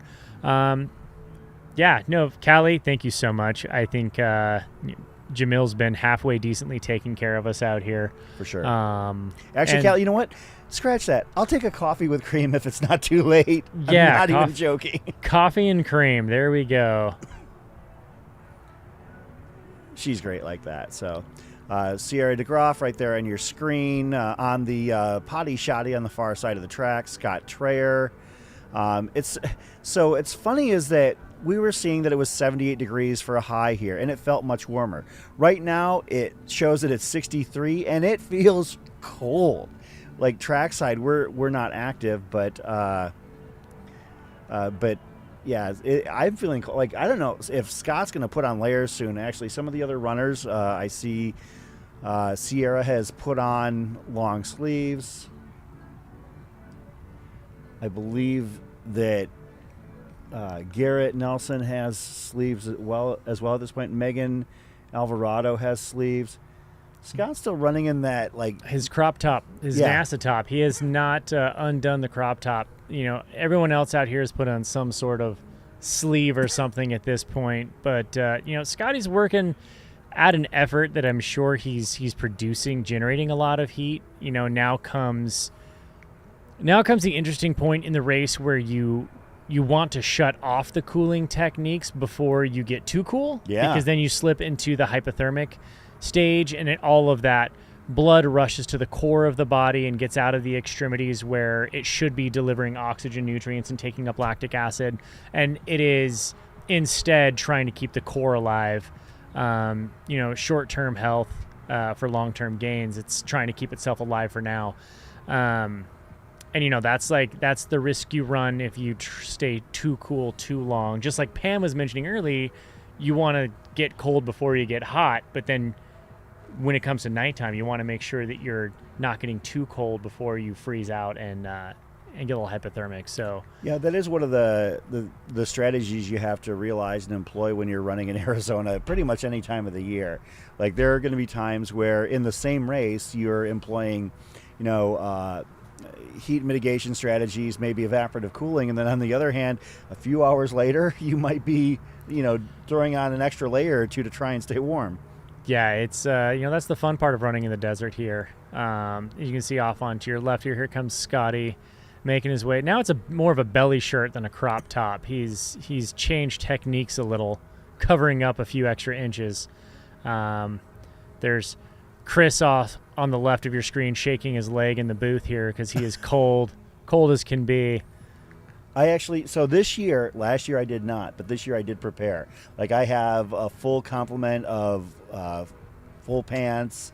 I have a hoodie in my lap right now. I've got my puffy in my car seat. Like I'm ready. I'm ready this year. So. and I'm still in running shorts and I put a sweater on because it got a little cold. But that I even have a sleeping bag that I can throw on in my lap, like I did at Javelina. it's that cold Denver blood in me, which I was excited to come here to get out of the cold. And our high for the days are colder than your lows at night here, so yeah, it's been nice to come down here for a day. Scotty just looking smooth as can be. Yeah, Scott's looking great. Another, as we mentioned, athlete that's looking great, Jimmy Strayhorn, being very kind of under the radar and currently in second position, about 6.5 miles back from Scott. But Jimmy's goals were a little bit lower than Scott's. Jimmy wanted to put down a PR in the 100-mile. I believe that his PR was in the mid 15s. I think 1540 at 1540 at Rocky Raccoon earlier this year. Actually, I think that's a typo on my part. I think it was Rocky Raccoon like 2020 or 2019 maybe. Okay. But in any event, Jimmy's wanting to put down. I know he's had multiple years here where he's had his 100-miler in the 16-hour to 16-hour 15-minute range, and he would like to break 15:30 or even 15 if possible. Speaking with his wife, she said that he was tracking at one point for a sub 15-hour, and it looks like he slowed a little bit from that, but he would like to be in the 15-hour range for his 100-miler, and he would like to establish a number in the low to mid 150s for the full day. And again, if he does that, he could very well find himself pushing for a spot in a good position. Top 6 athletes, yeah. Jimmy, one of the other things that's interesting about Jimmy is that he did not discover ultra running until 2018. He's been a fast learner though. Fairly new into the sport. Yeah. I mean, he's only 30 years old, so he's still in the formative stages, but a veteran here at Solstice, running it for the third time. But he said that his curiosity about the sport is part of the reason that he moved from his home state of Oklahoma out to Arizona, because he found out that he could do a lot more racing out here. He ran Cocodona last year, enjoyed it. He's looking to return to Cocodona this year and have a better result, but also, making other plans as well. So I guess that in a way, this is kind of, he said, his maybe informal kickoff to his Cocodona training cycle. Well, I mean, no better way to do it than throw down 100 miles in 24 hours, 100 plus miles, 150, is his goal here. If you were to throw down any type of running for 24 hours is going to be beneficial for Cocodona and building up that resiliency and that density in the muscles to be able to handle that. I mean, obviously you don't have to have a high VO2 max capacity as an athlete to be able to put out that kind of speed, but you need to have that resilience to be able to go step after step, mile after mile, stride after stride, and he's proving that today, that he knows how to lock into it and just settle in and ride that horse for all 24 hours. Yeah. Coming up behind Scott Traer right there, taking an active rest walking break, is Megan Alvarado. Megan is a former member of the 24-hour national team. She ran with the team in 2019. She's looking to return and hoping to put up a good number. I believe that her number that year was 146, and I know that if she approached that on this event, that she would be pretty pleased from the sound of things. She has a young child at home, and she considers herself still working through the postpartum period as a runner, and hoping to put out a good number here today that would put her in good position for the 24-hour national team for 2025. It's hard to believe that we're already looking forward to 2025 races in 2023. So, but that's how fast we work on things here, especially at a race like Desert Solstice, where we're coming up just about now the 13-hour mark of Desert Solstice. I'll run down the totals here momentarily. As far as on the men's and women's side, for those just tuning in that might be used to seeing a lot more people on the track, it's just not that set up this year. We don't have a ton of competitors here at Desert Solstice. Part of that is, in large part, that's due to the World Championships having taken place earlier this month. So many runners that are part of the the national team for U.S. and other countries as well typically make their way here. I do believe several runners used their time at the national team to qualify. So, but they're out here now. So.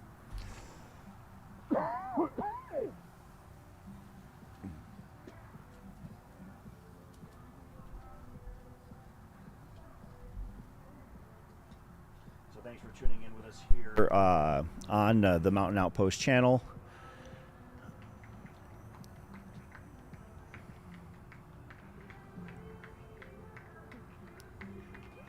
It's kind of fun to see the crews are actually doing their best to try and keep the runners enthusiastic and upbeat. When let's be honest, it's not it's not a very electric scene at times here.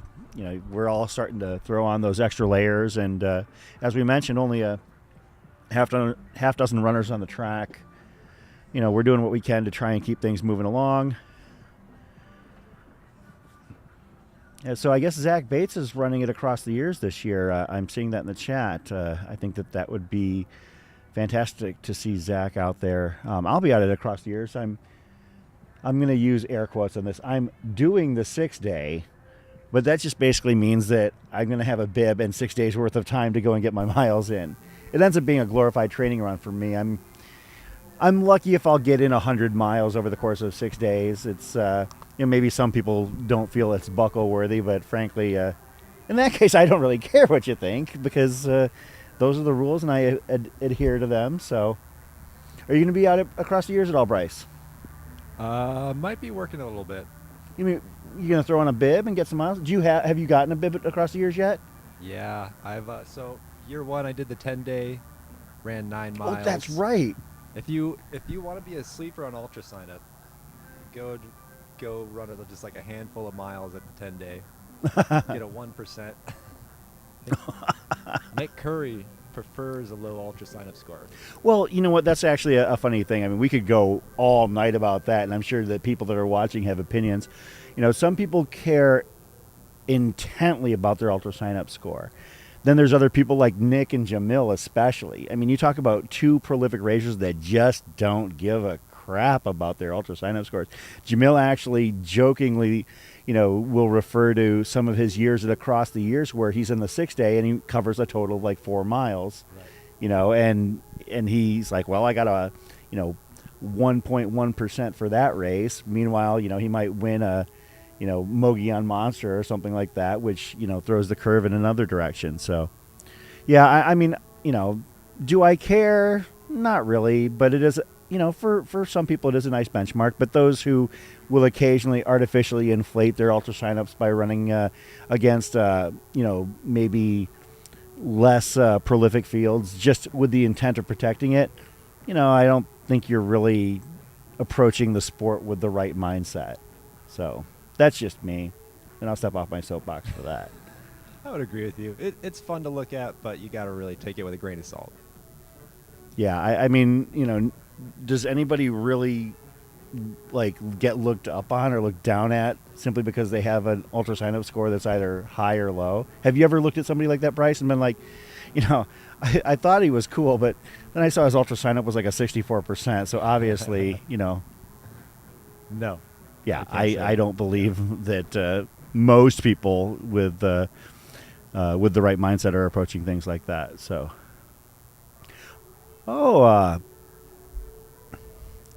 that's Rana Bates is on Zach's YouTube account. So I met her at the screening of one of the at Western States Training Camp. They had a movie screening for an older film. It was an old PBS film on the Western States race from like 2001. And after the screening, I actually ran into Zach and his mom there, and I introduced myself to them, because I'd been following his career since since he ran Coldwater Rumble a few years ago. Oh yeah, Or was it 2 years ago? It's been a very short period of time. Yeah, and his- Zach is. Yeah, that's right, because he ran Coldwater Rumble, and then he got into Western States on one lottery ticket, and then he went and ran a sub 24. I know he went over to UTMB, and things didn't. He didn't have the day he hoped for, but Sure. Zach is still so young. He's 21 years old. Oh yeah, that's what he just hit the ground running. He's got a heck of a career in front of him, and you know what?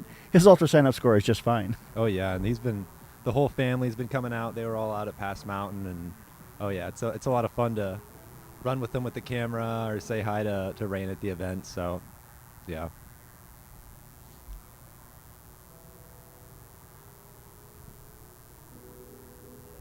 That is the pit row right there.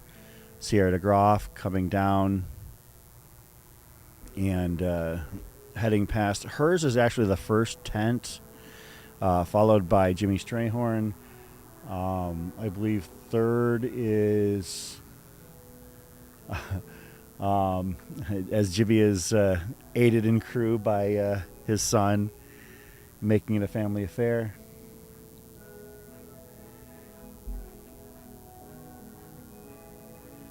I'm going to actually step away for just a quick moment, Bryce, and go and run somebody down who promised he'd join us here.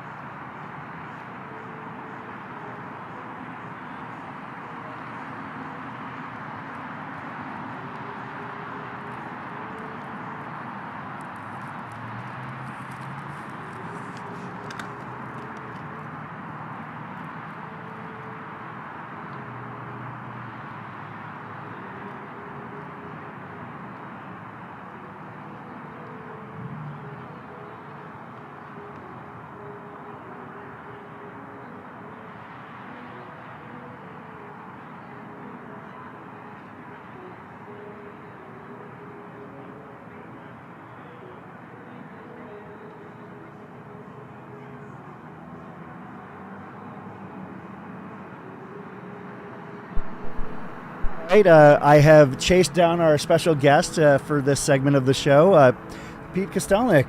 Welcome to Desert Solstice. This year, you're having a different role than you usually are. Yeah, I'm here. Crewing for Jimmy. So Jimmy's having a good day. yeah, he's cruising right along. I got to say, for the smaller field, there's a better percentage of runners that are looking pretty good, so it's encouraging. That's true. Some years when you've got 20, 25 runners, maybe a full third of them, or a quarter, or even more than a third of them have, elected to call it a day, or maybe are having difficulties. This year, those runners that we have out here still, most of them are moving pretty well. Jimmy's moving well, Megan's moving well, Scott's looking excellent. So, Pete, you're no stranger to this race, having competed in it multiple times. This is the point where, are some of these runners going to be looking at how they approach? Are they going to be like, okay, I'm going to be at 100 and done, or am I going to go on through the full 24? You've had both of those experiences. I've seen you call it a day after 24, or after 100 miles rather. But I've also seen you stick around and put up, monster numbers here. You at one point had the course record here, and I believe about 163 miles or thereabouts. Yeah, it's been a bit, but maybe get back to that someday. Well, no, and actually, that let's pivot here for just a moment, because you're no stranger to this event and a lot of other racing. You had a situation happen earlier this year, if you're okay with talking about it. But for those that might not be familiar with what happened to you here this summer, what's keeping you away from racing at this point? Yeah, I was near Leadville this summer, and I was going to pace my good friend Tyler Andrews at the Leadville 100, and unfortunately the night before the race, we got in a pretty rough car accident. So I was helicopter ride later and surgery. And long story short, I was off my feet from August till about a month or two ago. So I'm still just, getting a lot of strength back. But no, it's coming back. So, hopefully be back to running at some point. We'll see. Yeah, I'll be honest. Like when I saw the pictures for the first time, when I saw you post them to social media, I was really, kind of crushed, because I've loved following your career, obviously, whether I see you on the track or, out in the wilds of Arizona, whether it be at Mogollon Monster, Cocodona, I'm always happy to see you out there. I think that you're definitely one of the positive, people in this sport. And, you've obviously been known for doing all sorts of things, whether it's running across America or running around a track, many times very fast. But, I was really saddened to see that. But, conversely, one of my happier moments this year in terms of the running scene was when I was over at Fat Ox hanging out. And you're just, and you were up and about and walking around, like, seeing that progress actually made me really happy to see. So, discuss what it's been like coming back from that, because this is a fully serious injury, and you, as a prime level elite athlete, you had this adversity, basically put into your lap, and now you're having to navigate that while you return to, your competitive level. Yeah, no, I mean it's been probably, when it's all said and done, because I'm in the kind of the thick of it, it'll probably be the hardest thing I've ever done. Because long story short, I shattered my pelvis was shattered. So yeah, there's 3 giant screws, going right through there. If you're like wanting to see something morbid on Instagram, I put it up there. But yeah, no, I think, but it's also been kind of interesting. I've talked to friends a lot about this. Like, I think, like a month and a half ago, I could barely stand up, and now I can, I just went for a walk, around town here a little bit ago for about 4 miles. And so I think just like being able to see that progress, it, quite honestly, it had been a while since I'd seen like that much % progress in like anything I've done. So I think that's like the part I'm just trying to like stay focused on is like, well, I might only add, a mile of walking or a mile of jogging here eventually, but that's, infinitely more % far than I was going before. So I think that's kind of like where my head's at right now. But it also doesn't mean that like I don't want to like do, things like, a Cocodona or come back here to Desert Solstice or things like that. So no, I think, it's like I try to like keep my head up to like what I maybe could come back to do, but also don't like really expect it. So I think it's good, but I just had to like remind myself of that sometimes. Yeah, I mean, you're a competitor. You've obviously had many high-level races, and what was funny was, talking to you about this, and despite the severity of your accident, you're talking about, what you're, when we talked at Fat Ox, one of the things that you were like, I want to do this next year, I want to do that. You were already, starting to line up in your mind, like, Cocodona is definitely in your, in your peripheral vision. Even Jackpot, which I thought was incredibly ambitious. You had mentioned, I thought about it, we'll see what happens. But the fact that you're even willing to and potentially capable of being ready to race by that point, or even thinking that you can be, is really a positive sign, at least to an observer such as myself. So. Yeah. And I think it's just kind of the way I'm wired. If I'm not like setting my eyes on something, then I just kind of get stagnant and, I get discouraged very easily. So I have to like encourage myself to keep at it. Otherwise, I won't do all the little things like my PT exercises every day if I don't like have some end goal at least in sight, even if it's like overly ambitious and I have to like backtrack from it a little bit. You've obviously you're no stranger to this 24-hour / flat and fast 100-mile track scene. I know you've raced against Scott Traer before, and you also train with Jimmy. Is there anything that you're noticing in terms of maybe the people or the people that you don't? Because you've been trackside all day today. Mm-hmm. So is there anything that you've noticed that's interesting, surprising, or that you'd otherwise like to expand upon?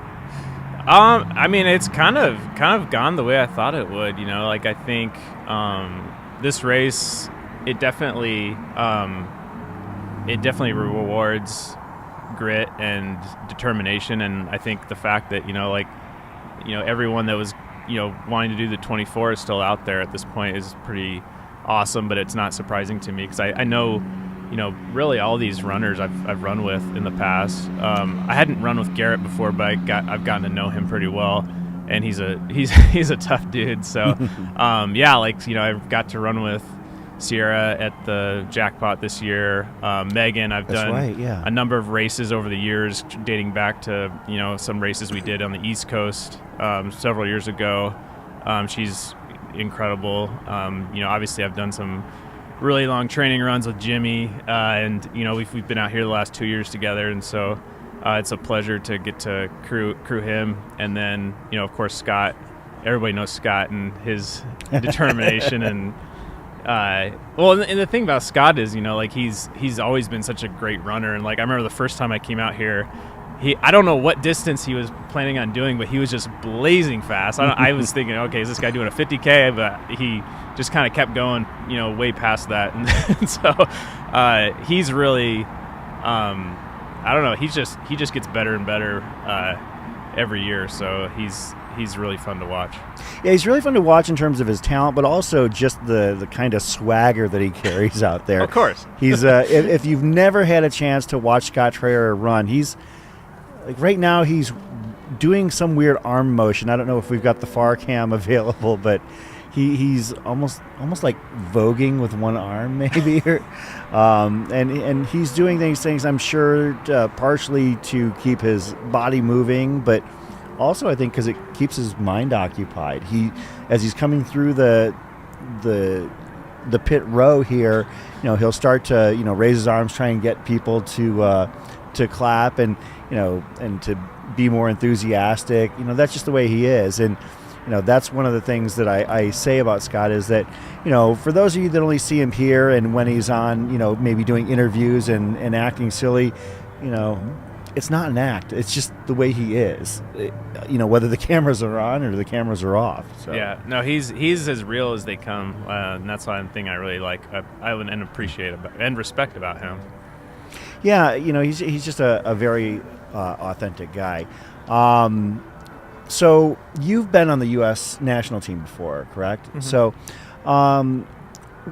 Worlds did not go the way we had hoped as a team. You've been what years were you on the team?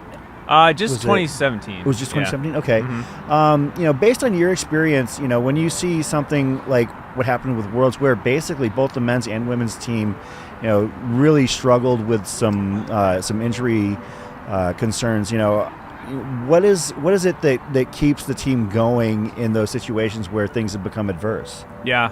I think a lot of it is, when you, and I've only been there once and I had a terrible experience. So I think that's a big part of it. I think, this team didn't have a whole lot of experience. And then guys like Nick that were experienced, had dealt with some adversity along the way. So I think that was kind of what made it hard. And I think it can be contagious sometimes, where, the pendulum swings the other way and, you might not come in with everybody fully healthy, but if you kind of get that tipping point as a team, sometimes you can do some amazing things. I know it was it's fun. Well, and then the list goes on. Marissa, unfortunately, she's been probably the most consistently. I told her this. She's been the most consistently high achieving ultra runner that I think I've ever run with. And she won Solstice 4 years in a row. I didn't even realize it until this afternoon it's when crazy. I looked at it. Yeah. 4 years at Desert Solstice where she's finished between 141 miles or north of that. Yeah, and so I think that was devastating, obviously for her and for the team. But I think she's going to be back at it, and Ali Venti, it was great to see her come back. Obviously having kids and all that, and then coming back and doing amazing. I think she placed top 10 in the world, and then Jenny Hoffman coming off a run across the U.S. Yeah, that turnaround and still putting up some good miles. So you're in a very special position to be able to speak about that kind of thing. Yeah. Because you've participated in the World Championships. You've also been known for your runs across the U.S. So I guess, are you able to, in your head, kind of reconcile the idea of merging those things so quickly one after the other? Like, what was that like when you saw, okay, so she just did a cross-country run. You're no stranger to that. Yeah. And she is going to Worlds. You're no stranger to that. She's doing both in like a very I don't know compressed time frame. I don't know. Jenny is a different. I don't know. That was just because and she was. I mean, she gave it all at the Run Across America. It was she was hurting at the end, and then she turned around. She's a Harvard professor, so I guess that she's smart. She knows what she's doing. Yeah. But I think that just to me, that I just couldn't believe that she came back and did what she did. And I mean, it wasn't like she was stealing a spot from someone else. She was qualified for the team, and she went out and she gave it her all, and she certainly did great. So that was really cool to see. But yeah, it was just on the women's side too. It's just some unfortunate injuries that kind of, and your odds of getting doing a good 24-hour are just less than 50%. So when you have 6 runners, it takes a little bit of luck, I think, to get 3 that put up a good distance, and it just didn't go our way this time. For those that are just tuning in, Desert Solstice registration for next year for 2024 is now open. You can actually go to Ultra Sign Up and search Desert Solstice and get on the wait list. You're under no obligation to pay right away, but we're trying to encourage people to sign up. So hopefully we have more than a handful of participants next year. For those who might be curious, can you describe your journey into the elite level of ultra running? I mean, what was your background? I mean, I've known you for years, but I never really have delved into how you got involved in the sport, and what was it that originally brought you to ultra running, and when did you realize, hey, I might be pretty decent at this, and to the point where you actually became a Hoka athlete? I still don't think I'm very good at it, but I'll argue on that one. But I think I don't know. I just like it. I think for me, it's more so than winning races. It's just the feeling you get when you're out there, and I think just doing good in a race, whatever good means, I think is kind of a byproduct to me. But no, I didn't really run in college. I was just kind of like a hobby jogger in college. Kind of took up marathon running at the end of college. Kind of was a fringe, BQ runner. What sports did you play when you were in high school? Baseball, and then I did cross country, but I wasn't very good at either. But no, I think just I just kind of got. I think I kept. Well, it's funny because I'm not like a 2:10 marathon or anything like that. I'm like a 2:36 marathoner, but I remember I kept trying to break 3 hours in the marathon, and I couldn't do it. And so I was like, well, maybe I'll just take up ultra running because I'm kind of getting burnt out on marathons. And so then I just kind of stumbled across ultra marathons, and I just like that there's so much freedom to kind of do whatever you want, whether it's run around a track for 24 hours or even 6 days or across the years, or do a point-to-point race across some really beautiful terrain. I think that's mostly the thing that I like about it, more so than just I like to compete, of course, but mostly against myself. But I think it just kind of built, it just kind of kept building over the years. From 2011, I think, was the first 100 I'd done, and I've done at least one race of 100 miles or more since 2011, so that's something I'd like to continue this next year, somehow find a way to do that. But yeah, I think it's just it just kind of became this thing that was a hobby that kind of became a fun obsession, I think. Your journey in doing 100 milers, correct me if I'm wrong, but it seems like you started out doing more of the flat and fast, maybe the road and and track type of 100-milers, and kind of like over the more recent years started to migrate into some more rough and rugged trail. Like, for instance, seeing you on the start line at Cocodona or at Mogollon Monster I had to do a double take when I saw you on the entrant list. But then, I mean, you went out to Mogollon, I remember, and acquitted yourself quite well out there, because that terrain is no joke. What caused you to decide to change your focus a little bit? I think I mean, honestly, I think I was kind of burnt out on chasing races. Like, I don't know, I kept wanting to do like these like fast like hundreds and stuff like that to like get more, like get a new PR, or do like, you know, try to, you know, re-qualify for a team or something like that. And I still think that's like something I'd like to do, but I think there for a while I was like, maybe it was like I was limiting myself to only that type of experience. But I think it was kind of, I don't know, I think when I started doing ultras, I did do more of like the trail stuff, and then I kind of gravitated to faster, flatter, longer, you know, 24-hour or multi-day stuff.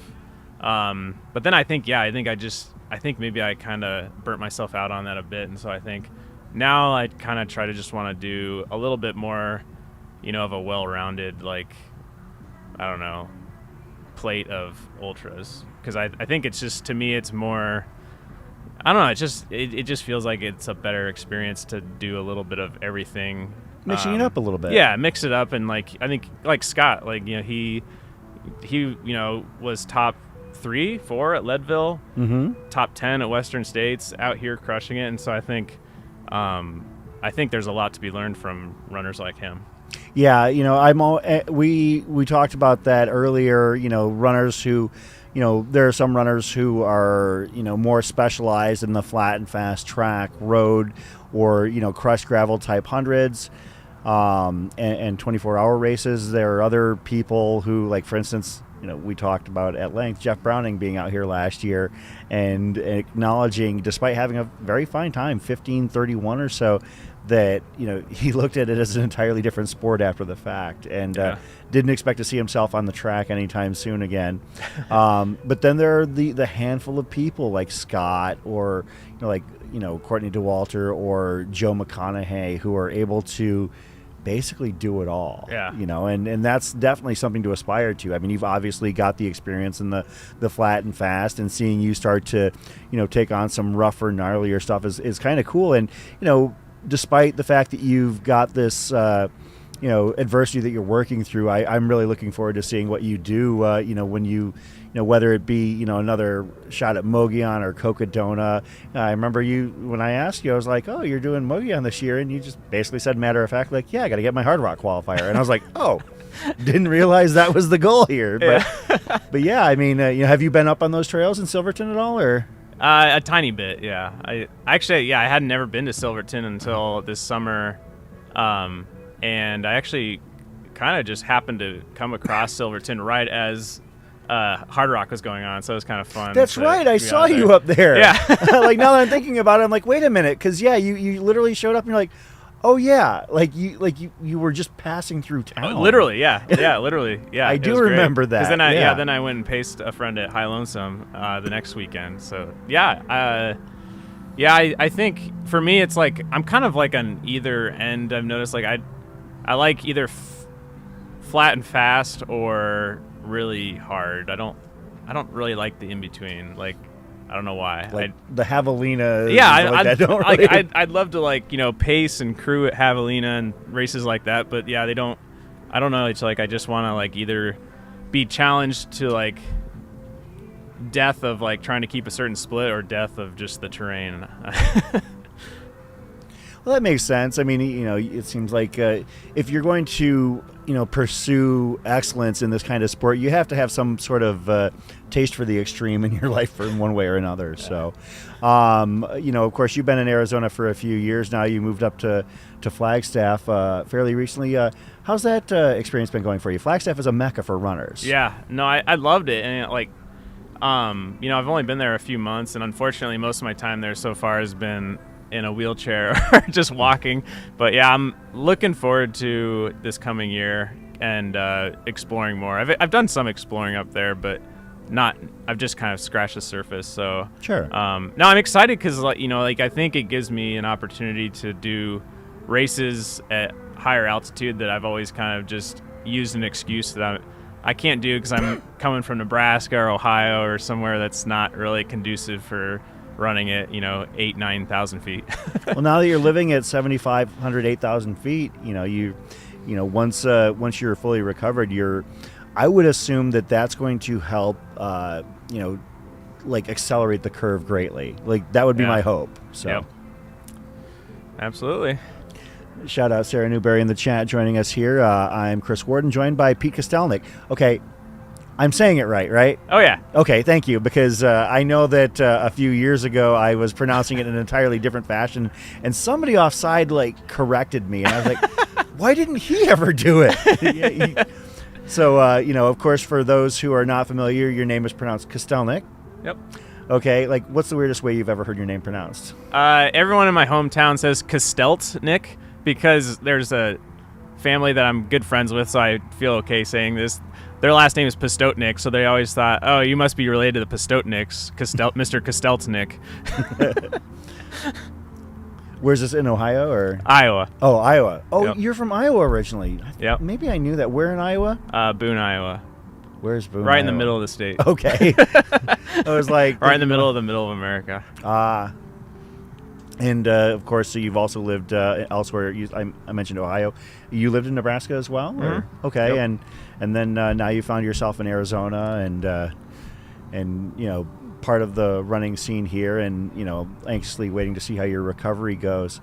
For these runners now, they're at the 13.5-hour mark. Where are you at mentally when you're running a race such as this? Maybe you're at the 85, 90, 95 mile mark as far as your accumulation. Yeah. And, if you're looking to, do 24 hours, how do you reconcile the fact that, you're hitting one goal, but you've still got 9.5 hours to go potentially? Yeah. It's Or it's 10 hard. and a half hours to go. I think at this point it's kind of like if you're still running, it's kind of calm before the storm, because I think these are actually some of the easier. I'm sitting here on my butt, but I think these are some of the mentally, not physically, but mentally maybe easier section because you're within sight of 100 miles.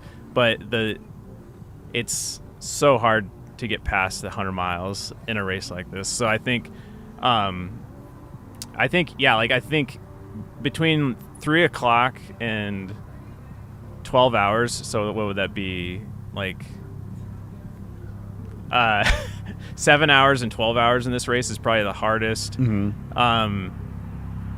Because you are dealing with the sun still beating down on you, and you're you're not even halfway into the race. But now that you're over halfway in the race, you get at this 10th wind, if we'll call it, but you kind of start to see okay, we're over halfway, we're making progress, we're almost to 100 miles, life is good. But then I think it's between 100 miles and 120 is very challenging, at least for me. Is that where it becomes okay, if you're gonna do it, you're gonna do it?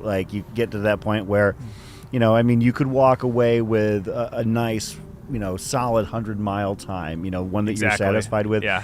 And at that point you're probably undergoing the decision-making process, one that you have to make while you're still moving. It's not like you can, okay, I'm going to stop at my crew area and stand here for a couple minutes and decide this, because at that point you're making your decision.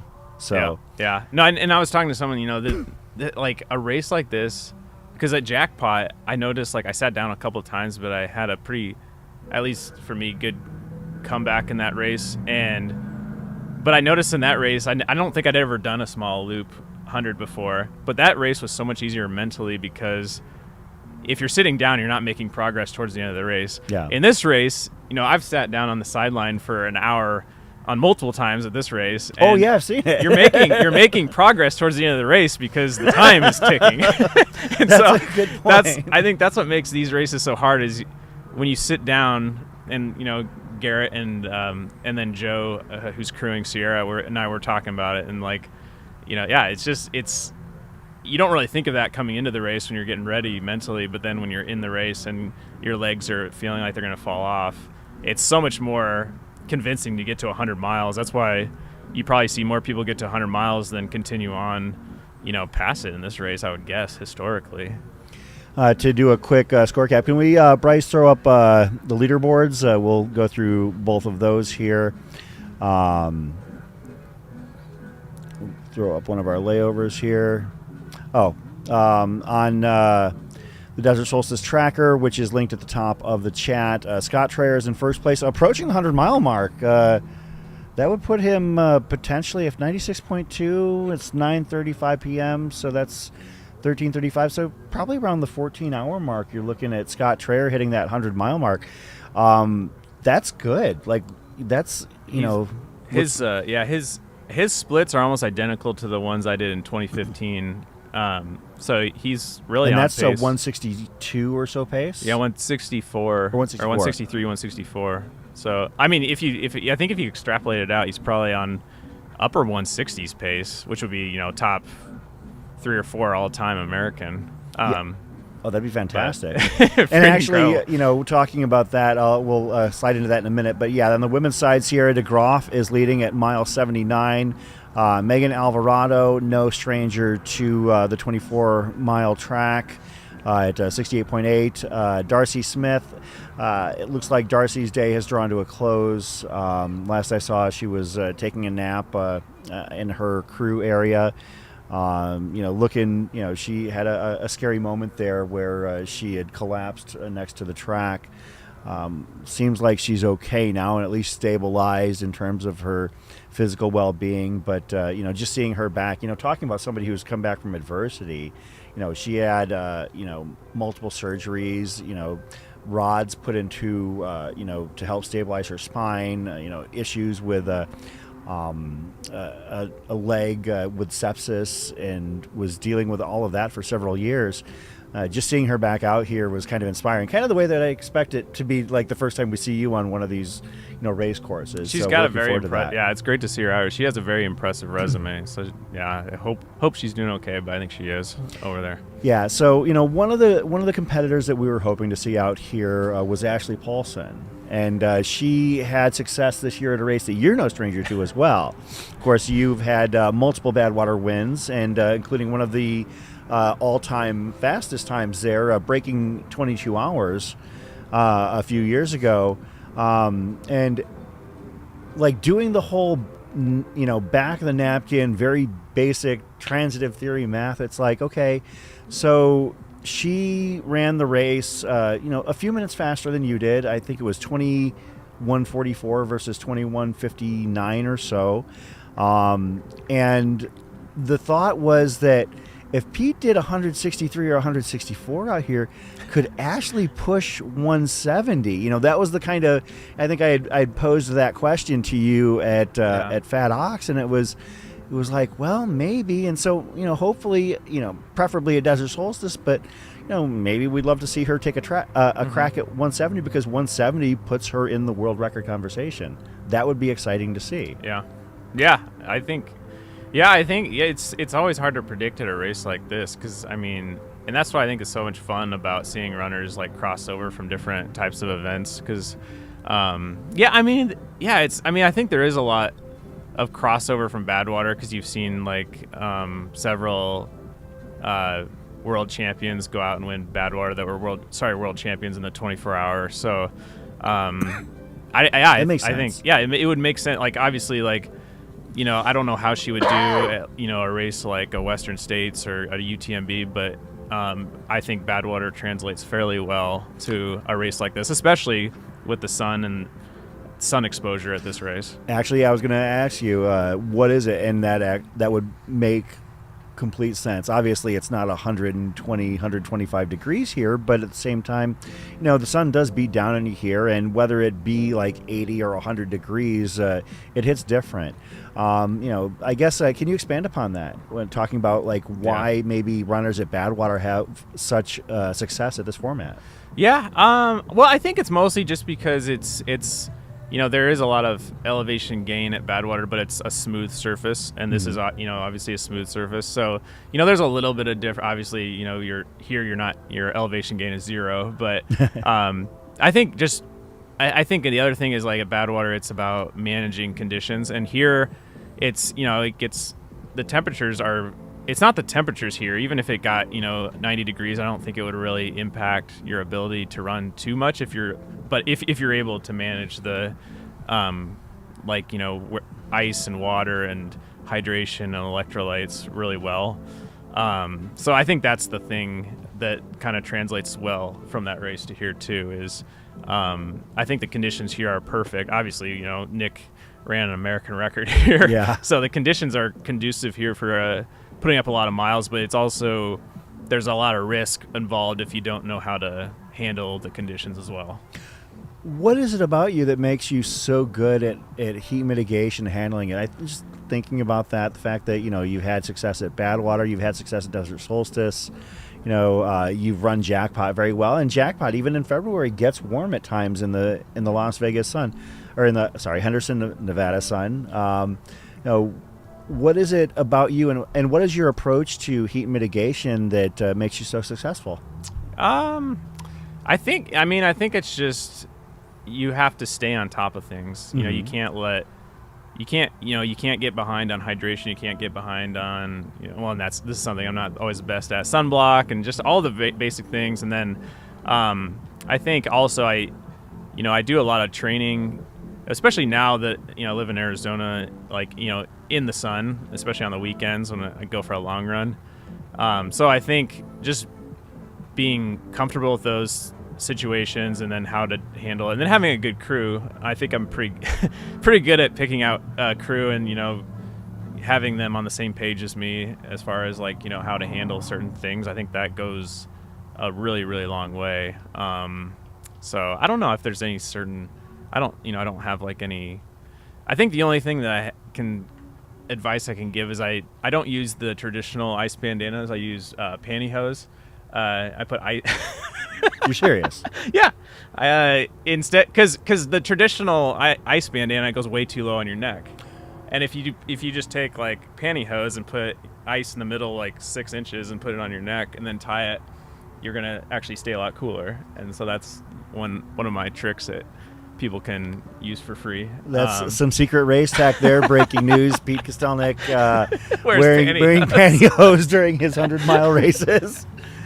We didn't say where, but no, he wears it on his neck. But that's actually kind of an interesting thing, and it stands to reason, I mean, just things and everyone's different, I think, but I think it's just being comfortable with it and having a lot of at bats doing it is the other thing. When it comes to that's another aspect that we haven't really talked about today. We kind of joked about the fact that the crew row is just as accomplished as the race competitors, having people like you and Nick Curry hanging out on the sidelines here, people who have done some great things at these races. What is it that is when you're crewing somebody to a race such as this, where steps matter and seconds matter, what is it? How do you get on the same page with the people that are crewing you? Obviously, you've known Jimmy for a few years, and you guys have trained together. So, what is it that you're looking for when you're trying to figure out whether somebody would be a good fit as a crew person? I think it's just someone who genuinely cares about your race, like you do. If it's, I've had people that are sometimes a little bit better crew than others, and maybe I'm not always the best crew person, but I think it's just if you have someone, I've had friends that I grew up with that don't really run, and they're some of the best crew people ever, because I think, and one thing, they just know they know your personality, and so they can tell when something's not right, even if you're out there running, okay, something's off with Pete, we need to figure this out. And so I think mostly it's just more so than running expertise, it's just having people that understand you as a person, I think. Have you ever had that absolute crewing nightmare, either as a crew person or somebody crewing for you, where you're just oh my goodness, I can't believe that happened? Not really. You don't have to name names. Yeah. The only one that gets me is when someone I don't know. I've always crewed and paced people that I think I get along with pretty well. Yeah. So I've been pretty lucky in that regard. I don't know if it's the same way. So I'm kind of I don't have a particular way about doing things, but I do like to write them down on a piece of paper or print them out, and so I'm very like calculated with, what I tell my crew, which I think that's just fair. I think it's know? good because then they know like what to expect. Like, okay, Pete wants this at 30 minutes, this at 1 hour, etc. But I did have one situation where like we kind of like, I don't know, got off on like interpretation of what my little print off spreadsheet meant, and so that would kind of led to me like eating like 3 times as many calories as I was supposed to over a 2-hour period, but it was all good. Well, I mean, you've raced enough of these events and performed at a high level for a long enough time that you were bound to encounter like some, I guess some cross wires or some confusion at one time or another. It is good to have you out here. I mean, does this, being out here and seeing this track looking like it's got plenty of space for a few more competitors, does that make you wish you were out here on the course, or you're like, oh, you know what, I'm okay with taking a year off every now and again? Yeah, I mean, it's probably good. It's probably good for me, aside from my injury with to take a year off, because I the last couple of years, I got to 100 miles, but I think I kind of cut it off there. But no, I definitely, gosh, I really would love to be out here next year. So I was at your jackpot race, and I remember, I think that I conveyed to you like where the numbers were, and as you were running and you were moving really well, and you were obviously in solid shape there, and you were in a really good place as far as your training goes. I remember Jimmy had actually come out to support you there at Jackpot. I was surprised to see him. I hadn't expected it, but yeah, I mean, I would love to see you out here in 2024, getting back to doing what you do so well, and that's running long distances for a long time, and seeming to keep your wits about you as it goes. So yep, absolutely.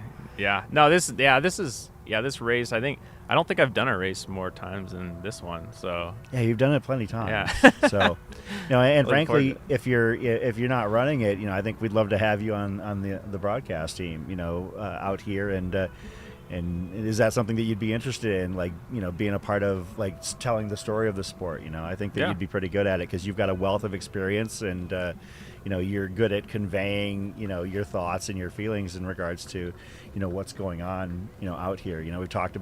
I've talked with you at races that, like at Fat Ox, talking about what was going on out there, and you had a runner that you were supporting out there. So, it's kind of cool to have the ability to pull somebody who has been out here on the course, who we've watched on this, on these camera feeds for, so many opportunities, to be able to come over to this side and talk about it. So, but yeah, no, it's a pleasure to have you here. And I know you probably have to get back to taking care of Jimmy at some point, but you're more than welcome to join us if you feel like, if you're getting tired and you want to stay awake, you're more than welcome to come over and hang out here as much as you like today. So yeah, no, it's a lot of fun, and I mean, this is kind of, even though there's not as many people this year, it's still, I don't know, there's something unique each year, and like and that's what I like about this race is, it's it's like a different episode of, some characters come back, you get some new characters, and it's kind of fun to see like people interacting with others that haven't, that have been out here doing this together, in several years. Then you see someone come back, like an Ali Venti, Ali Allen. Sorry, I don't know why you're calling. Ali Allen. After being gone for several years, and so I think that's like one of the things that kind of gives me chills about this race, is kind of seeing that aspect of it. Well, having been around about a decade now. Yeah, I mean, seeing Scott out here, seeing Jimmy out here, Jimmy's third year. This is Scott's third or fourth year as well.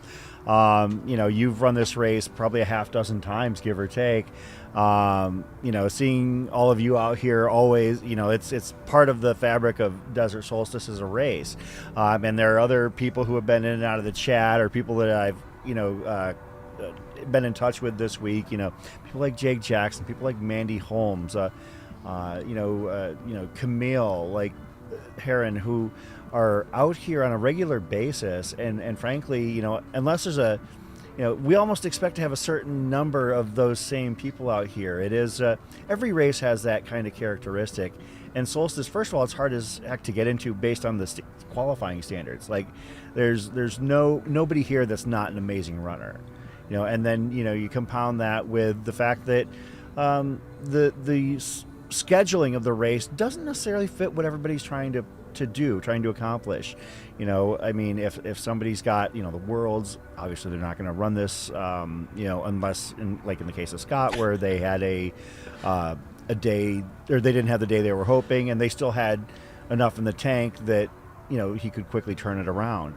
But yeah, this is a race where, you know, somebody had mentioned, you know, you can't, I think it was Jake Jackson actually, who said you can't just drop in and run this race and do it well, you know, and it's got to require a certain level of focus. Are those the years where I see you taking a nap between miles 85 and 86? Hey, the one year I just gotten done with from Alaska to Florida and came out. Oh, I remember. But the other 3 times, I don't know. That's on me.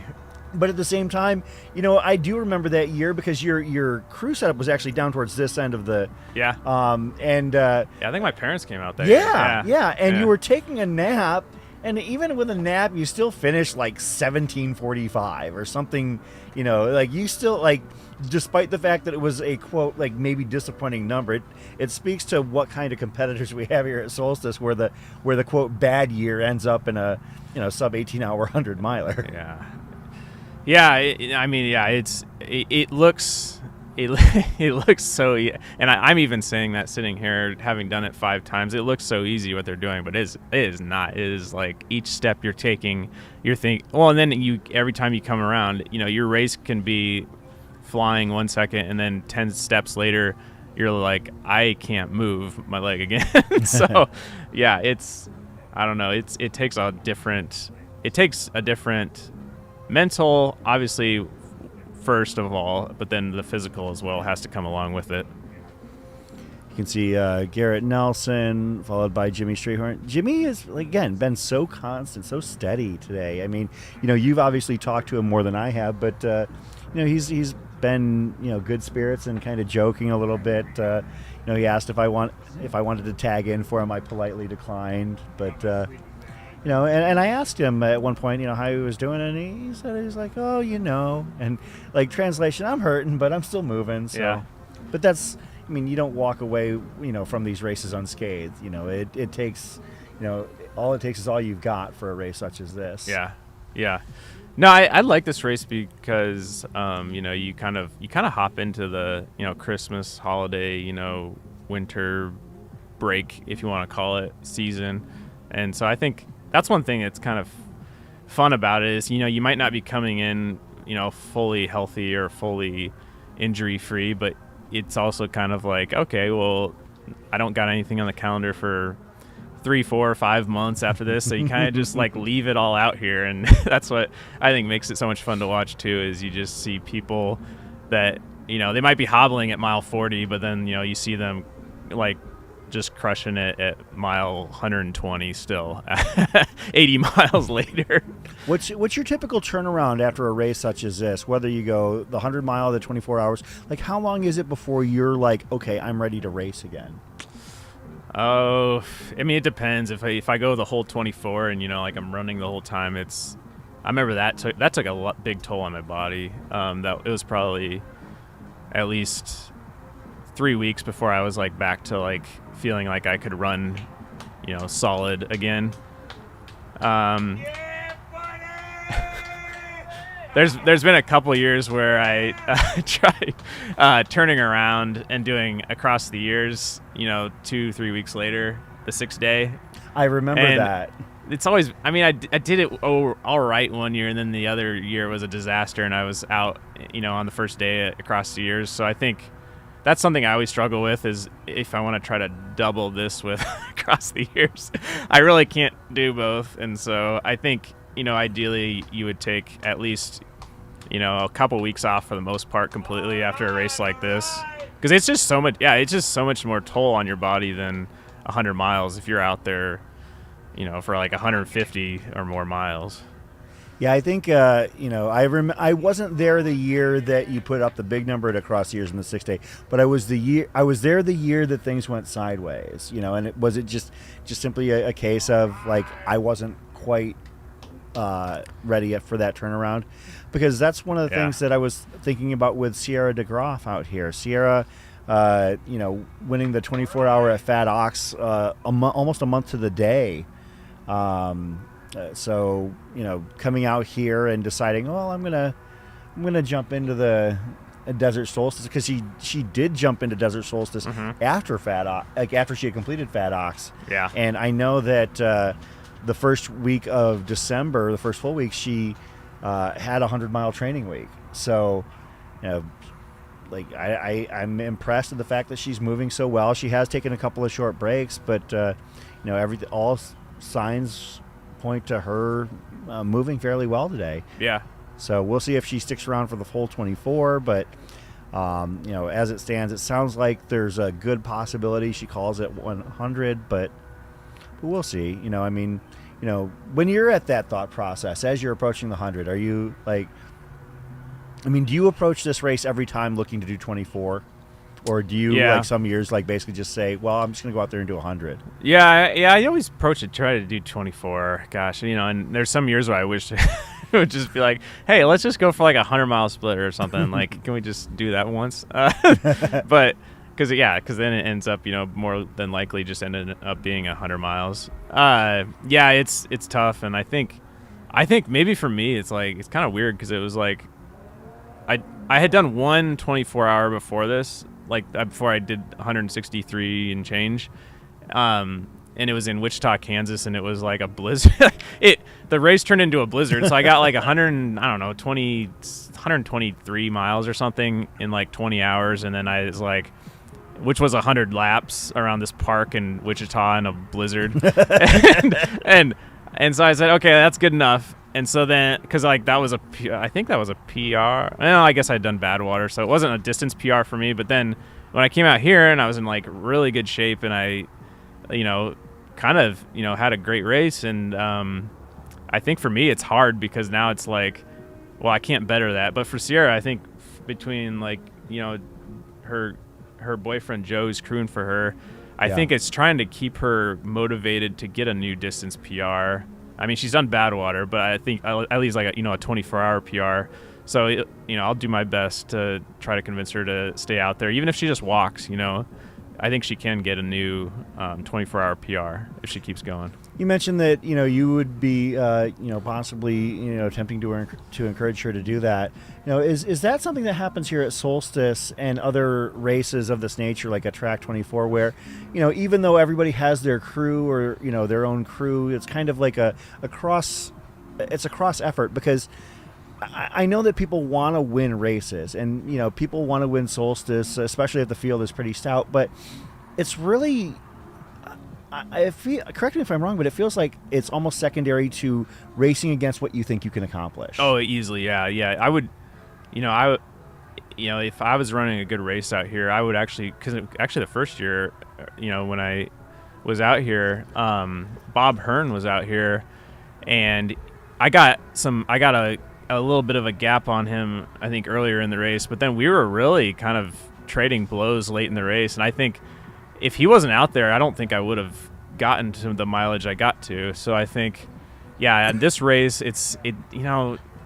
you like to win races, but I think this is like the least satisfying race to win. I think it's the more, I would rather be out here and get second or third place with, 165 miles than, win with 155 miles. I can see that. That makes sense. Yeah, I think it's really you're competing against yourself at these races, I think, completely. Yeah, I think that is an excellent point, because, talking about Marissa Lysak, like, I just came to the realization that she's won this race she won this race 4 years in a row, and I watched her every single time put down these monstrous numbers, between 140 and 155 miles, and even then I was still not wrapping my head around it.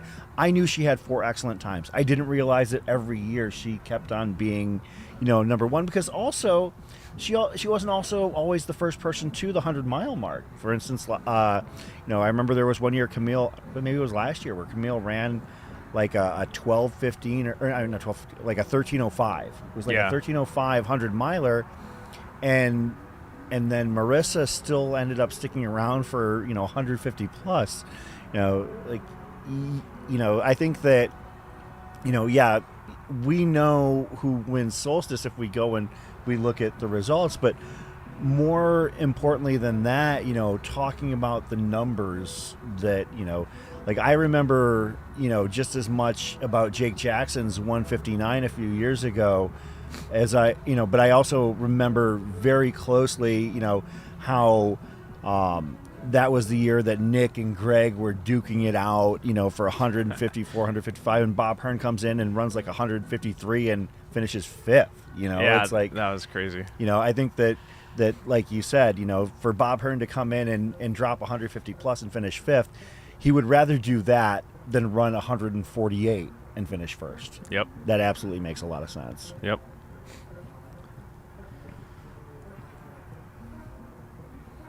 I know that your relief here is we heard him down the track a little bit. He's made his way back to the scene here at Central High School.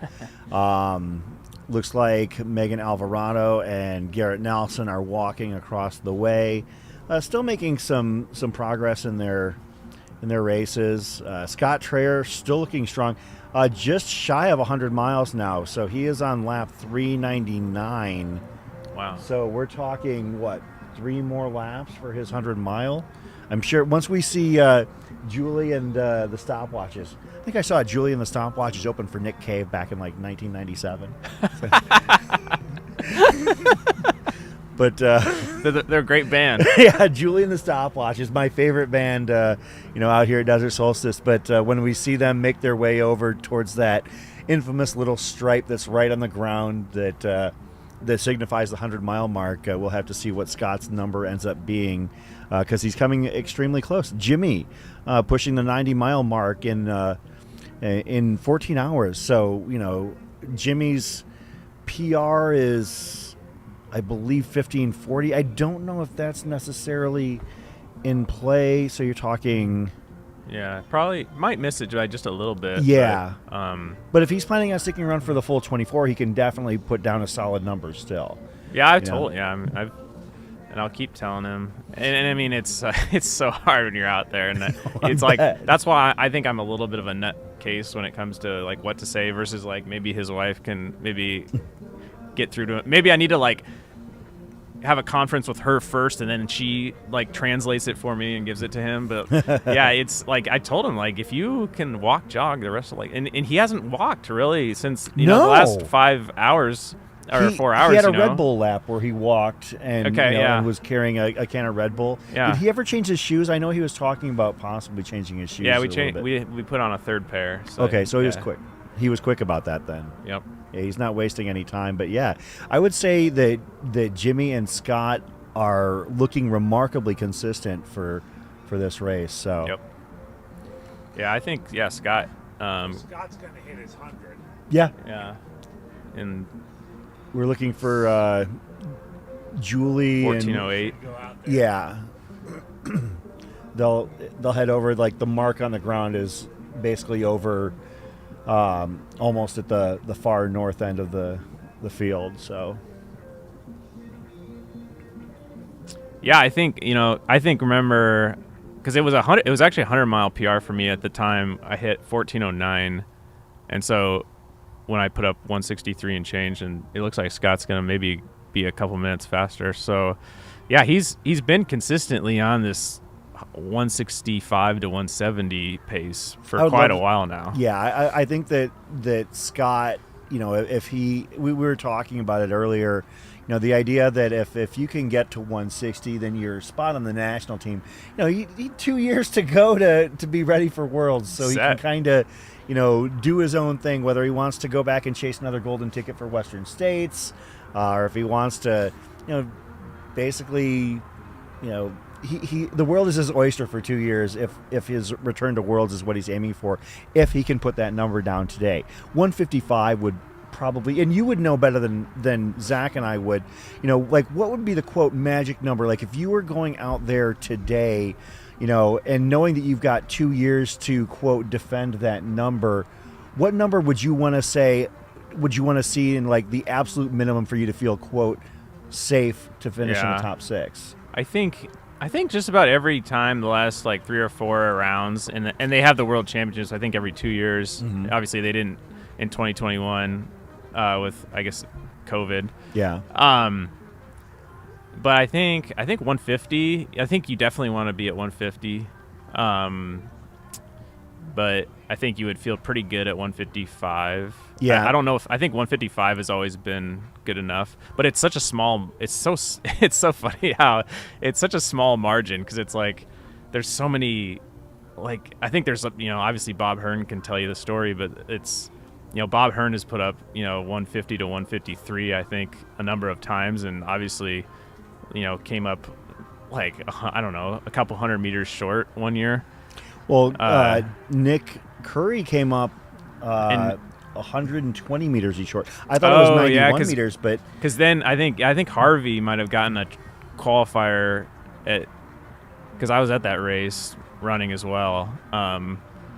I think he got a qualifier like the last second at Dawn to Dusk to Dawn one year. Yeah, so Nick Curry at the 2018 Desert Solstice, Nick ran 155.036 and missed. Oh, okay. Yeah. Because Greg Armstrong ran 155.106. Oh, okay. Yeah, because they were both on the qualifiers, but then I think Nick was the alternate is what happened. Well, no, that's right. Then Harvey. I think beat it by a mile or something. So yeah, I would say yeah. I mean, yeah, who knows? It's anyone's guess. Because then this last time, I think 151 or 152 was. Yeah, it looks like 151 was able to get. Let's take a quick look. Yeah, so Chris Roberts was at 150 and a half. Okay. And made the 6th place spot versus, 2018 where the number was several miles higher. Yeah. And that was a really good team. They obviously won gold, I think, in 2019. So Harvey threw down a 156.34 at Dawn to Dusk to Dawn, as you mentioned, which slid everybody down, and put Greg Armstrong in the 6th position with a 155.1. Like that's pretty stout. Oh, yeah. But yeah, I would be inclined to agree with you based on my experience watching this sport. I mean, I've been watching it for far less time than you've been participating in it, but typically like 155 plus, maybe just based on that, you want to see like 158 to be absolutely safe. But if you get to 158, you're almost assured of a spot on the men's side. On the women's side, it's more like about 140, I think, is the safe zone there. On this past year, actually, as soon as I say that, I see that. So Mandy Holmes was actually 137, but there were 7 performances of 140 or greater, but 3 of them just happened to be by the same person. Yeah, Marissa Lysak. Truly amazing. Marissa Lysak during the last cycle ran for 156.7, 151.89, and 140.18. Wow. So those are 3 efforts basically over a 2-year span that are just fantastic. So just a quick update. Scott Trayer looked like 14:07 for the 100-mile split. 14:07 for a 100-mile split. Nice. So how does that compare with your 160? I was like right now 14:09. So okay.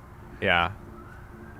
Don't ask me why I remember. Oh, because Well, it was my PR at the time, so yeah, it was no, important. You remember because it was freaking awesome. That's why you remember. I think I don't know. And you're selling yourself short, sir, because it was 14:08:12. Oh, was it? Oh, wow, dang, man. Yeah, 14:08. Okay, so yeah, I mean, 08:12. he's on. Yeah, and I think he was at like 85 at 12 hours. What's the exact number? 14:07:18. Oh wait, okay. 14:07:08 is Scott's 100-mile split here at Desert Solstice. So, can we put that at the bottom of the crawl, perhaps? I was gonna say, like, put it on the. Are we able to do like a rotation at the bottom? Scott being the first person to hit, and as we know, he's not stopping there. You know, he's going to go for the full 24 hours. He wants to put down a big number. He wants to stamp his spot on the national team. If he can get 160, yeah, I think literally right really after his run at Worlds, where he was disappointed, and that actually speaks to the level of fitness that he's accomplished at this point, because he still went out and in an ultimately disappointing fashion still ran over like 100K. Like, I don't remember what his exact number was, but it was, it was not an insignificant amount for normal people. Yeah. Oh yeah. And it was just a couple weeks ago that they did it. I'll see if I can pull that up here. See what his actual number at Worlds was. Sometimes those numbers from it was easy to find them during the race, but like after the race, the archive. Yeah, they don't do the best weird. job of record keeping with this. Yeah, maybe we need to have Worlds here. I mean, weather would be great. Have it on the across the years course, something like that. I don't think is that big. That'd be big enough. It would be big enough, but I don't think it would be fast enough. Yeah, it's not. It's not a fast course. Now at the Fat Ox course, that would be a fast course. The only problem is it big enough? Yeah. Like, is it wide enough? Yeah, I might, because it might need to be over them. Well, one year they were going to have it in Austria, and it was going to be on this, I thought it was going to be less than a mile course. So, wow. I don't know. Yeah. Well, we could do it where they had Carbon X out at the racetrack. Yeah, maybe do it out there. I could see Worlds being out, and you would have a very enthusiastic community, like willing to step up and volunteer, helping runners from all countries. Let's make it happen, Bryce. You know people. Yeah, take a letter. No. Yeah, no, I think that would be really cool, and plus, just selfishly, I'd love to see a world championship right in our backyard. We've got. Has it ever been? I don't think it's ever been in the U.S. I don't think it's been in the West anywhere, has it? At least it hasn't been in North America in the time that I've been following. No. That's a Tracy Outlaw question. Tracy, out there, what's the closest to America, to the United States, that the 24-hour World Championships are taking place?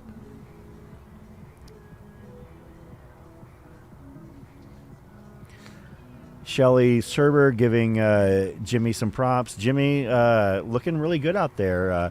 Yeah, and Scott, I agree. Scott Hickenlooper mentioning the Trayer's looking good. He's actually picking up the pace a little bit here. No, yeah, he hasn't slowed down at all. Yeah, he's looking like he's almost opening up his stride a little bit. So sometimes you with that 100-mile split, it's like you get a little encouragement to pick up the pace, just to shave off a minute or two, but it doesn't look like he did that really at all. So, basically just a shade under 10 hours to go another, 60 miles. He doesn't have to go, you mentioned, he doesn't have to set the world on fire to get to the 160 from this point. He's just got to stay steady and stay out there. Mm-hmm. He could very well run his way to 160. Yeah, basically 10-minute miles the rest of the way, 60 miles in 10 hours. So, yeah, he doesn't. He's easily running, I would say, probably under 9-minute pace still. Yeah. So yeah, he's got a lot of room to work with.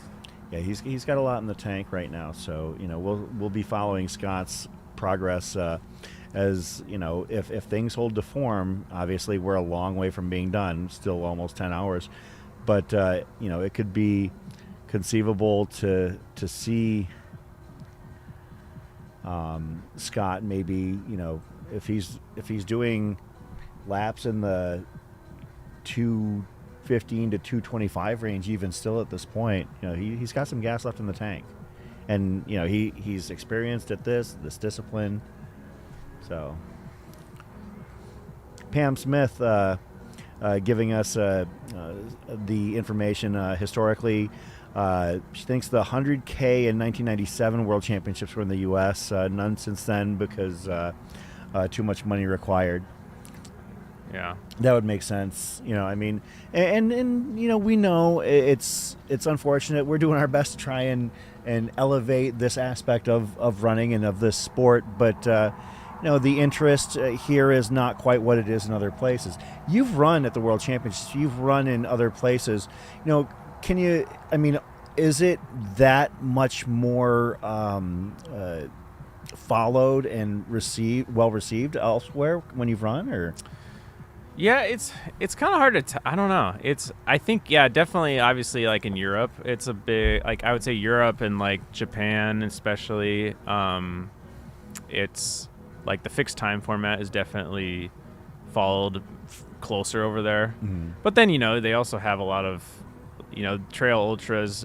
I think maybe are a little bit more comparable between North America and Europe as far as maybe popularity, maybe still a little bit more popular in Europe. Mm-hmm. But yeah, I would say there's a little bit more of a disparity of interest in Europe with the fixed time format for whatever reason. So the 24-hour Worlds course has to be 1,500 to 2,500 meters long, flat, and well lit. I'm telling you, I can find a place here in town that we could do that. There's a million places here. Absolutely. I still think the racetrack would actually fit us very well in that regard. Well, that's like, wasn't that like a 10-mile? I mean, no. If you just had it on the. Yeah, there are ways that you can kind of carve it up a little bit out there. Or it was like sure. I think it was like a 9-kilometer or something. You could even put it in the parking lot at Rawhide, probably. I'm serious. Like you've got the area like where Rawhide and no, it doesn't take a whole lot. Yeah, it's pretty simple. You can definitely. It's a lot simpler logistically than a Cocodona or something like that. yeah. I think that we've definitely got places here in the area we could house it and and make it happen and again, we'd be able to have it here. You can see Scott Traer on the screen right now, heading right towards the camera, raising his arm, waving.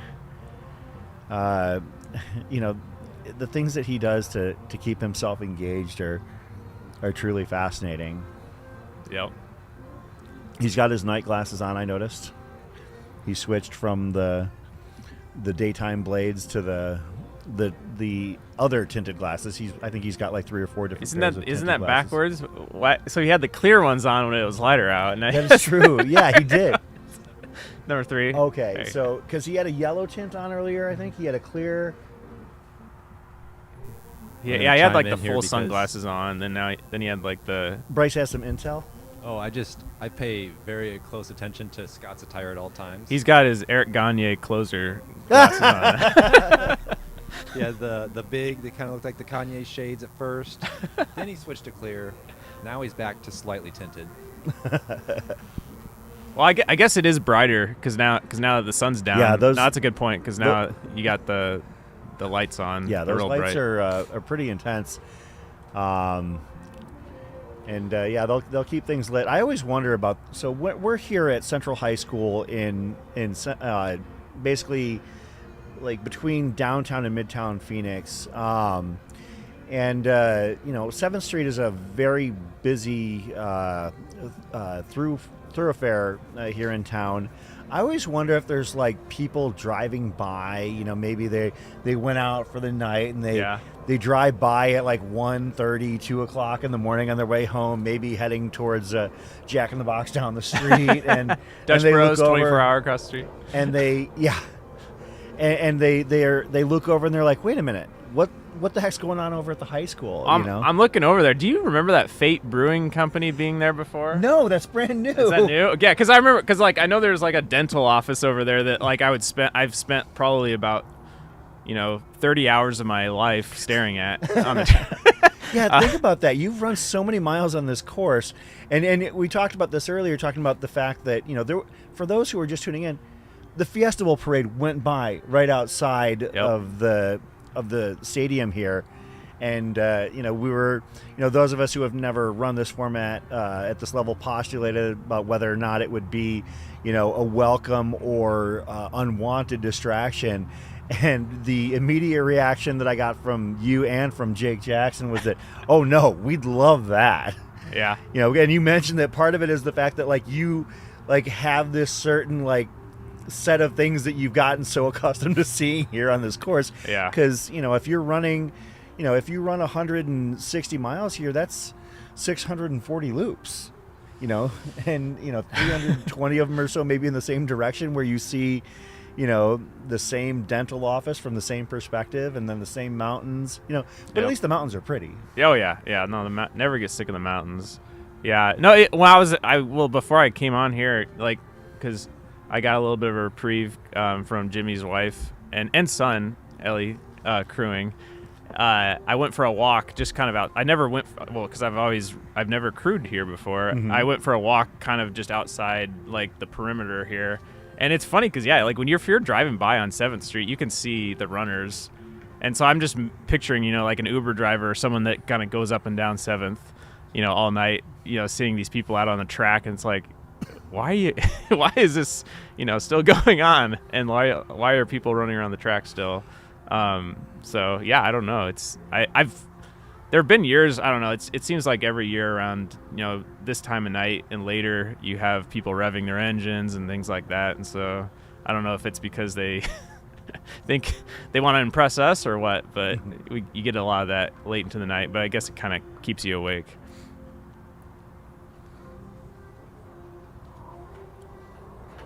You about ready to come on with us? Yeah, I'm ready. You want to right. jump? You want to maybe join us up a little bit later sometime? Yeah, Pete, I'll head back over. Pete Kostelnick, thanks for coming Thanks. on. Yeah, this is fun. Yeah, dude, you're more than welcome anytime. Now I don't know if I want to ever race again.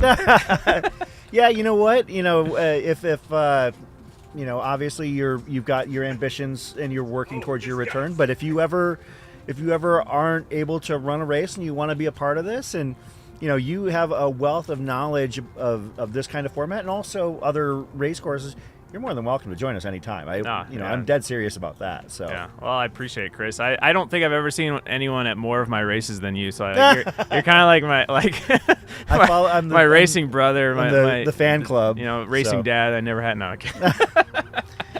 Pete Kostelnick, everybody. Thank you again, Pete, for joining us. Thank you. Appreciate it. Pete was gracious enough to hang out with us here for a couple hours and share his experience at this race. He's run Desert Solstice several times. At one point he was the course record holder, and that record was pretty stout and held for several years. He's not that old. In 2015, he ran about 164 miles here on this course, and Nick Curry broke it in 2021 with a 173. But Pete was mentioning that Scott Trayer's 14:07:08 split is just a hair faster than what Pete ran when he ran 163 miles here a few years ago. So, using that ever famous back of the napkin extrapolation math, we could be looking at Scott Trayer potentially pushing the 165, 166 range if things were to hold up. And Scott is definitely a second half runner. So we're joined by another member of our esteemed coverage crew here, the one, the only Andy Jones-Wilkins. Andy, welcome back. Hey, good to be back, Chris. How are things going? Good. I see you are loaded for bear with the double puffy. I saw you put the puffy on over the puffy, and I said, okay, we're locked and loaded now. So and by the way, I have my sleeping bag down here. Nice. I actually, you know what? I still have to go and get my puffy. I've got my sweatshirt, my hoodie over my pants or over my legs right now, but I've got pants. I've got my puffy. I've got a sleeping bag. I'm ready this year. Well, and I mean, for those of you watching from far away, yes, we're down here in the Sonoran Desert, and it's beautiful and warm, and lovely during the day, but it's nice to see the wind has died. We had Yes, we had a that's huge. strong east wind through the day, but it's going to get chilly. Probably chilly for us, mid 40s probably, and perfect running weather for these folks. But, Oh yeah, if you're moving and pretty you're chilly active, for it's us. Yeah, wonderful. yeah. Currently tracking 61, but as we mentioned, how 78 hits different when you're in the absolute sun with that dry desert air. 78 in the day is hot, and 61 right now feels like 61 Arizona is like a Midwestern 42. Oh yeah. Oh yeah. So Chris, get me up to date. I left for a little while. I know you have had lots of guests in. We've had some good times. It looks like we've lost 2 runners from the start list, right? We know about Zach Bitter and our second runner. So Darcy Smith, it was actually kind of a scary moment. So I was eating dinner over there when Darcy collapsed on the track. Really? Darcy has had a very inspiring journey to get to this race. Hadn't raced in a couple years. Finished second at Haviland 100 back in 2020 with a sub 16-hour time. Very talented runner. Finished third at I Am Tough that same year. 11th place finish at Black Canyon. Doing this even though not starting her ultra running journey until the age of 46. She had I don't know what exactly happened, but she had been kind of teetering a little bit, this being her first large effort in quite some time, having gone through serious injuries. And all of a sudden she stopped at one point, and kind of like had to recalibrate herself, and then she went for another loop, and when she came back around on the next loop, she just fell. Basically right by the aid station over on the other end. And they went to tend to her pretty quickly and made sure that she's being crewed by Ricky Haro, the partner of our race director, Julie Haro. And they gave her the chance to, I think the last I saw, she's lying down on a cot over there and getting some rest. I don't know where she's at right now physically, but it was a bit of a scary moment for a second there where she, just became disoriented. So, but as far as I know, they didn't have to administer serious medical attention. She didn't have to go to a medical care facility of any kind. So she's still here, and thankfully, it seems like she's probably going to be all right. That was probably the most striking thing that happened in your absence. And then we have Scott Traer. Yeah, Scott Traer. As you can see at the bottom of the screen, his 100-mile split was 14:07:08. That's a pretty stout time for Scott right there. It's not his fastest. His personal best in the 100-mile, I believe, is it's 13:44, and that was at Umstead. But I'd be curious to see. So actually, I'll take a quick look simply because I've got it at my disposal. So Scott's PR in the 24-hour race is 1:52.36, and that time he ran a 14:15:04 as his 100-mile split. So he's ahead of that. But I'll be honest, AJW, that was 2 years ago. And what we've seen from Scott over the last 2 years is some, even at the age of 42, some significant improvement in his racing. A couple months later, he took down his first golden ticket at Black Canyon, had a top 10 finish at Western States. Won the Crown King Scramble. Barely over 4 hours in a very tough 50K. Won Haviland 100K in October of last year with a then course record of 7:31 for the 100K. What Scott's done in the last 2 years is pretty darn impressive. Is this something that checks the box? Like if he does 150 plus here for 24, does it check his box for the next 24-hour team, you think? So I've actually had this discussion. I with mean, a I couple wonder of because people. he's just been on that 24-hour team, so it's curious to think about that. Well, so Zach Marion and I first talked about it. Then Pete, actually having been on the 24-hour team, was able to, I guess, expand upon it. And so this cycle for the most recent 24-hour championships in Taipei, the sixth spot was held by Chris Roberts, whose qualifier was 150.485. You compare and contrast that with what Nick Curry did, and finishing just off of the pace at Desert Solstice back in 2018. I can actually pull that up here.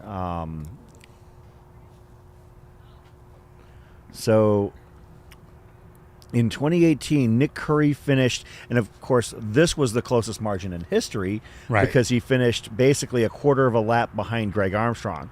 So Greg Armstrong made the sixth spot in the national team that year with a 24-hour total of 155.106, and Nick Curry missed it with 155.036. So I think that the safe spot, I mean, 155 should be safe, but given what we saw here that year, I think that that the true safe spot would be more like a 158 to 160, and Pete tended to agree with that. That race, you want to look at an absolute murderer's row of a field. I mean, Camille Herron that year set a world record with 162.92. Jake Jackson second overall with 157.59. Greg Armstrong in third with 155.106. Nick Curry in fourth with 155.036. Bob Hearn runs 154.05 and finishes fifth overall in a 24-hour race. That's like world's level, kind of numbers there, as far as on the bottom of the top five there. Yeah, but let's think if you're 40. What is Scott, 42? Yeah, 41. You're thinking you're 42-year-old Scott Traer. You could check off your box right now. Run 150. Let's just give him 155. Okay. Then he comes to Black Canyon, gets his golden ticket. Right, with the third place. Probably a sprint finish with somebody who he tracks down from the last aid station. He runs Western States in his velour tank top. And then he it's very Scott Traer. Yes. I think what we're seeing right here. And I mean, croissants and everything aside, this is a talented runner, a guy who knows how to pace himself, who knows how to balance his training with the rest of his life, who knows that, the window at 42 years old is still open, but it kind of closes quickly. And I like what I'm seeing from Scott. Yeah, Scott looks fantastic out there. And, there are times when we look over at him and it feels like he's still running at about maybe a sub 9-minute mile pace even still at this point. So, for those that are just tuning in, that we're asking about Zach Bitter, Zach had a kind of a strange day. Zach was moving. Zach was pacing for maybe a 6:30, 6:45, 100K. That was his intent. He was not looking to come and run 100 miles here. He wasn't looking for a 24-hour number. He was looking to run a fast 100K and break 7 hours in that discipline. And he was moving very well until he wasn't. And it was so sudden that it took us all by surprise and caught us all off guard. I was literally speaking with Nick Curry at that moment, and asking how Zach was feeling, and Zach was running on the far side of the track, and he basically ran right to a garbage can. Yeah. And at that point, like when he stood over that garbage can for what seemed like maybe it was probably only about a minute, but then he kind of slowly made his way around the track the rest of the way to another garbage can or two. At that point, I looked at it, and knowing what his intended goals were, I had a feeling his day might be done at that point, and that ended up being the case. Yeah. So Zach dropped basically right after the 50K mark. So he wasn't injured; he just was having some stomach issues, as far as I can tell. Which, I had an interesting conversation with Nick Curry when he came on earlier, and love talking running with Nick Curry because if you ask Nick Curry what time it is, he'll teach you how to build a watch, and also it'll be a damn nice watch.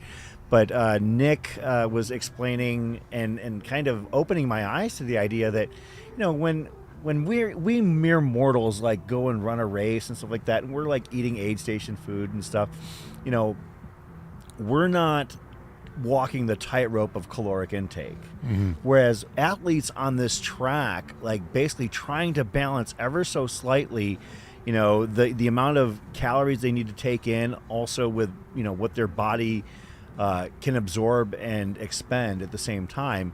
And, that's why, a lot of, when I heard from Jake Jackson talking about how he downed 30 gels over the course of 24 hours, that just made my stomach uncomfortable hearing it.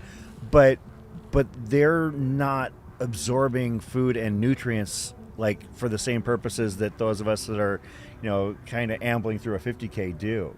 So that's one of the things that kind of opened my eyes to why a lot of elite runners seem to struggle at times with balancing their stomach during a high intensity, high profile race. The thing that struck me about Zach's situation at that moment, and yes, you were over there chatting with the crews, and was how sudden it was. Mm-hmm. And of course, in long trail races where there's not a camera on you every second of the day, you don't know. One doesn't know how sudden these things happen to, the Walmsleys and the Walters of the world. But it was right there. I mean, he went by the timing mat. We're about 200 meters from the garbage can where he puked in, and was looking fine. Yeah. And by the time he got there, 200 meters later, he was struggling to stand up. Mm-hmm. He was barfing in the garbage can.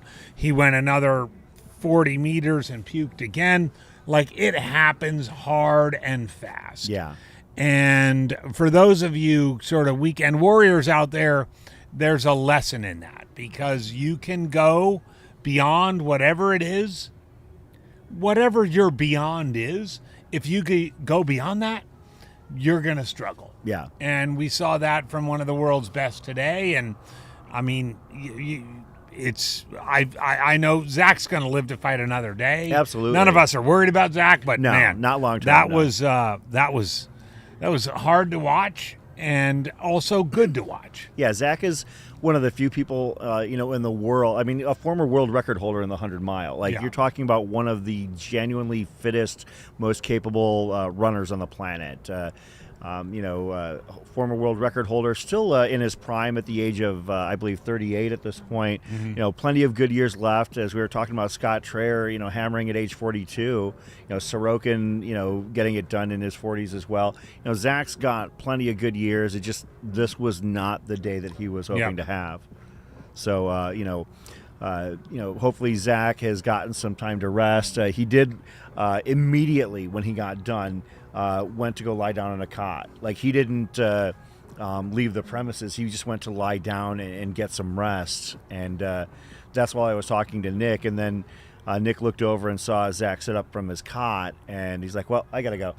So, hopefully Zach recovers quickly. We'll love to, if he comes back to the race location, have him come on with us. I don't know what his arrangement is this weekend. I know that he normally has his wife Nicole here crewing him, but had to settle for Nick Curry this time. Yeah. But I told Jamil that we're going to dedicate that little last tent spot, the Zach Bitter Memorial cot spot. Yeah. Because there's already a little chatter about next year's race. Oh, yeah, and we're going to continue that chatter here into the wee hours, anticipating our super special guest here, one of the highest profile runners I've ever interviewed, and I'm still like, I looked around. I think we might, if I'm correct, we might be like the first Western media to interview Alexander Sorokin, at least that I could tell. So I think it might be. I'm excited to be able to get a chance to speak with him, hoping that his availability does remain. I got a confirmation from him on just a little bit ago. So sounds like his morning is probably about 5 a.m. there. Sounds about right. It's 9 hours difference. So Yeah. So let's, Chris, run us through the last five standing. Our fabulous five. Our fabulous left five on the track. Leading in the women's race right now is Sierra DeGroff. Sierra having a breakout year by all accounts, having won the USATF Jackpot 100 miler and the USATF Fat Ox 24 hour just last month. Coming back and running Desert Solstice at about 84 miles right now. In second place is... There's a good shot of Sierra right there. Followed by Scott Traer. And by the way, interesting to note, Sierra was running with a jacket for about 4 or 5 laps and has now shed the jacket, so might be feeling a little better and kind of getting back in her groove. In second place is Megan Alvarado. Megan is no stranger to these distances, this discipline, with a former personal best in the 146, 147 range. Former U.S. 24-hour national team member, currently in second, just under 75 miles. Third in the standings, but having called it a day, is Darcy Smith, who we alluded to earlier, had a bit of a bit of scare on the track, and but seems to have stabilized. I don't know if she's still over there resting, but I do know that she was being, people were keeping watch on her to make sure she was okay. On the men's side, Scott Traer has eclipsed the 100-mile mark, having hit the 100-mile. Have a croissant! Scott Traer, playing Moving it up well, for the just came cameras. by us. And trying to, you can hear him in the background. There really is only one Scott Traer. Currently at just over 104 miles, at the 1440 or thereabouts mark. So if Scott keeps doing what he's doing, he's going to end up probably locking in that national team spot for 2025, giving him 2 years to play with it, as he sees fit. In second place on the men's side, Jimmy Strayhorn. Jimmy is no stranger to Desert Solstice, here for the third time, currently at 93 miles. I know that Jimmy had his heart set on trying to PR. It's going to be probably just short at this point. So Jimmy would have to finish this race actually get to the 100-mile mark in just under an hour, and he's got 7 miles to go. Yeah, so that's pretty tight. That's a big ask. Yeah, and the thing is that I know that Jimmy, as much as Jimmy would like to PR his 100 mile, I know that putting down a stout 24-hour number is more important to him. Yeah. And it's important to him for 2 reasons. Number one, he, as well as Scott, would like to establish a national team qualifier mark. I know that Jimmy was shooting basically for 155 was what he alluded to in our pre-race discussion.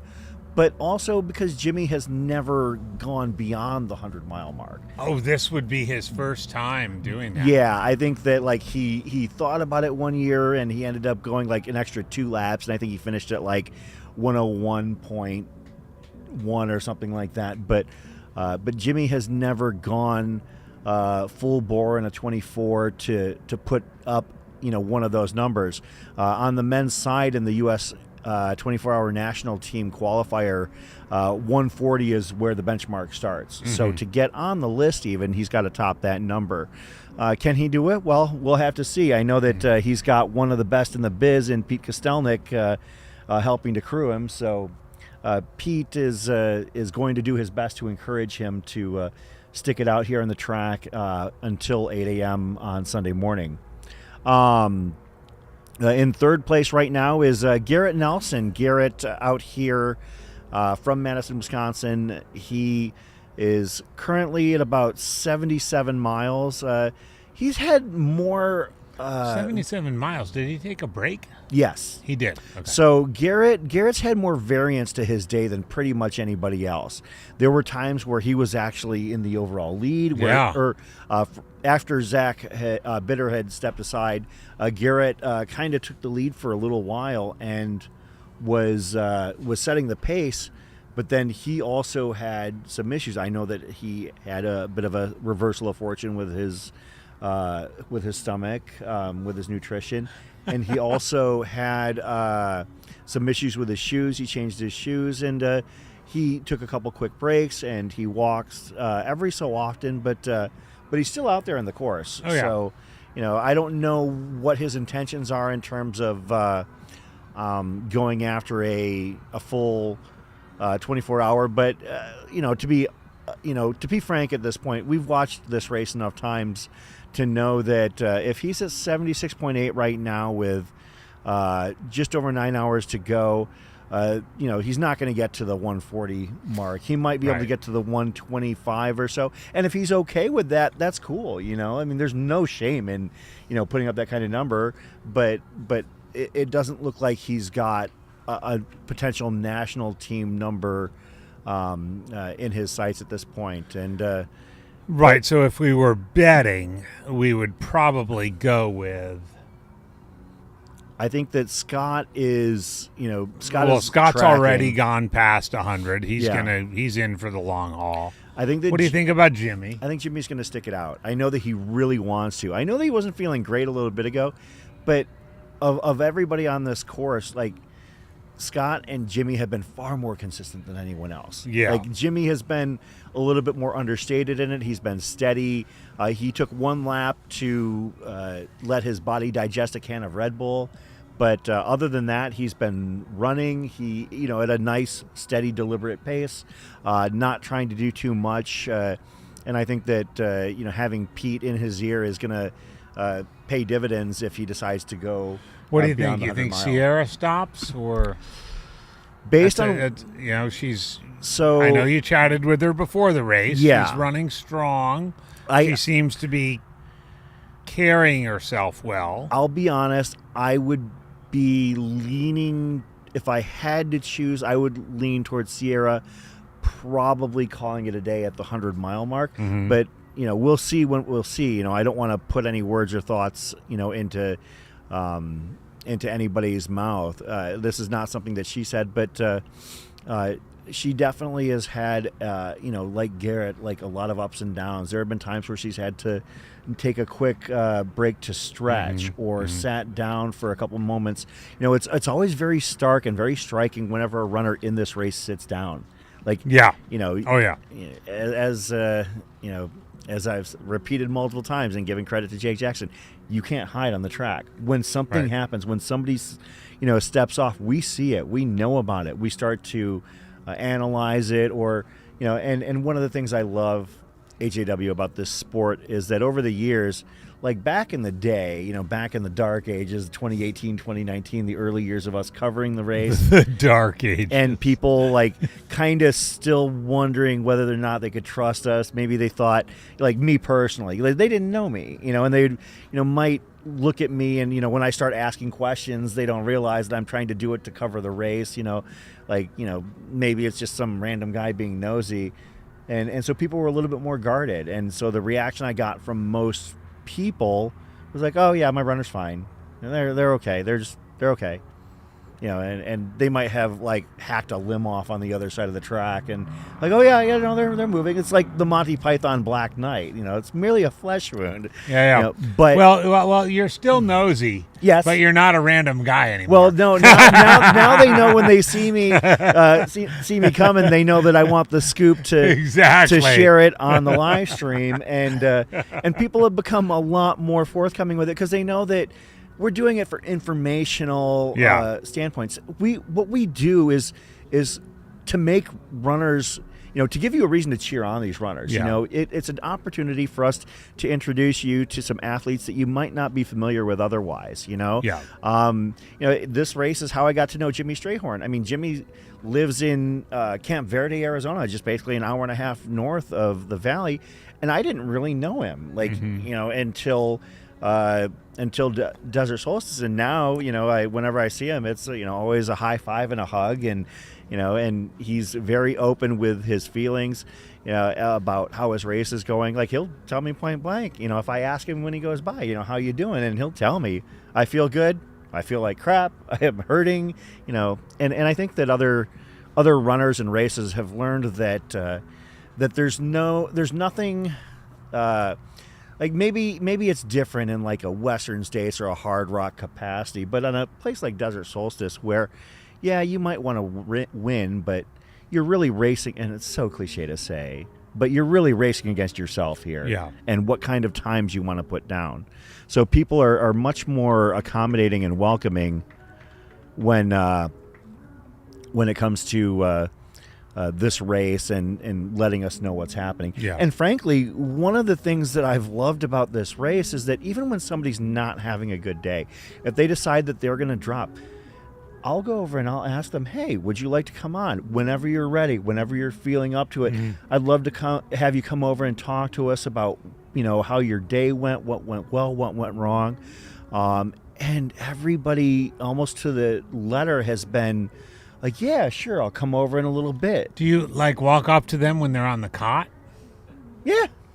Just drag them off the cot and be like, hey, come talk to us? Yeah. That's cool. No, I mean, it's not quite so dramatic. No, but what I'll say is, like, if I can't speak to them directly, I'll come over and I'll congratulate them on, it's getting like as far as they did. Chris's cot talks. Yes. Chris's cot talks. And I want go to ahead. just jump in and say, Scott Traer, an interesting tidbit for those of you who might be like following the race in the context of trying to learn something from it. Scott grabbed a bottle it looks like a 20-ounce bottle about 3 laps ago. Obviously has ice in it because we can hear it shaking when he comes by. Obviously has some sort of calorie in it. He's got it right there. He's coming by us one more time, and he's sipped on that bottle these last 4 laps. Instead of stopping or chugging it down or walking for half a lap, he has done that, and I think it's a cool routine because there's obviously something in there. Obviously, he has a plan, and cool to see from our race leader that kind of strategy. So back to that. I mean, I do think, Chris, as we get into Aravaipa After Dark and the time during which some of these really, really elite athletes, we should all be reminded that you can't enter this race if you don't have a certain, qualification. Yeah, that's true. We can talk about those numbers. We're now down to 5 on the track, and we're guesstimating maybe 2, possibly even 3. Might call it a day at 100, which could happen in the next 3-4 hours. It just is testimony to how hard it is mentally, physically, psychologically, emotionally to come down here to Phoenix, Arizona at Central High School and, run for 24 hours on the track. So the qualification standards for Desert Solstice are, as we mentioned, they're quite stout. Let's start with the women's standards. So the women's A standard for 24 hours is 137 miles. And only a handful of women typically hit that in a year as far as North American runners go. I mean, I'm sure that I could probably count on 2 hands the number of people who have hit it this year. I believe that you have about a 24-month window for your qualifying standards. So So the runners for 2024, actually it's back to December 1st, 2021 for next year. So those that are looking at entering Solstice for next year, this is what you've got to hit. The B standard for the 24-hour is 124 miles, which is still extremely stout. They added a C standard this year where the number was 117 in the hopes of trying to encourage more people to apply. In the 100 miles, the women's A standard is 15 hours, 35 minutes. And the B standard is 17 hours, 30 minutes. For the 100K, the A standard is 8 hours, 5 minutes, and the women's B standard is 8 hours, 50 minutes. For the 50 mile, the women's A standard is 6 hours, 15 minutes. Whew, that's fast. Yeah, And the women's B standard is 6 hours, 50 minutes. So those are the women's standards. On the men's side, the A standard for 24 hours is 152 miles. The B standard is 138. For 100 miles, the A standard is 14 hours. The B standard is 16:10. The 100K is 7:15 for the A standard and 8:10 for the B. And this just absolutely is mind-boggling to me. Like, to qualify for the 50 miler, the A standard is 5 hours 40 minutes. Jeez. And the B standard is 6:05. So if you're going to qualify through a 50 miler at Desert Solstice, you better have a rocket pack. You got to be ready to go. You probably, like, for most people, their better bet is going to be to qualify longer, at least in most cases.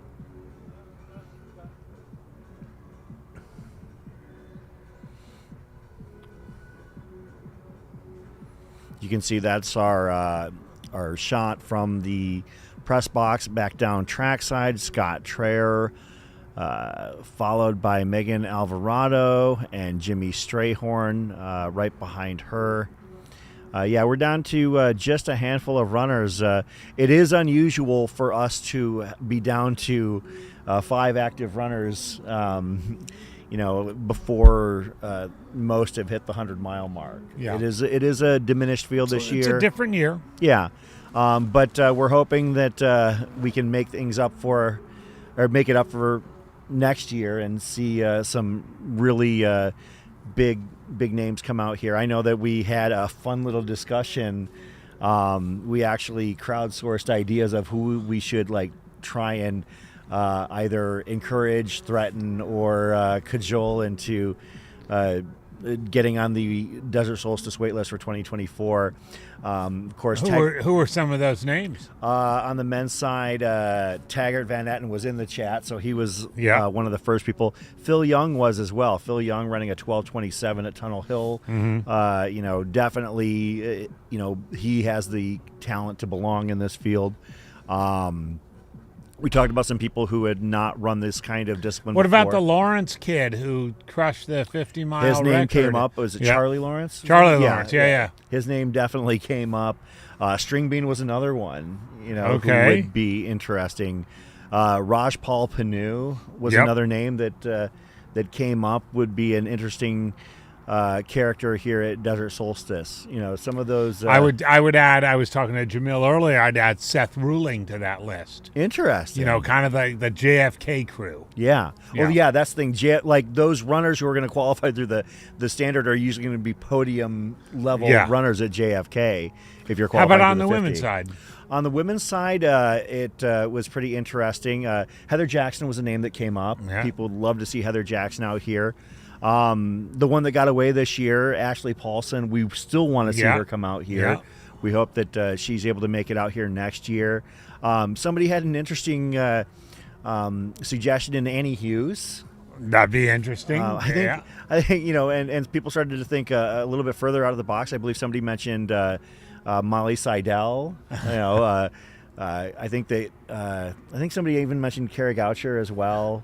Some of these people would have to make drastic lifestyle changes to that's one of the things about track ultra running is a bit of a labor of love. Yeah. So, we've had some great athletes out here in the past that we'd love to see come back. I know for a fact I'd love to see Nick Curry come back here. I'd love to see Camille Herron come back here. I'd love to see Courtney come back. Courtney, Maggie Utero. We've had a lot of Marissa Lysak, if healthy.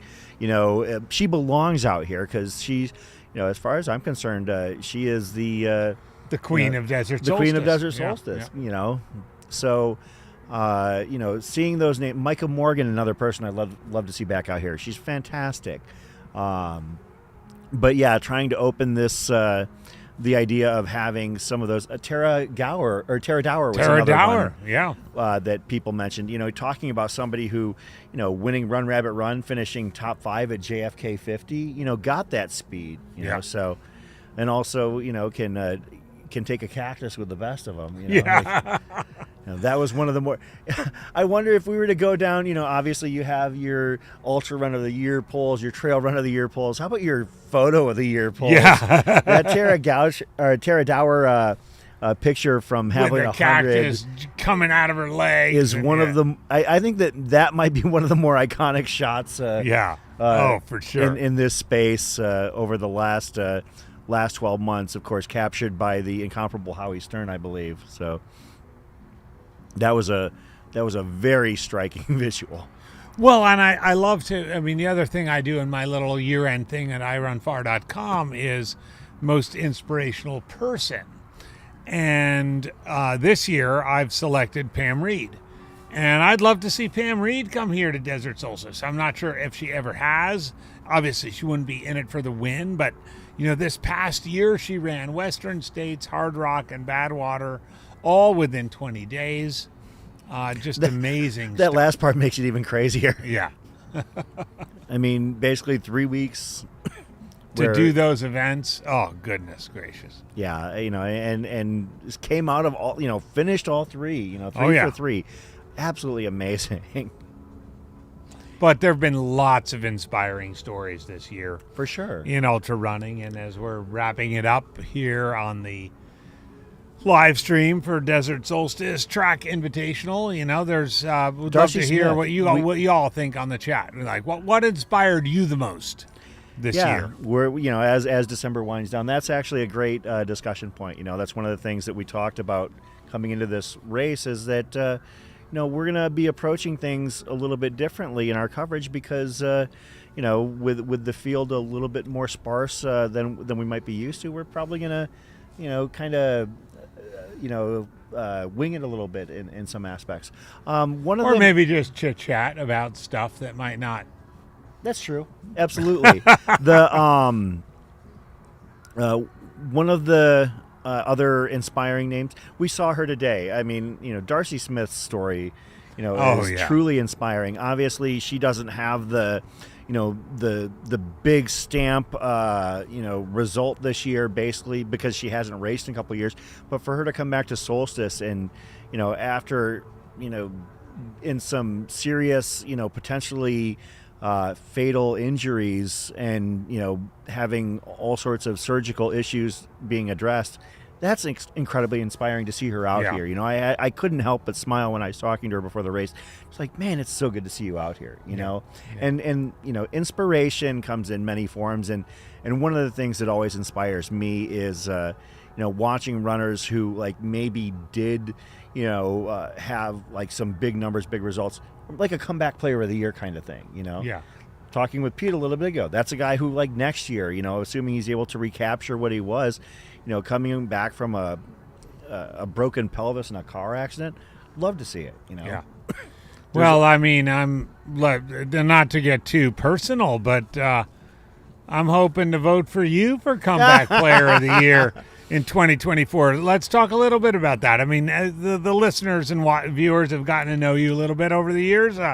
You had an admittedly down year in 2023. There were other things that were, took your priorities. And what's your thinking as you? I know. I mean, offline we've talked about. You want to have a little bit of a renewed focus on your training and your, kind of discipline about running and life. Like, where are you at going into 2024? Well, the weird thing, AJW, is honestly life is pretty good. Like, I'm, work is going well. I'm pretty happy with the way things have gone for me, in terms of my personal and social lives, being able to focus on what we, have here in the Aravaipa local community, setting up our group runs and all of our networking events that we have. Excuse me. But ironically, the one thing that's suffered through all of that and the proliferation of live streams is my running itself. I went from 2,000, 2,100 miles a couple years ago to I don't know if I'll actually crack 500 this year. I'm doing the 6 to 8 across the years, and who knows, maybe 20% of my total will come from that week alone. But I've been having a hard time.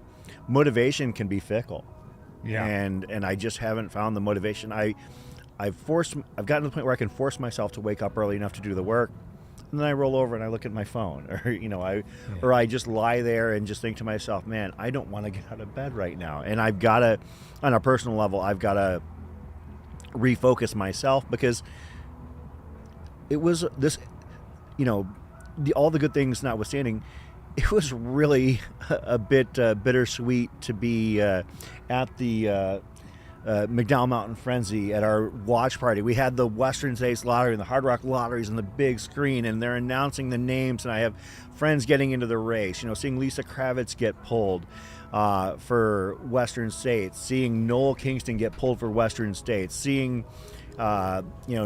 Nick Curry getting pulled for both. Yeah, pulled for both.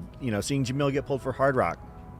This was the first year I didn't have a lottery ticket in Western States. And it hit me right here. It was a brutal thing to experience in terms of humility and I tried to run a qualifier late in the season, tried to run Cuyamaca, but I was definitely not ready for that course. It's a 100K just outside of San Diego, and that course deserves respect, and I didn't give it the respect that it requires. I think what I'd say on that, Chris, and I mean this as your friend and as someone who's been in the sport for a long time, I agree that motivation is fickle, but motivation is also controllable. Like, it's one thing you can decide not to roll over. True. And if there's a reason, and that's really up to you, right? It's up to you to decide, is there a reason for you to not roll over at 7th Street on Saturday in Phoenix? If there's a reason for you to roll over, then by all means.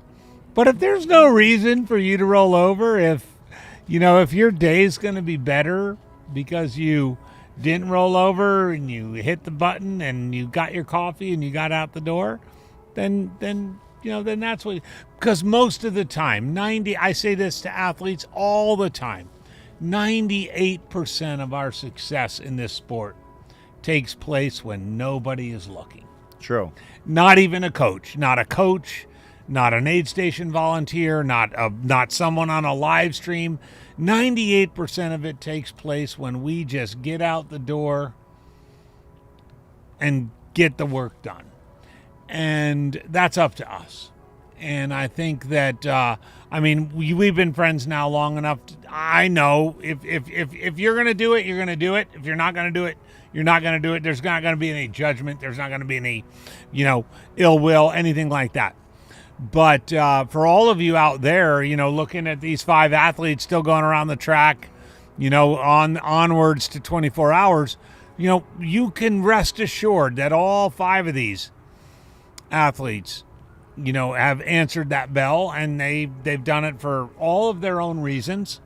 They've done it for reasons that may be entirely internal, may have nothing to do with getting some sort of spot on a national team or any sort of external validation around sponsorship or anything else, but it's just what they do. It's true. And that's a beauty of our sport. And I'm excited. I'm excited when I look ahead to 2024 of, the return to the grassroots races, the boom in the 200-mile plus races, the ways in which we're seeing sponsors come into the sport that might have not otherwise been in, mainstream sponsors come into the sport that are like doing big things to move the needle. Yeah. It's an exciting year we have ahead. Well, and I'm gonna turn the arrow back at you here for just a moment as well. You've undergone some serious adversity in regards to your own running. You do declare, or you do basically say that your days of being at the competitive level are behind you, but at the same time, it's obvious to see you still have that passion for running. And it would be nice to see you be able to go and punch out some of those races that you still loved, in terms of those old school type of race, like talking about Crown King, or talking about races that I know that you're going to be featuring a lot of those races in your column on I Run Far in 2024, and you're going to be doing so while also battling back from double hip replacement. For those not familiar, you've had a long illustrious career, and is this the point where you're going to continue to work back? We see the pictures on Instagram of you meandering through the Phoenix Mountain Preserve, and I love seeing that. That inspires me on a personal level, and knowing this guy's got two artificial hips and he's still going out there and doing the work, and meanwhile I'm laying in bed looking at his Instagram account, and it's like, I'd love to see you get out there and add another act to the story. That would be really cool to see you out there and towing the line for something like a Crown King or a Whiskey Basin here locally, or maybe going and running a race somewhere that intrigues you, that either you haven't run before, or one that you would like to make a return to that you hadn't run in about 20 plus years or whatever. That would be really cool. Well, thank you, Chris. I ran 6 miles today. I I left the venue here, and as you know, I my son and his girlfriend are home, and I wanted to spend a little time with them, but I also had a little window to run 6 miles through my little neighborhood, and it's flat, and it's Phoenix, and it's the city, but I ran for 6 miles. Probably took twice as long as it took me to run 6 miles 25 years ago, but it was still 6 miles. It was still me running. It was still me kind of being the best version of myself. So that's what running gives me. Yeah. And yes, I did some damage to my body, overtraining and running really hard, and especially those 10 years I was running Western States, that I can't ever get those back. Yeah. Right. But I'm not gonna run a 15-hour 100-miler ever again. But can I run Crown King and make the cutoffs and get my breakfast with you? Absolutely. 100%.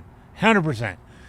Can I go out to Hotfoot Hamster and, in Nardini Manor, a place I really care about? Can I just run the Christensen Trail? Yeah. Good old Trail 100, trail that those of us who know, we know. Yep. Like just an out and back on Trail 100 and just enjoy, or go up to the National Trail and run the South Mountain 50K all by myself.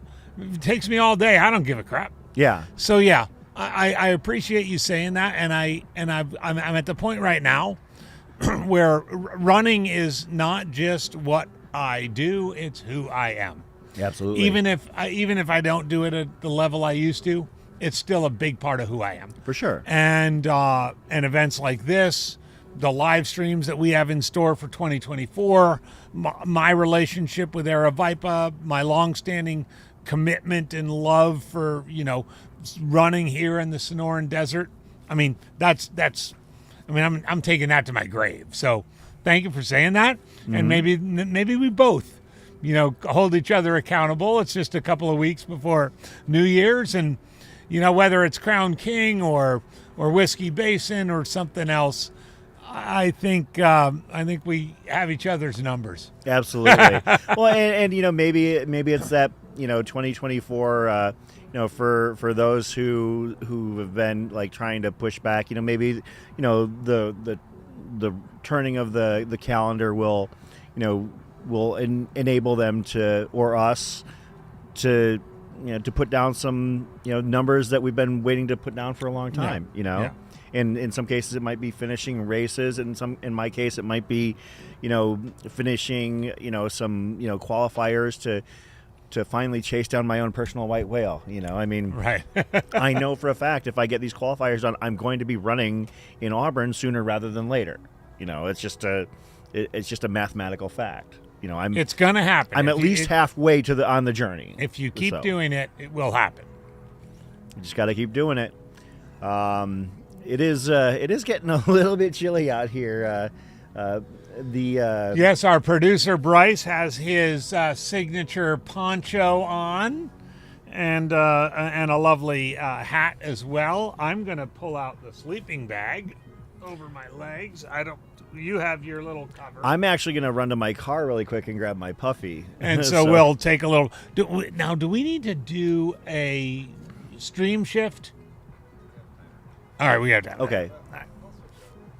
Okay. All right. So we're going to actually do a quick. Yeah. That way, if we get it done now, we don't have to worry about it the rest of the night, and we won't miss any requirements. So we're actually going to take this. Well, you know what? Before we do that, let's make sure. Okay. Yeah, let's just do an update on. Yeah. Let's give a quick update. So Scott Trayer is at the 15-hour, 15-minute mark at about 108 miles. Jimmy Strayhorn is going to be next up to hit the 100-mile mark at 90. He's at 95.4. Garrett Nelson is third on the men's side at an even 80 at this point. On the women's side, Sierra DeGroff is at 86.2. Megan Alvarado is at 75.6. Darcy Smith we need a croissant. has withdrawn and has called it a day at 47.2 miles. But yeah, we're going to do a quick stream changeover, and you don't have to do anything. Just stick around, and we'll be back in just a few moments here from Desert Solstice, presented by Hoka and AeroViper Running.